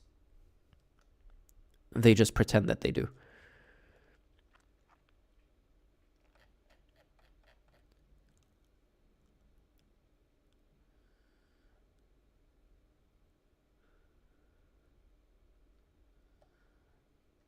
Oh, I saw this. The IDF is digging up bodies from Gaza cemeteries. And I have no idea why. Like, in some cases, apparently, they're literally, like, stealing organs from Palestinian victims of war and sending them back to Israel. But, like, is that even, like, if that gets us an entire cemetery where they did that, like, if it's, like, a multiple days old body, like, can they even do that? It just feels like it's just cruelty, like, gratuitous cruelty for no reason. Like, even if like, that kind of seems to imply, like, oh, yeah, it's justified if they're stealing organs. No, like, both are bad, and arguably stealing organs is even worse. But if you're not even doing it to steal organs, you're just digging up bodies for the sake of digging up bodies. That's just, like, monstrous for no reason.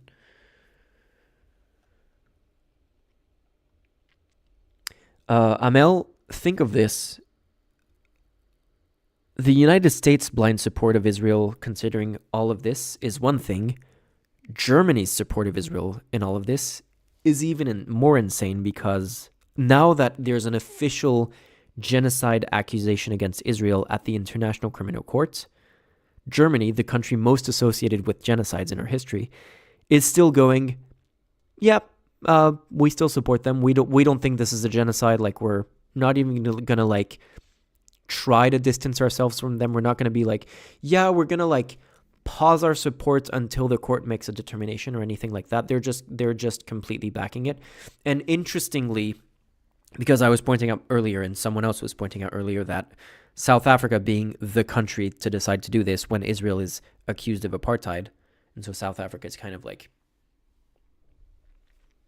weighing in the kind of tacitly weighing in the apartheid accusations by being the country to bring forth the genocide accusations. Like, Germany should be standing right next to South Africa in that case.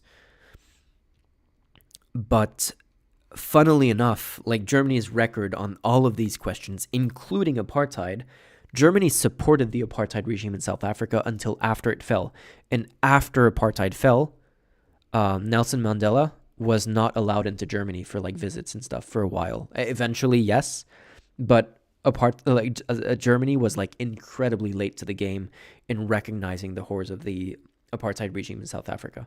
So yeah, it's kind of crazy how consistent they've been against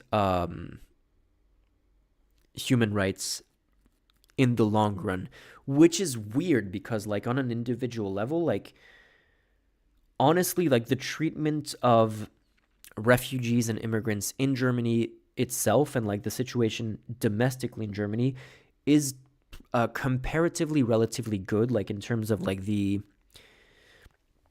the resources available to refugees and immigrants are pretty good. But in terms of Germany's foreign policy positions when it comes to human rights, they're absolutely dog shit, and that's crazy. And they do sell it. They don't just sell a ton of weapons to Israel. They give Israel a ton of money every year in reparations for the Holocaust, and they have to do that. They're under obligations to do that. But one of the first things that they did after October 7th was pause all of their aid to Palestine in response to October 7th, even after Israel started bombing the country, the territory. It's not a country because it's not allowed to be a country.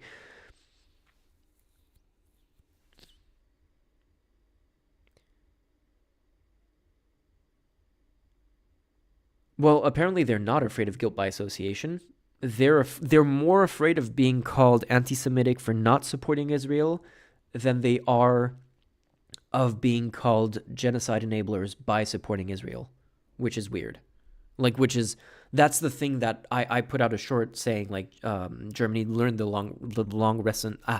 wrong lesson from World War II, which is the lesson they should have learned was, let's be super, super, super careful about genocide. And even in the cases where they're like, it's not certain that there's a genocide, but like there might be, we should be super careful about that and take every action against genocide no matter what, which is basically what South Africa is doing with apartheid, like immediately condemning any kind of thing that remotely looks like apartheid.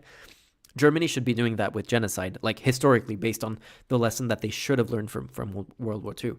But instead, the lesson that they learned was, we need to do everything we can to never be called anti-Semitic ever again, even if it means supporting genocides by a Jewish state.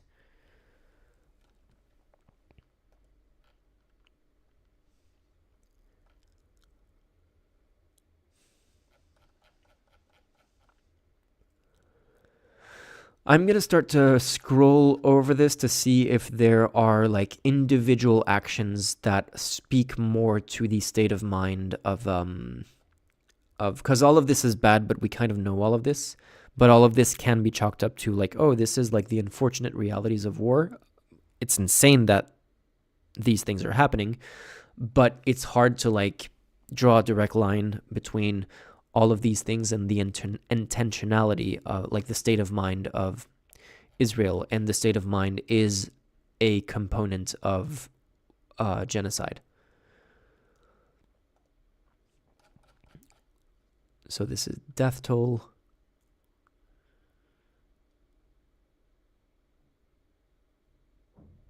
Okay, this I'm going to copy for my own project I'm working on. So I'm going to have that for later.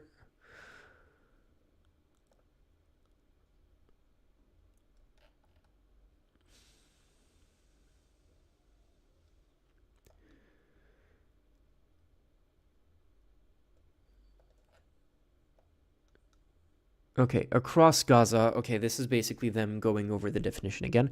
Across Gaza, Israel has targeted the infrastructure and foundations of Palestinian life, deliberately creating conditions of life calculated to bring about the physical destruction of the Palestinian people. Yep. I mean, yeah. Like, it's funny that is calculated in the original Genocide Convention phrasing of it. Genocide definition.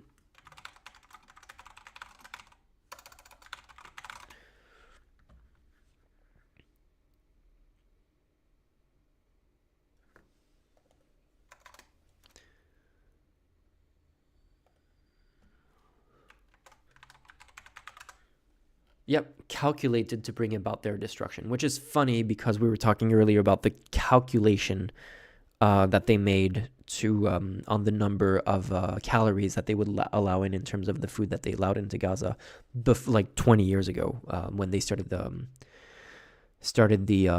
blockade.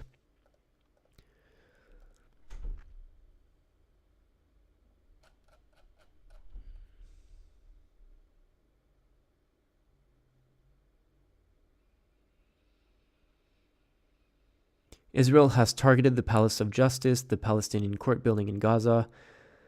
Housing the Palestinian Supreme Courts, Constitutional Court, Court of Appeal, the Court of First Instance, the administrative courts of the magistrates' courts, and the magistrates' courts, as well as an archive of court records and other historical files.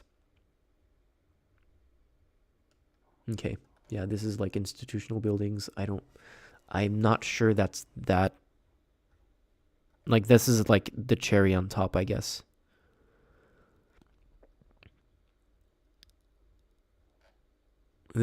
I guess this would be like cultural genocide thing, even though cultural genocide is not recognized in the Genocide Convention.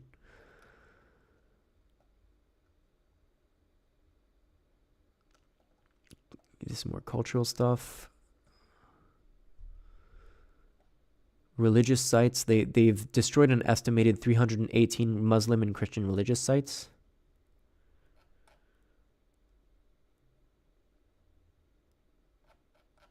This is all cultural genocide. Oh yeah, have you seen that video?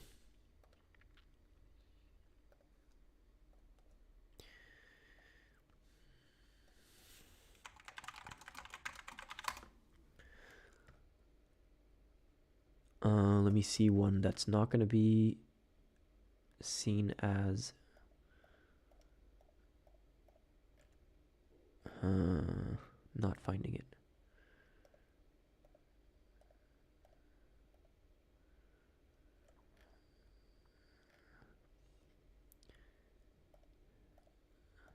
Give me a sec.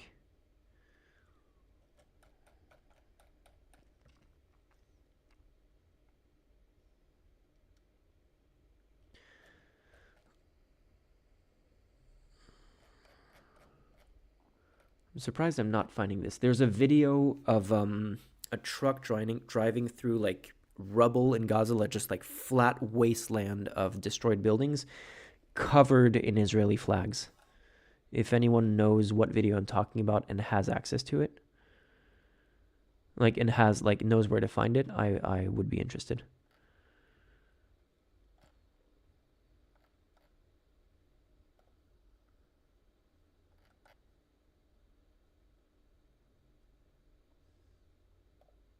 Oops. I can close this. New.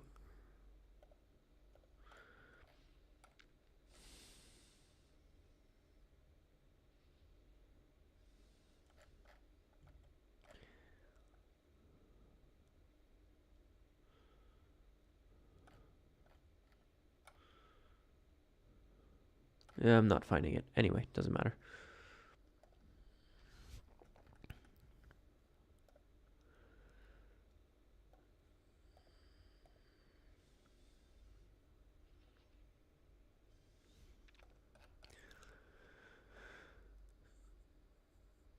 Okay, measures intended to prevent Palestinian births.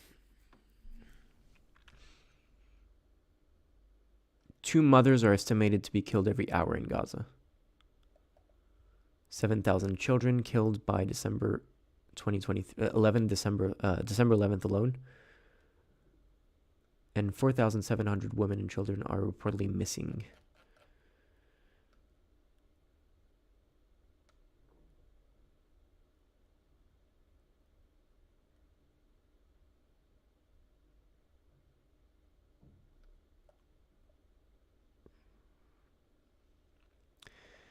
I mean, yeah, this is basically because the hospitals are fucked. Pregnant women can't give birth. Like, they're not like anything that has to do with like C-sections or anything like that. Even like there's a lot of medical care involved in giving a safe birth. So yeah. Critical medical supplies, including blood, are unavailable.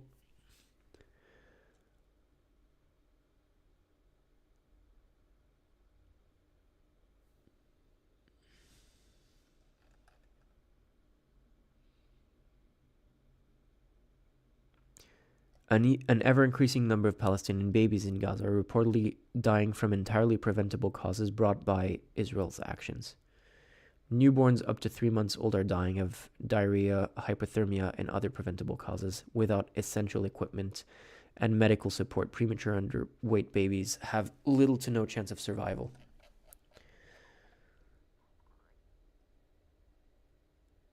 I mean, yeah, if like adults and like children don't have access to food, like babies who need it the most, and like mothers can't lactate because they don't have enough water to do it. This is super grim, yeah.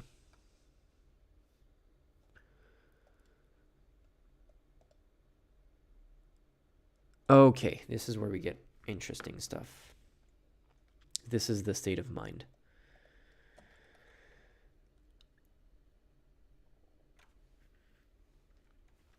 The Prime Minister of Israel, on October 7th, in a televised address by the government press office, Prime Minister Benjamin Netanyahu promised to operate forcefully everywhere. On October 13th, he confirmed that we are striking our enemies with unprecedented might.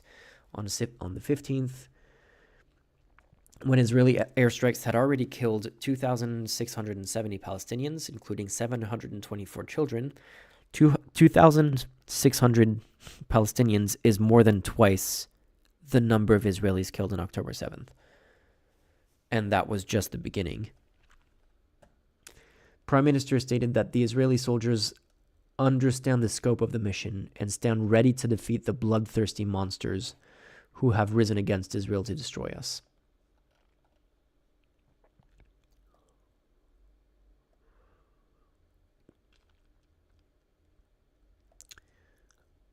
Described the situation as a struggle between the children of light and the children of darkness, between the humanity and the law of the jungle, a dehumanizing theme which he returned on various occasions, including on the 3rd of November. In a letter to Israeli soldiers and officers also published on the platform X, the letter asserted that this is the war between the sons of light and the sons of darkness.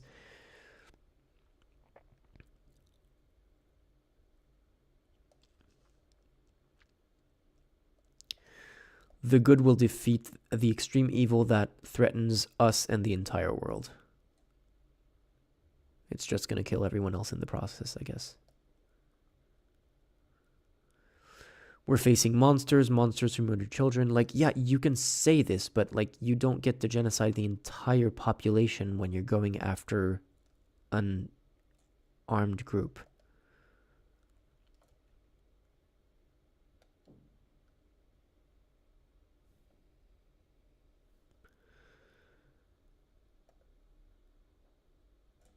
This is a battle not only of Israel against these barbarians, it's a battle of civilization against barbarism.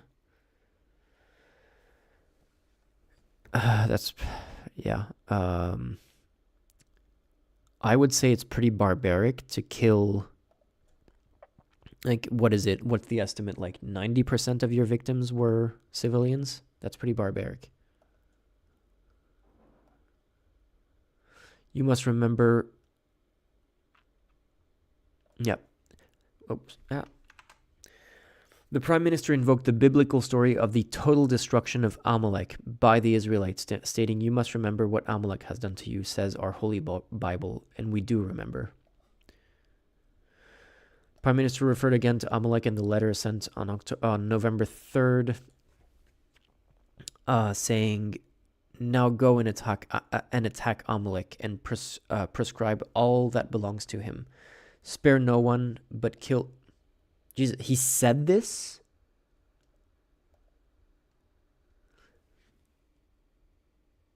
Okay, no, he didn't quote this in his letter, but this is the passage that he's basically referencing when he's referencing Amalek. I thought he literally had quoted the Bible passages by saying, like, the Bible passages, "Now go attack Amalek." Yeah, exactly. He referred to the passage that says this, but he didn't actually quote this part, because this part is like, yeah, this would have been a bullhorn if he had actually quoted this passage himself. Instead of it's just a dog whistle to like refer to it, and people in the know will know what it means. Spare no one, but kill alike men, women, and infants. Men and women, infants and suckling, oxen and sheep, camels and asses. president of Israel, it's an entire nation out there that is responsible. It is not true, this rhetoric about civilians not aware, not involved. It is absolutely not true. We will fight until we break their backbone. Yeah. I mean, if you just needed one quote, this one would just already be enough. Brun, the passage, so that when Netanyahu says, you must remember what Amalek has done to you, says our Bible, and we do remember. Basically, what he's referring to is a passage in the Bible that encourages the genocide of, like, a bunch of people.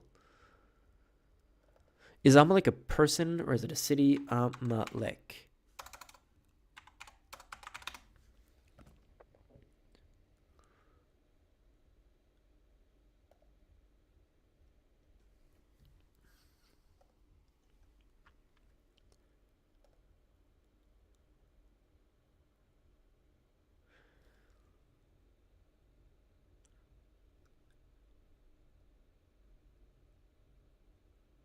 Okay, the name Amalek, I'm just going to put this here. The name Amalek can refer to the nation's founder, it's a nation, a grandson of Esau, his descendants, the Amalekites, or the territories of Amalek, which they inhabited. So yeah, it's a person and a country and all of that.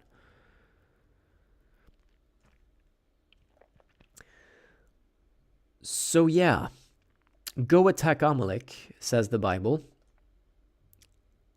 Spare no one, kill alike men and women, infants and suckling, oxen and sheep, camels and asses. Like, basically, flatten the entire, leave nothing alive. And you might say, yeah, but like Bibles, like religious texts always have like some things that you can interpret in violent ways, blah, blah, blah. Okay, but this one here is like unbelievably explicit. And it's not even that he was referencing a text that says this. Like the president of Israel said literally, it's the entire nation. There are no civilians. Like, okay, this is me paraphrasing. Him say like civilians weren't like unaware. We will fight until we break their backbone.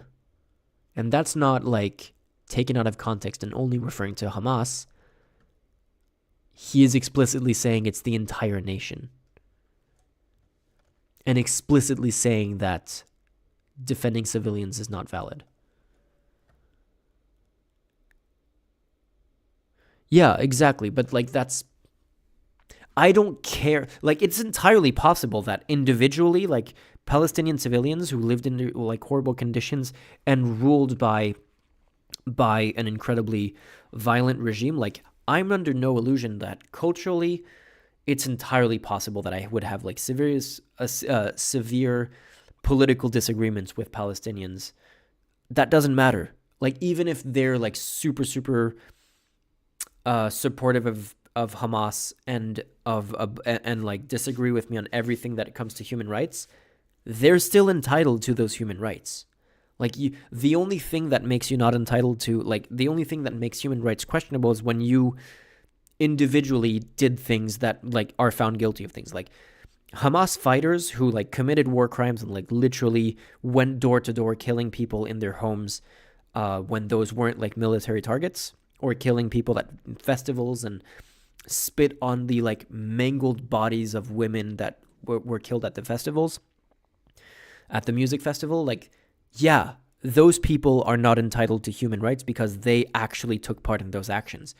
But even if and I'm not defending people who support Hamas for having done that, but even if you do support that, you are still entitled to human rights unless you take part in it yourself.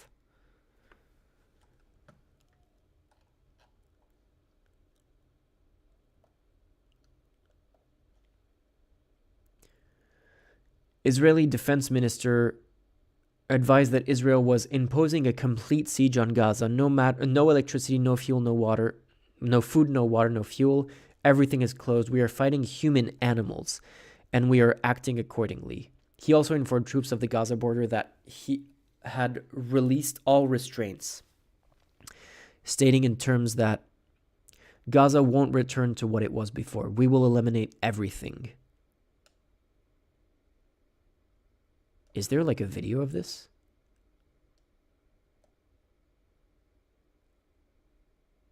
I want to see if there's a video of this because this is pretty crazy.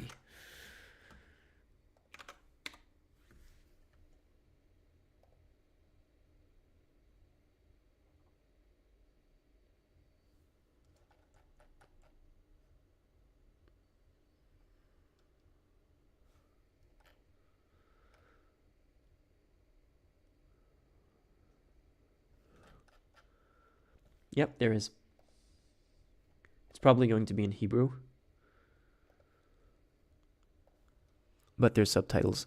Who is this from? Just so I don't risk any... Bloomberg? Don't know. Let's see.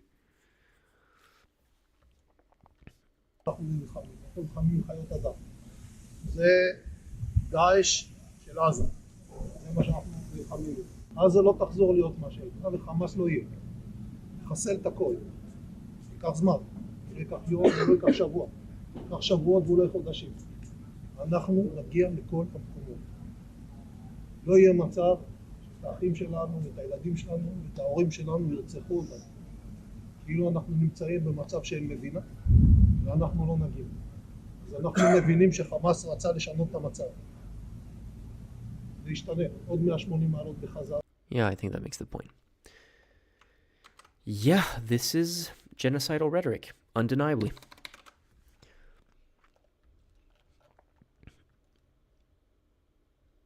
Israel Minister for National Security. Yeah, it's absolutely horrifying. And like, this is the thing, like,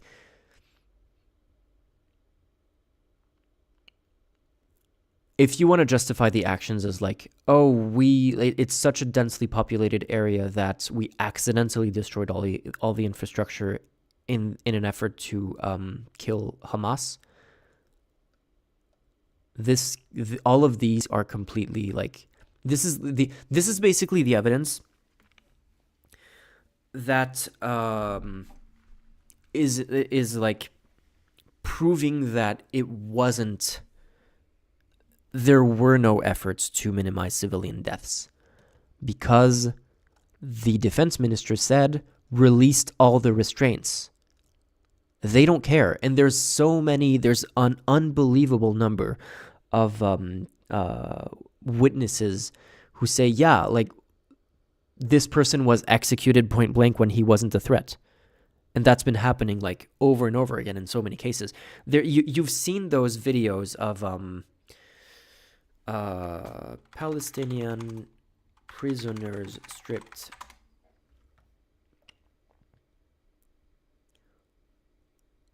Let me get the Euronews stamp of verification here. Real. It's definitely real. Like these like all of these photos, like Israel arrested prisoners. So there was a bunch of prisoners that they arrested from a UN school where they were like refugees. They took all the men and they stripped them reportedly to make sure that they weren't armed. But like you could just like search them. You don't have to strip them naked and humiliate them.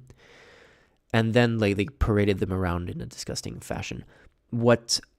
And this is the thing that I don't understand, is that Al Jazeera did some follow-up reporting on this, on what happened to, because this is just the men. What happened to the women and the children at the schools?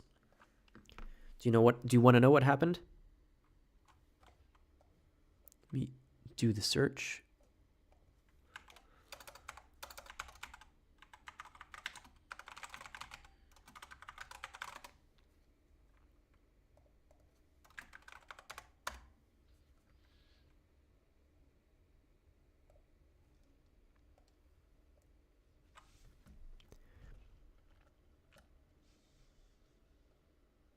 This is what happened.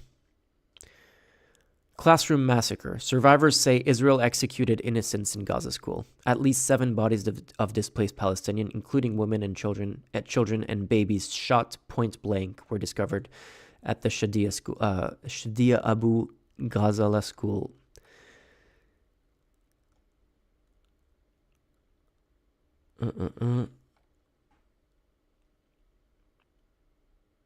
Now the thing is, and I've looked for this, And there's incredibly little reporting from other media on this. And Al Jazeera does mostly good work, but they are super, super, super biased towards Palestine to the point where not all of their reporting was always super trustworthy, but they're not a Hamas-like propaganda arm, and they wouldn't just parrot information that they didn't have some level of verification for, even if it wasn't as rigorous as other media. What I don't understand is that you can't find other media. If this was not true, if this was dubious, you would see other media companies going, hey, we looked into this story and we're super doubtful, and here's all the evidence that it didn't actually happening. No, it's complete silence. No one is talking about this except for Al Jazeera. I think there's like one Reuters article that vaguely refers to it, but no one is confirming it. No one is debunking it. I don't understand why. I don't know why. This should be one of the biggest stories in the entire Gaza thing, because if this is true, there's just like, what the fuck? It's like as bad. This would be as bad as some of the worst things that happened on October 7th. And up until now, what you could say is the IDF are acting horribly, but part of what is happening is like it's the like industrial scale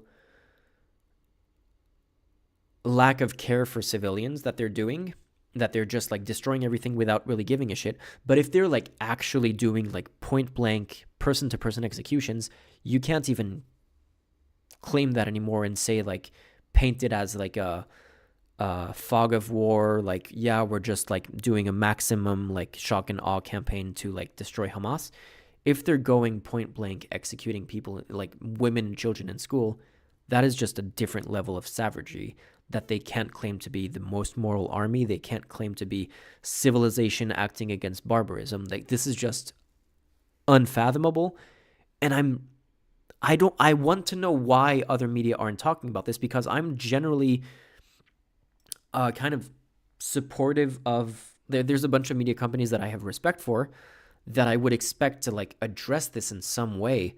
And I would assume that if they're not saying, oh wow, like if they're not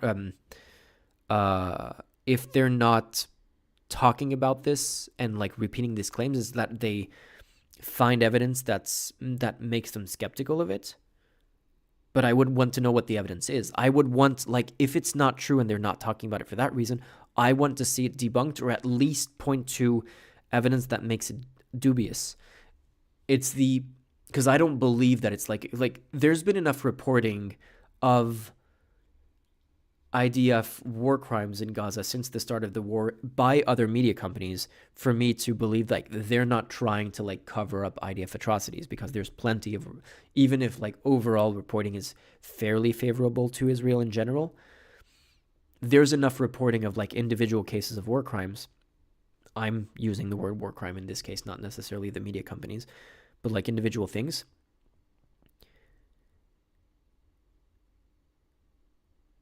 I mean, yeah, but like this should be a huge story, Brun. I want to agree with you, but to me, this should have been one of the biggest stories. Like, this should have been bigger than the hospital bombing. It should have been bigger than honestly, even than the bombing of the refugee camp. That's what's insane to me. And maybe it's like, because apparently there were allegations with the hospital bombing, like the one where like a bunch of people were mistaken and thinking that it was the IDF that bombed the hospital. Turns out it was probably a rocket from another like a junior version of Hamas, basically, that misfired and that hit the hospital. And then Hamas was like, oh, bring a bunch of dead bodies, because they had a bunch of dead bodies available from actual Israeli bombings, but apparently they moved those bodies to the hospital to make it look like there were more victims than there actually were from the rocket, and they could blame that on Israel. Apparently that was a thing that was happening, and maybe that's what other media companies are concerned with. Like maybe these bodies weren't actually executed in that way, but they were just moved to the school in order to make it look that way. But I want to see what the evidence is for that. Because right now the only narrative, like the only reporting is by Al Jazeera. And generally speaking, I have a lot of respect for Al Jazeera, and I think they do mostly really, really good work. So I don't see a reason to doubt them. If this was a publication by like one of the like Gaza state media, like Hamas-controlled media, basically, or like wholly untrustworthy, like smaller, just fully pro-Hamas publications doing this, I would be like, yeah, okay, if no one else is talking about this, I'm not going to take it at face value. But Al Jazeera, they deserve a lot of, they have a lot of credibility, and they earned their credibility, I think, on these issues. Yeah, I mean, yeah, if I want to assume good faith, that red guy, but but if it was corruption, then they wouldn't have reported. Like there was a huge uproar when there was a hospital where the IDF came in. They told the doctors to leave. The doctors were like, wait, there's premature babies in incubators, and the IDF were like, we'll take care of that. You need to go anyway. So the doctors left, were forced to leave, and days later, when the IDF left, journalists went back into the hospital and found bodies of dead babies in incubators. They were just left to die. And that is something that international media picked up on. And if it was a matter of like corruption, like pure corruption on the media, they would have buried that story as well. They would have just let like tiny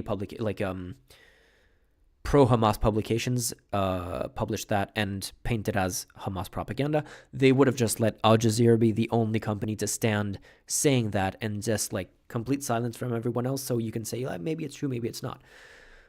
If it was a corruption thing, they would have done that for a bunch of other stories that were absolutely horrifying.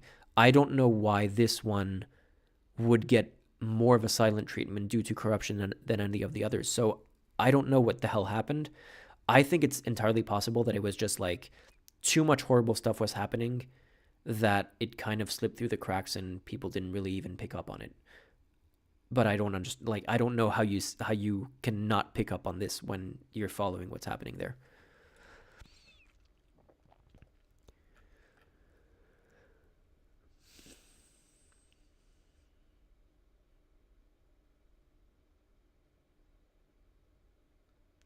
To be clear, when we say that Hamas should be destroyed, it also means those who celebrate, those who support, and those who hand out candy. Celebrating terrorism is not terrorism. Supporting, okay, what do you mean by supporting? If you mean like moral support, like I am in favor of that, that is not terrorism. Handing out candy is not an act of terror, even if you're handing out candy to a terrorist. And it's unsurprising, as much as I don't like that a bunch of Palestinians support Hamas, like they wouldn't need to support Hamas if Israel hadn't been treating Gaza and Palestine in general so badly for generations.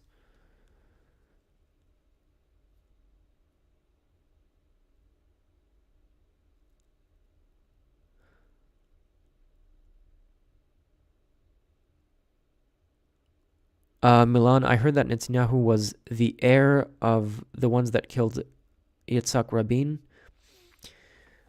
Is it the heir? What I heard is that Netanyahu was basically pushing, like when Rabin was kind of being conciliatory towards Palestine, Netanyahu was already like an adult and a politician at the time, and he was very aggressively running to the right of Rabin and saying, hey, this is like weakness and this is pro-Palestine bullshit, and like Rabin is a traitor for doing this and all of that. And then it's called stochastic terrorism, essentially. Like he was saying a bunch of like super negative shit about Rabin and eventually someone killed him, and that's like, did the killer or the killers, were they influenced by Netanyahu? He says no, absolutely not, and I do not condemn what happened, but like he was basically encouraging it ahead of time. I don't know about the heir thing. Yeah, I don't know about that. I'm gonna take an executive decision and not get sidetracked to run down that rabbit hole. But yeah, at the very least, he was like engaging in stochastic terrorism by being so incredibly critical of it.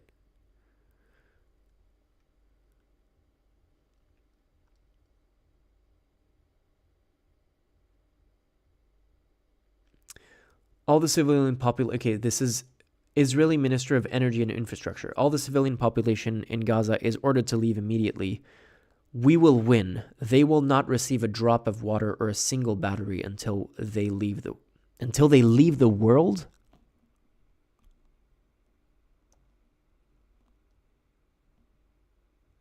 Is this like a weird translation from Hebrew? Or is there was the quote cut right before here? He made it clear that he was talking about Hamas and then did an aside about civilian population, and this is about Hamas again? No. But until they leave the world? Humanitarian aid to Gaza, no electrical switch will be turned on, no water hydrant will be open, no fuel truck will enter until the Israeli abductees are returned home. Humanitarianism for humanitarianism, and no one will preach us morality. Well, yeah, that's collective punishment, which is a war crime. Thank you for being so explicit about it.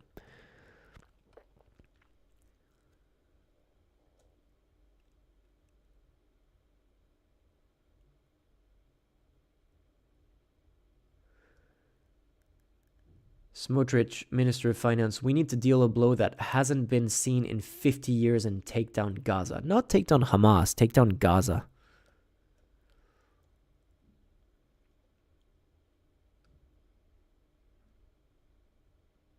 On November 1st, posted on Facebook, the northern strip of the north of the Gaza Strip, more beautiful than ever. Everything is blown up and flattened. Simply a pleasure for the eyes. Jesus. Minister of Heritage, let me say,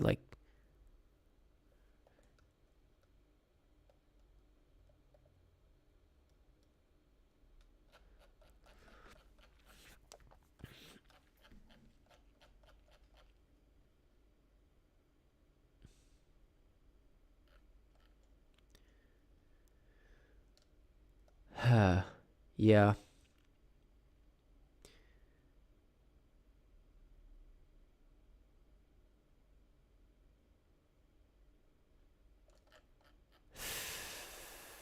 I think we're gonna leave it at that, guys. I'm fully on the genocide side. I was on the fence before.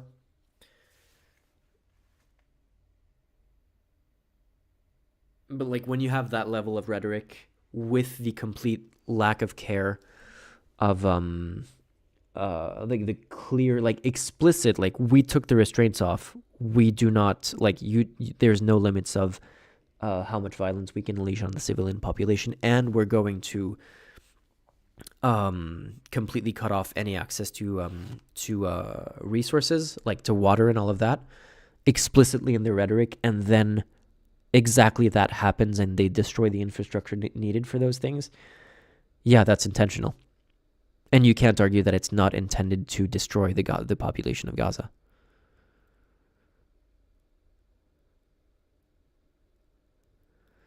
Amel, yeah, I'm not surprised. Apparently, they've also been selling off. There's a natural gas field off the coast of Gaza that was within Gaza's territorial waters, so Israel wasn't allowed to access it before. And apparently, they've been selling off rights to exploit that already to natural resource companies, to fossil fuel companies, I should say. Holy shit, guys. Yeah, I mean, I guess, remember, no, not even, okay. I was gonna say, remember, this is only the South African case against, we're only seeing the arguments against, against Israel and arguing that it is a genocide. So remember that there's also a defense by Israel, but we looked at the defense by Israel and it was nothing. It was just, this is war and we're going after Hamas and we're allowed to do this and this is justified, but not addressing just the level of atrocity. It's just a super vague, generally Yeah, like that defense was incredibly weak because they have no defense because this is a genocide.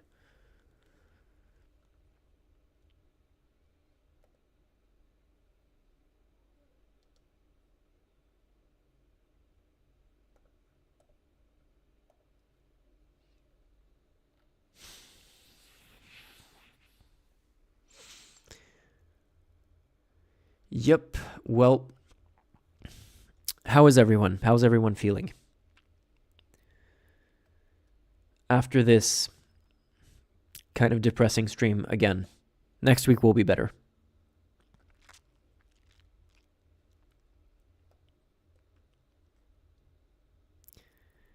Yeah, sorry, ML.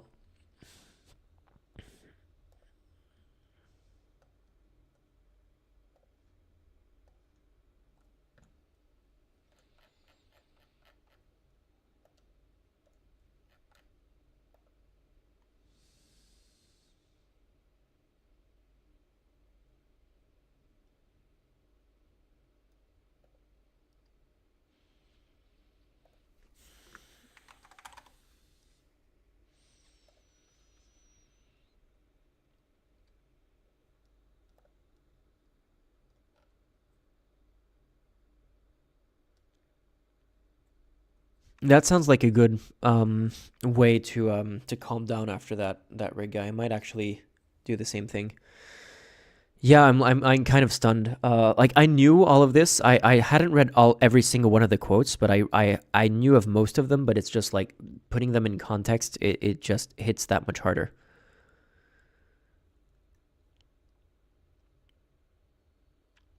Thanks, copyright.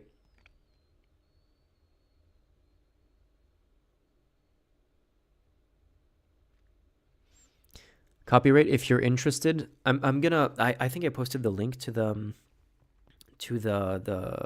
full ICJ filing last time. Let me see if I can find it.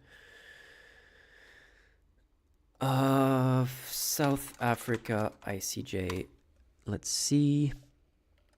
Ah, fuck, now it's gonna bring up every single article that's been published after the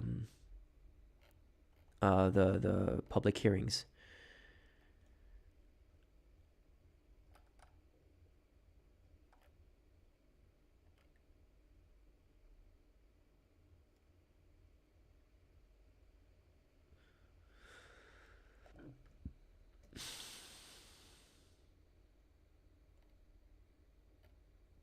Okay, yeah, the link that I found last time, the link where I downloaded this document has been kind of drowned in all the articles about the hearings that happened Thursday and Friday.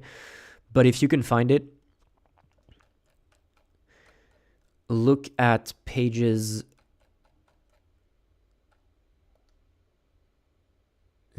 these are all the quotes. This is all the genocidal rhetoric.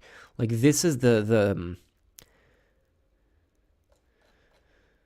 page 59 is where the genocidal rhetoric that puts in context everything that's been happening in the Gaza Strip into like direct, like they knew what they were doing. This was all, even if it's not like specifically intentional on an individual level, like we are going to destroy like this ambulance because we want to do a genocide. We're gonna like bomb this area because we want to do a genocide. They like explicitly were like, yeah, there's no restraints. Like destroy whatever you want. There's no limits. We don't care anymore. All of these quotes like show that very, very clearly. And of course, if you only read these, you don't get the full extent of just like how horrible everything is doing at the moment. But if you've been following the news, you have at least have like part of that information. But everything that comes in like previous pages, from page like 35 or like 35-ish to here, like puts a pretty good gives you a pretty good idea of just how bad the situation is. And then from this section onwards, it gives you the rest of the information of like showing that there's no there's no plausible deniability of, oh, it was accidental. It was just like side effects of our campaign to like go specifically targetedly after Hamas.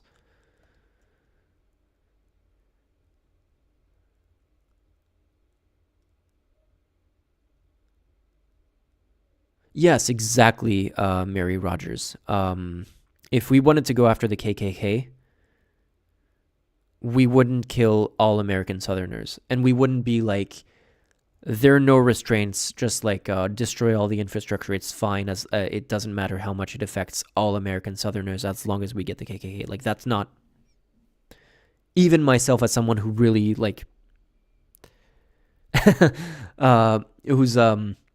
obviously like doesn't like the KKK, but like I'm generally speaking not particularly positively predisposed towards southern states, like politically speaking, but I would never use that as an excuse to like launch this amount of destruction on them. And even if, which is not the case, like there's plenty of Palestinians who are like not in the least who like just want to live in peace and like not be like have human rights and not be subjected to the worst living conditions on earth. There are plenty of Palestinians who that's all they want. That's the only thing they want for their life is that. And they wouldn't hurt, like they genuinely would not go after anyone in Israel if given the chance. Not all of them are, but even if every single Palestinian like fully supported Hamas, like fully celebrated the attack and was happy about October 7th, that doesn't justify any of what we read last week and this week.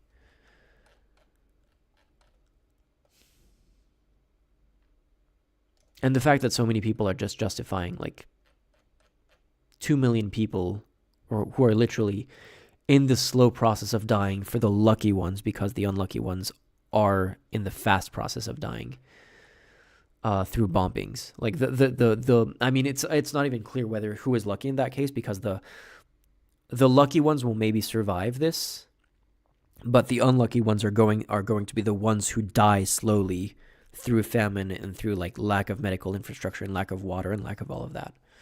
And that is clearly, based on the rhetoric that we just read from Israeli officials, that is an intentional like strategy and set of actions by Israel to do that.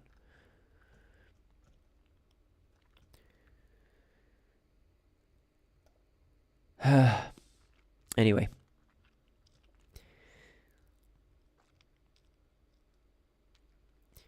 Thank you, Mary. I'm really tired. Okay, we didn't like read everything. We skipped over a bunch of things because yeah, it's 80 freaking pages with a bunch of sidetracks and but yeah, thanks for everyone who joined. If you want to support the stream, Patreon's the best way to do that. If you're not sure you can afford like monthly donations, you can give individual donations. I am working on other ways to do that other than just like YouTube super thanks. There is a link already in the description below if you can afford to, and if you want to do that, there's a Stream Elements donation link for that. Starting hopefully next stream, if I have time to do that, there's going to be like an actual on-screen alert with like a message that you can send with a donation if you have like a question or want to bring something up that I will definitely be able to see in that case. But yeah, I would appreciate any level of support. But if you can't afford to, that's also fine. I do really appreciate everyone who is in chat today. Yeah, this... I don't want to say this was fun. Parts of the stream were fun. Yeah, maybe I should have found a better way to end things. Does anyone have an idea of what something I can cover that's a bit less that we can end on a positive note, I guess, or like a fun, more upbeat way?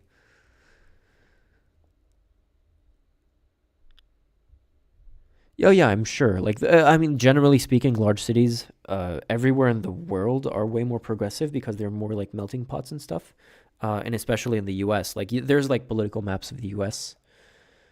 But even if you take like the most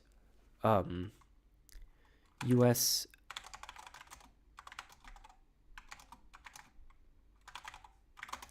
Even if you take the most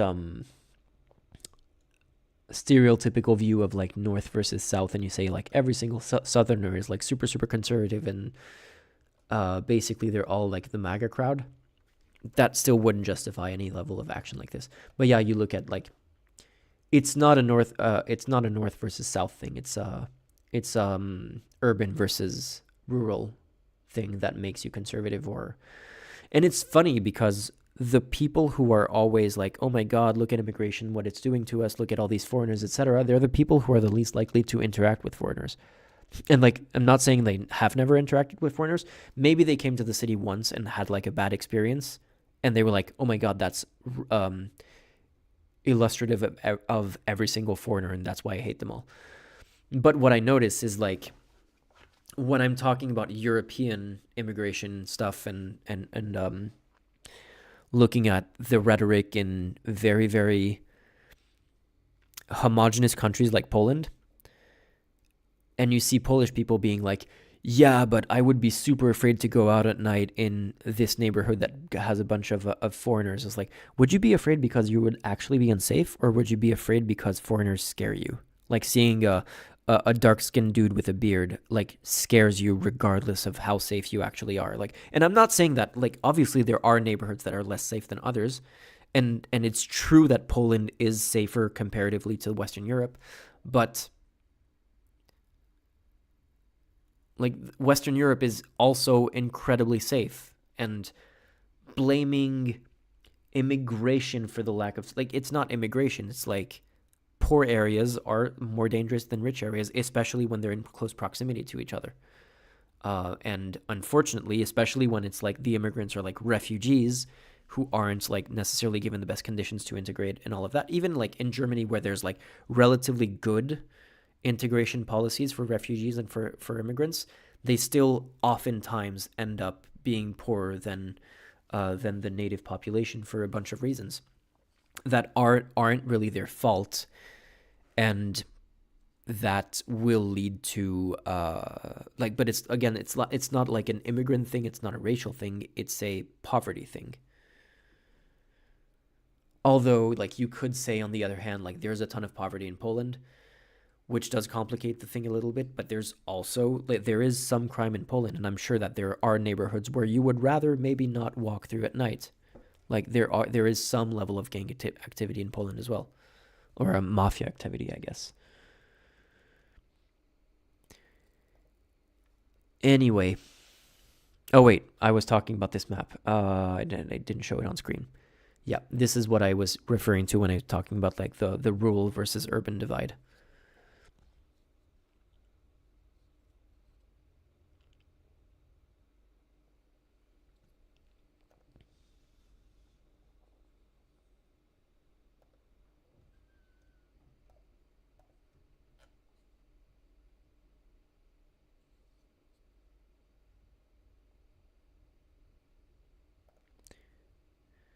Okay, yeah, if no one has an idea for something that I can cover, that I can look at, that's a little bit more fun. How many people are watching right now? I think it's relatively few. Yeah, it's 14 people. Next week, and if everything goes well, but I think it's pretty much confirmed. Next stream is I'm going to interview a creator called Alice Capel. She's a French video essayist. She mostly covers feminism, but she also covers like topics related to feminism, but she also covers some political stuff, cultural stuff. And basically, this will be the first of what I hope to be a series of interviews where I talk with either YouTube journalists or like information. Yes, you're right. I will definitely make this a kitty cam. Do you want to come? YouTubers, either YouTube journalists or like journalism adjacent people, and I think like there's gonna be some gray area in the middle where like are video essayists journalism or not? Like a lot of people get their information and their opinions partly from the research done by video essayists, and like I think they are definitely in the gray area where you could argue like if you took the script from a video essay and you published it as an opinion piece in a magazine from back when magazines were a thing, they would absolutely be called journalism.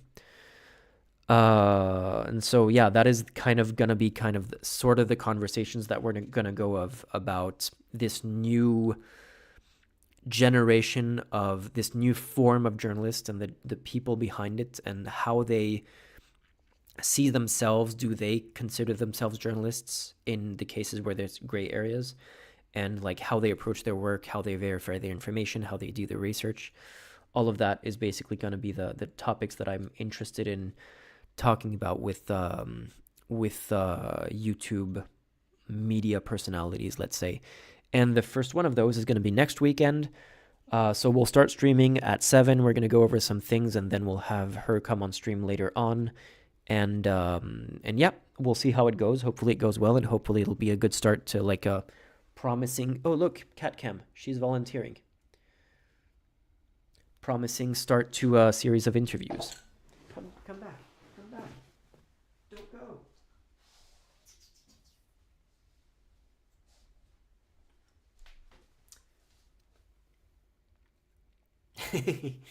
Sorry, baby. Look, it's a microphone. Do you want to make some noise in the microphone? Sniff, sniff, sniff, sniff. Can you hear her sniff it?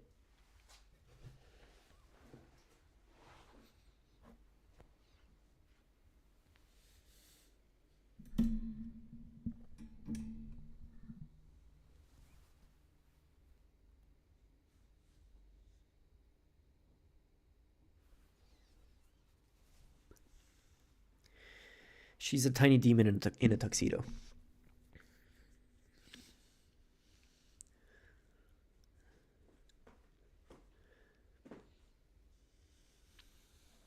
Yeah, she's a little displeased, I think. Yeah, I think she had enough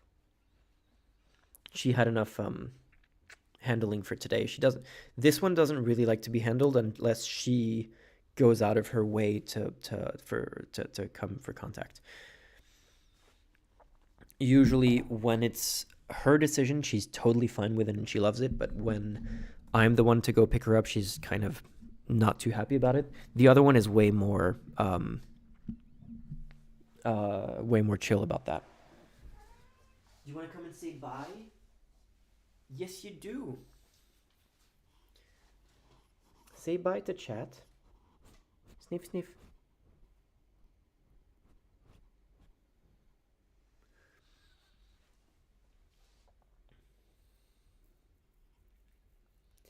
Mary Rogers, if you're on the Discord, send photos. We did an entire like exchange of cat photos a few days ago on the Discord.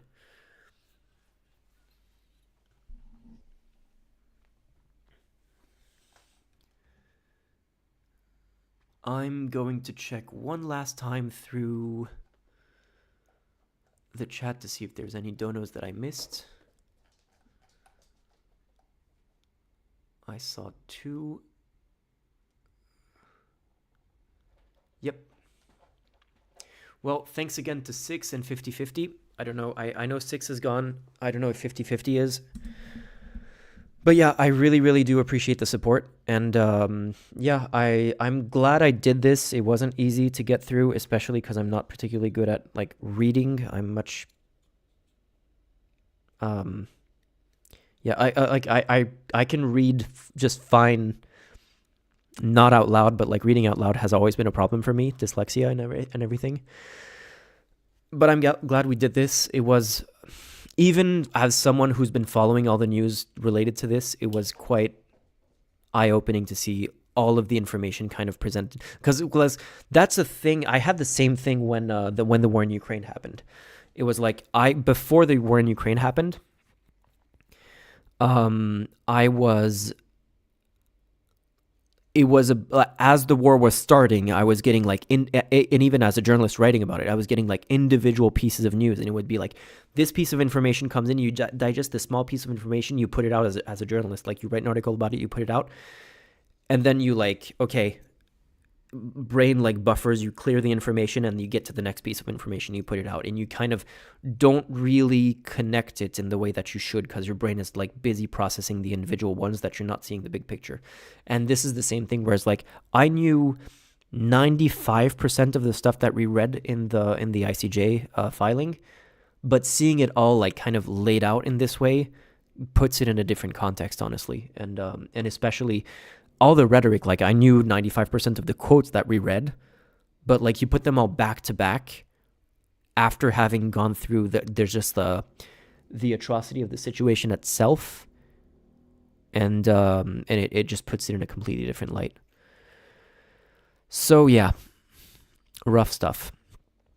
Anyway, have a good night, everyone. Thank you so much for joining, and I will see you next weekend.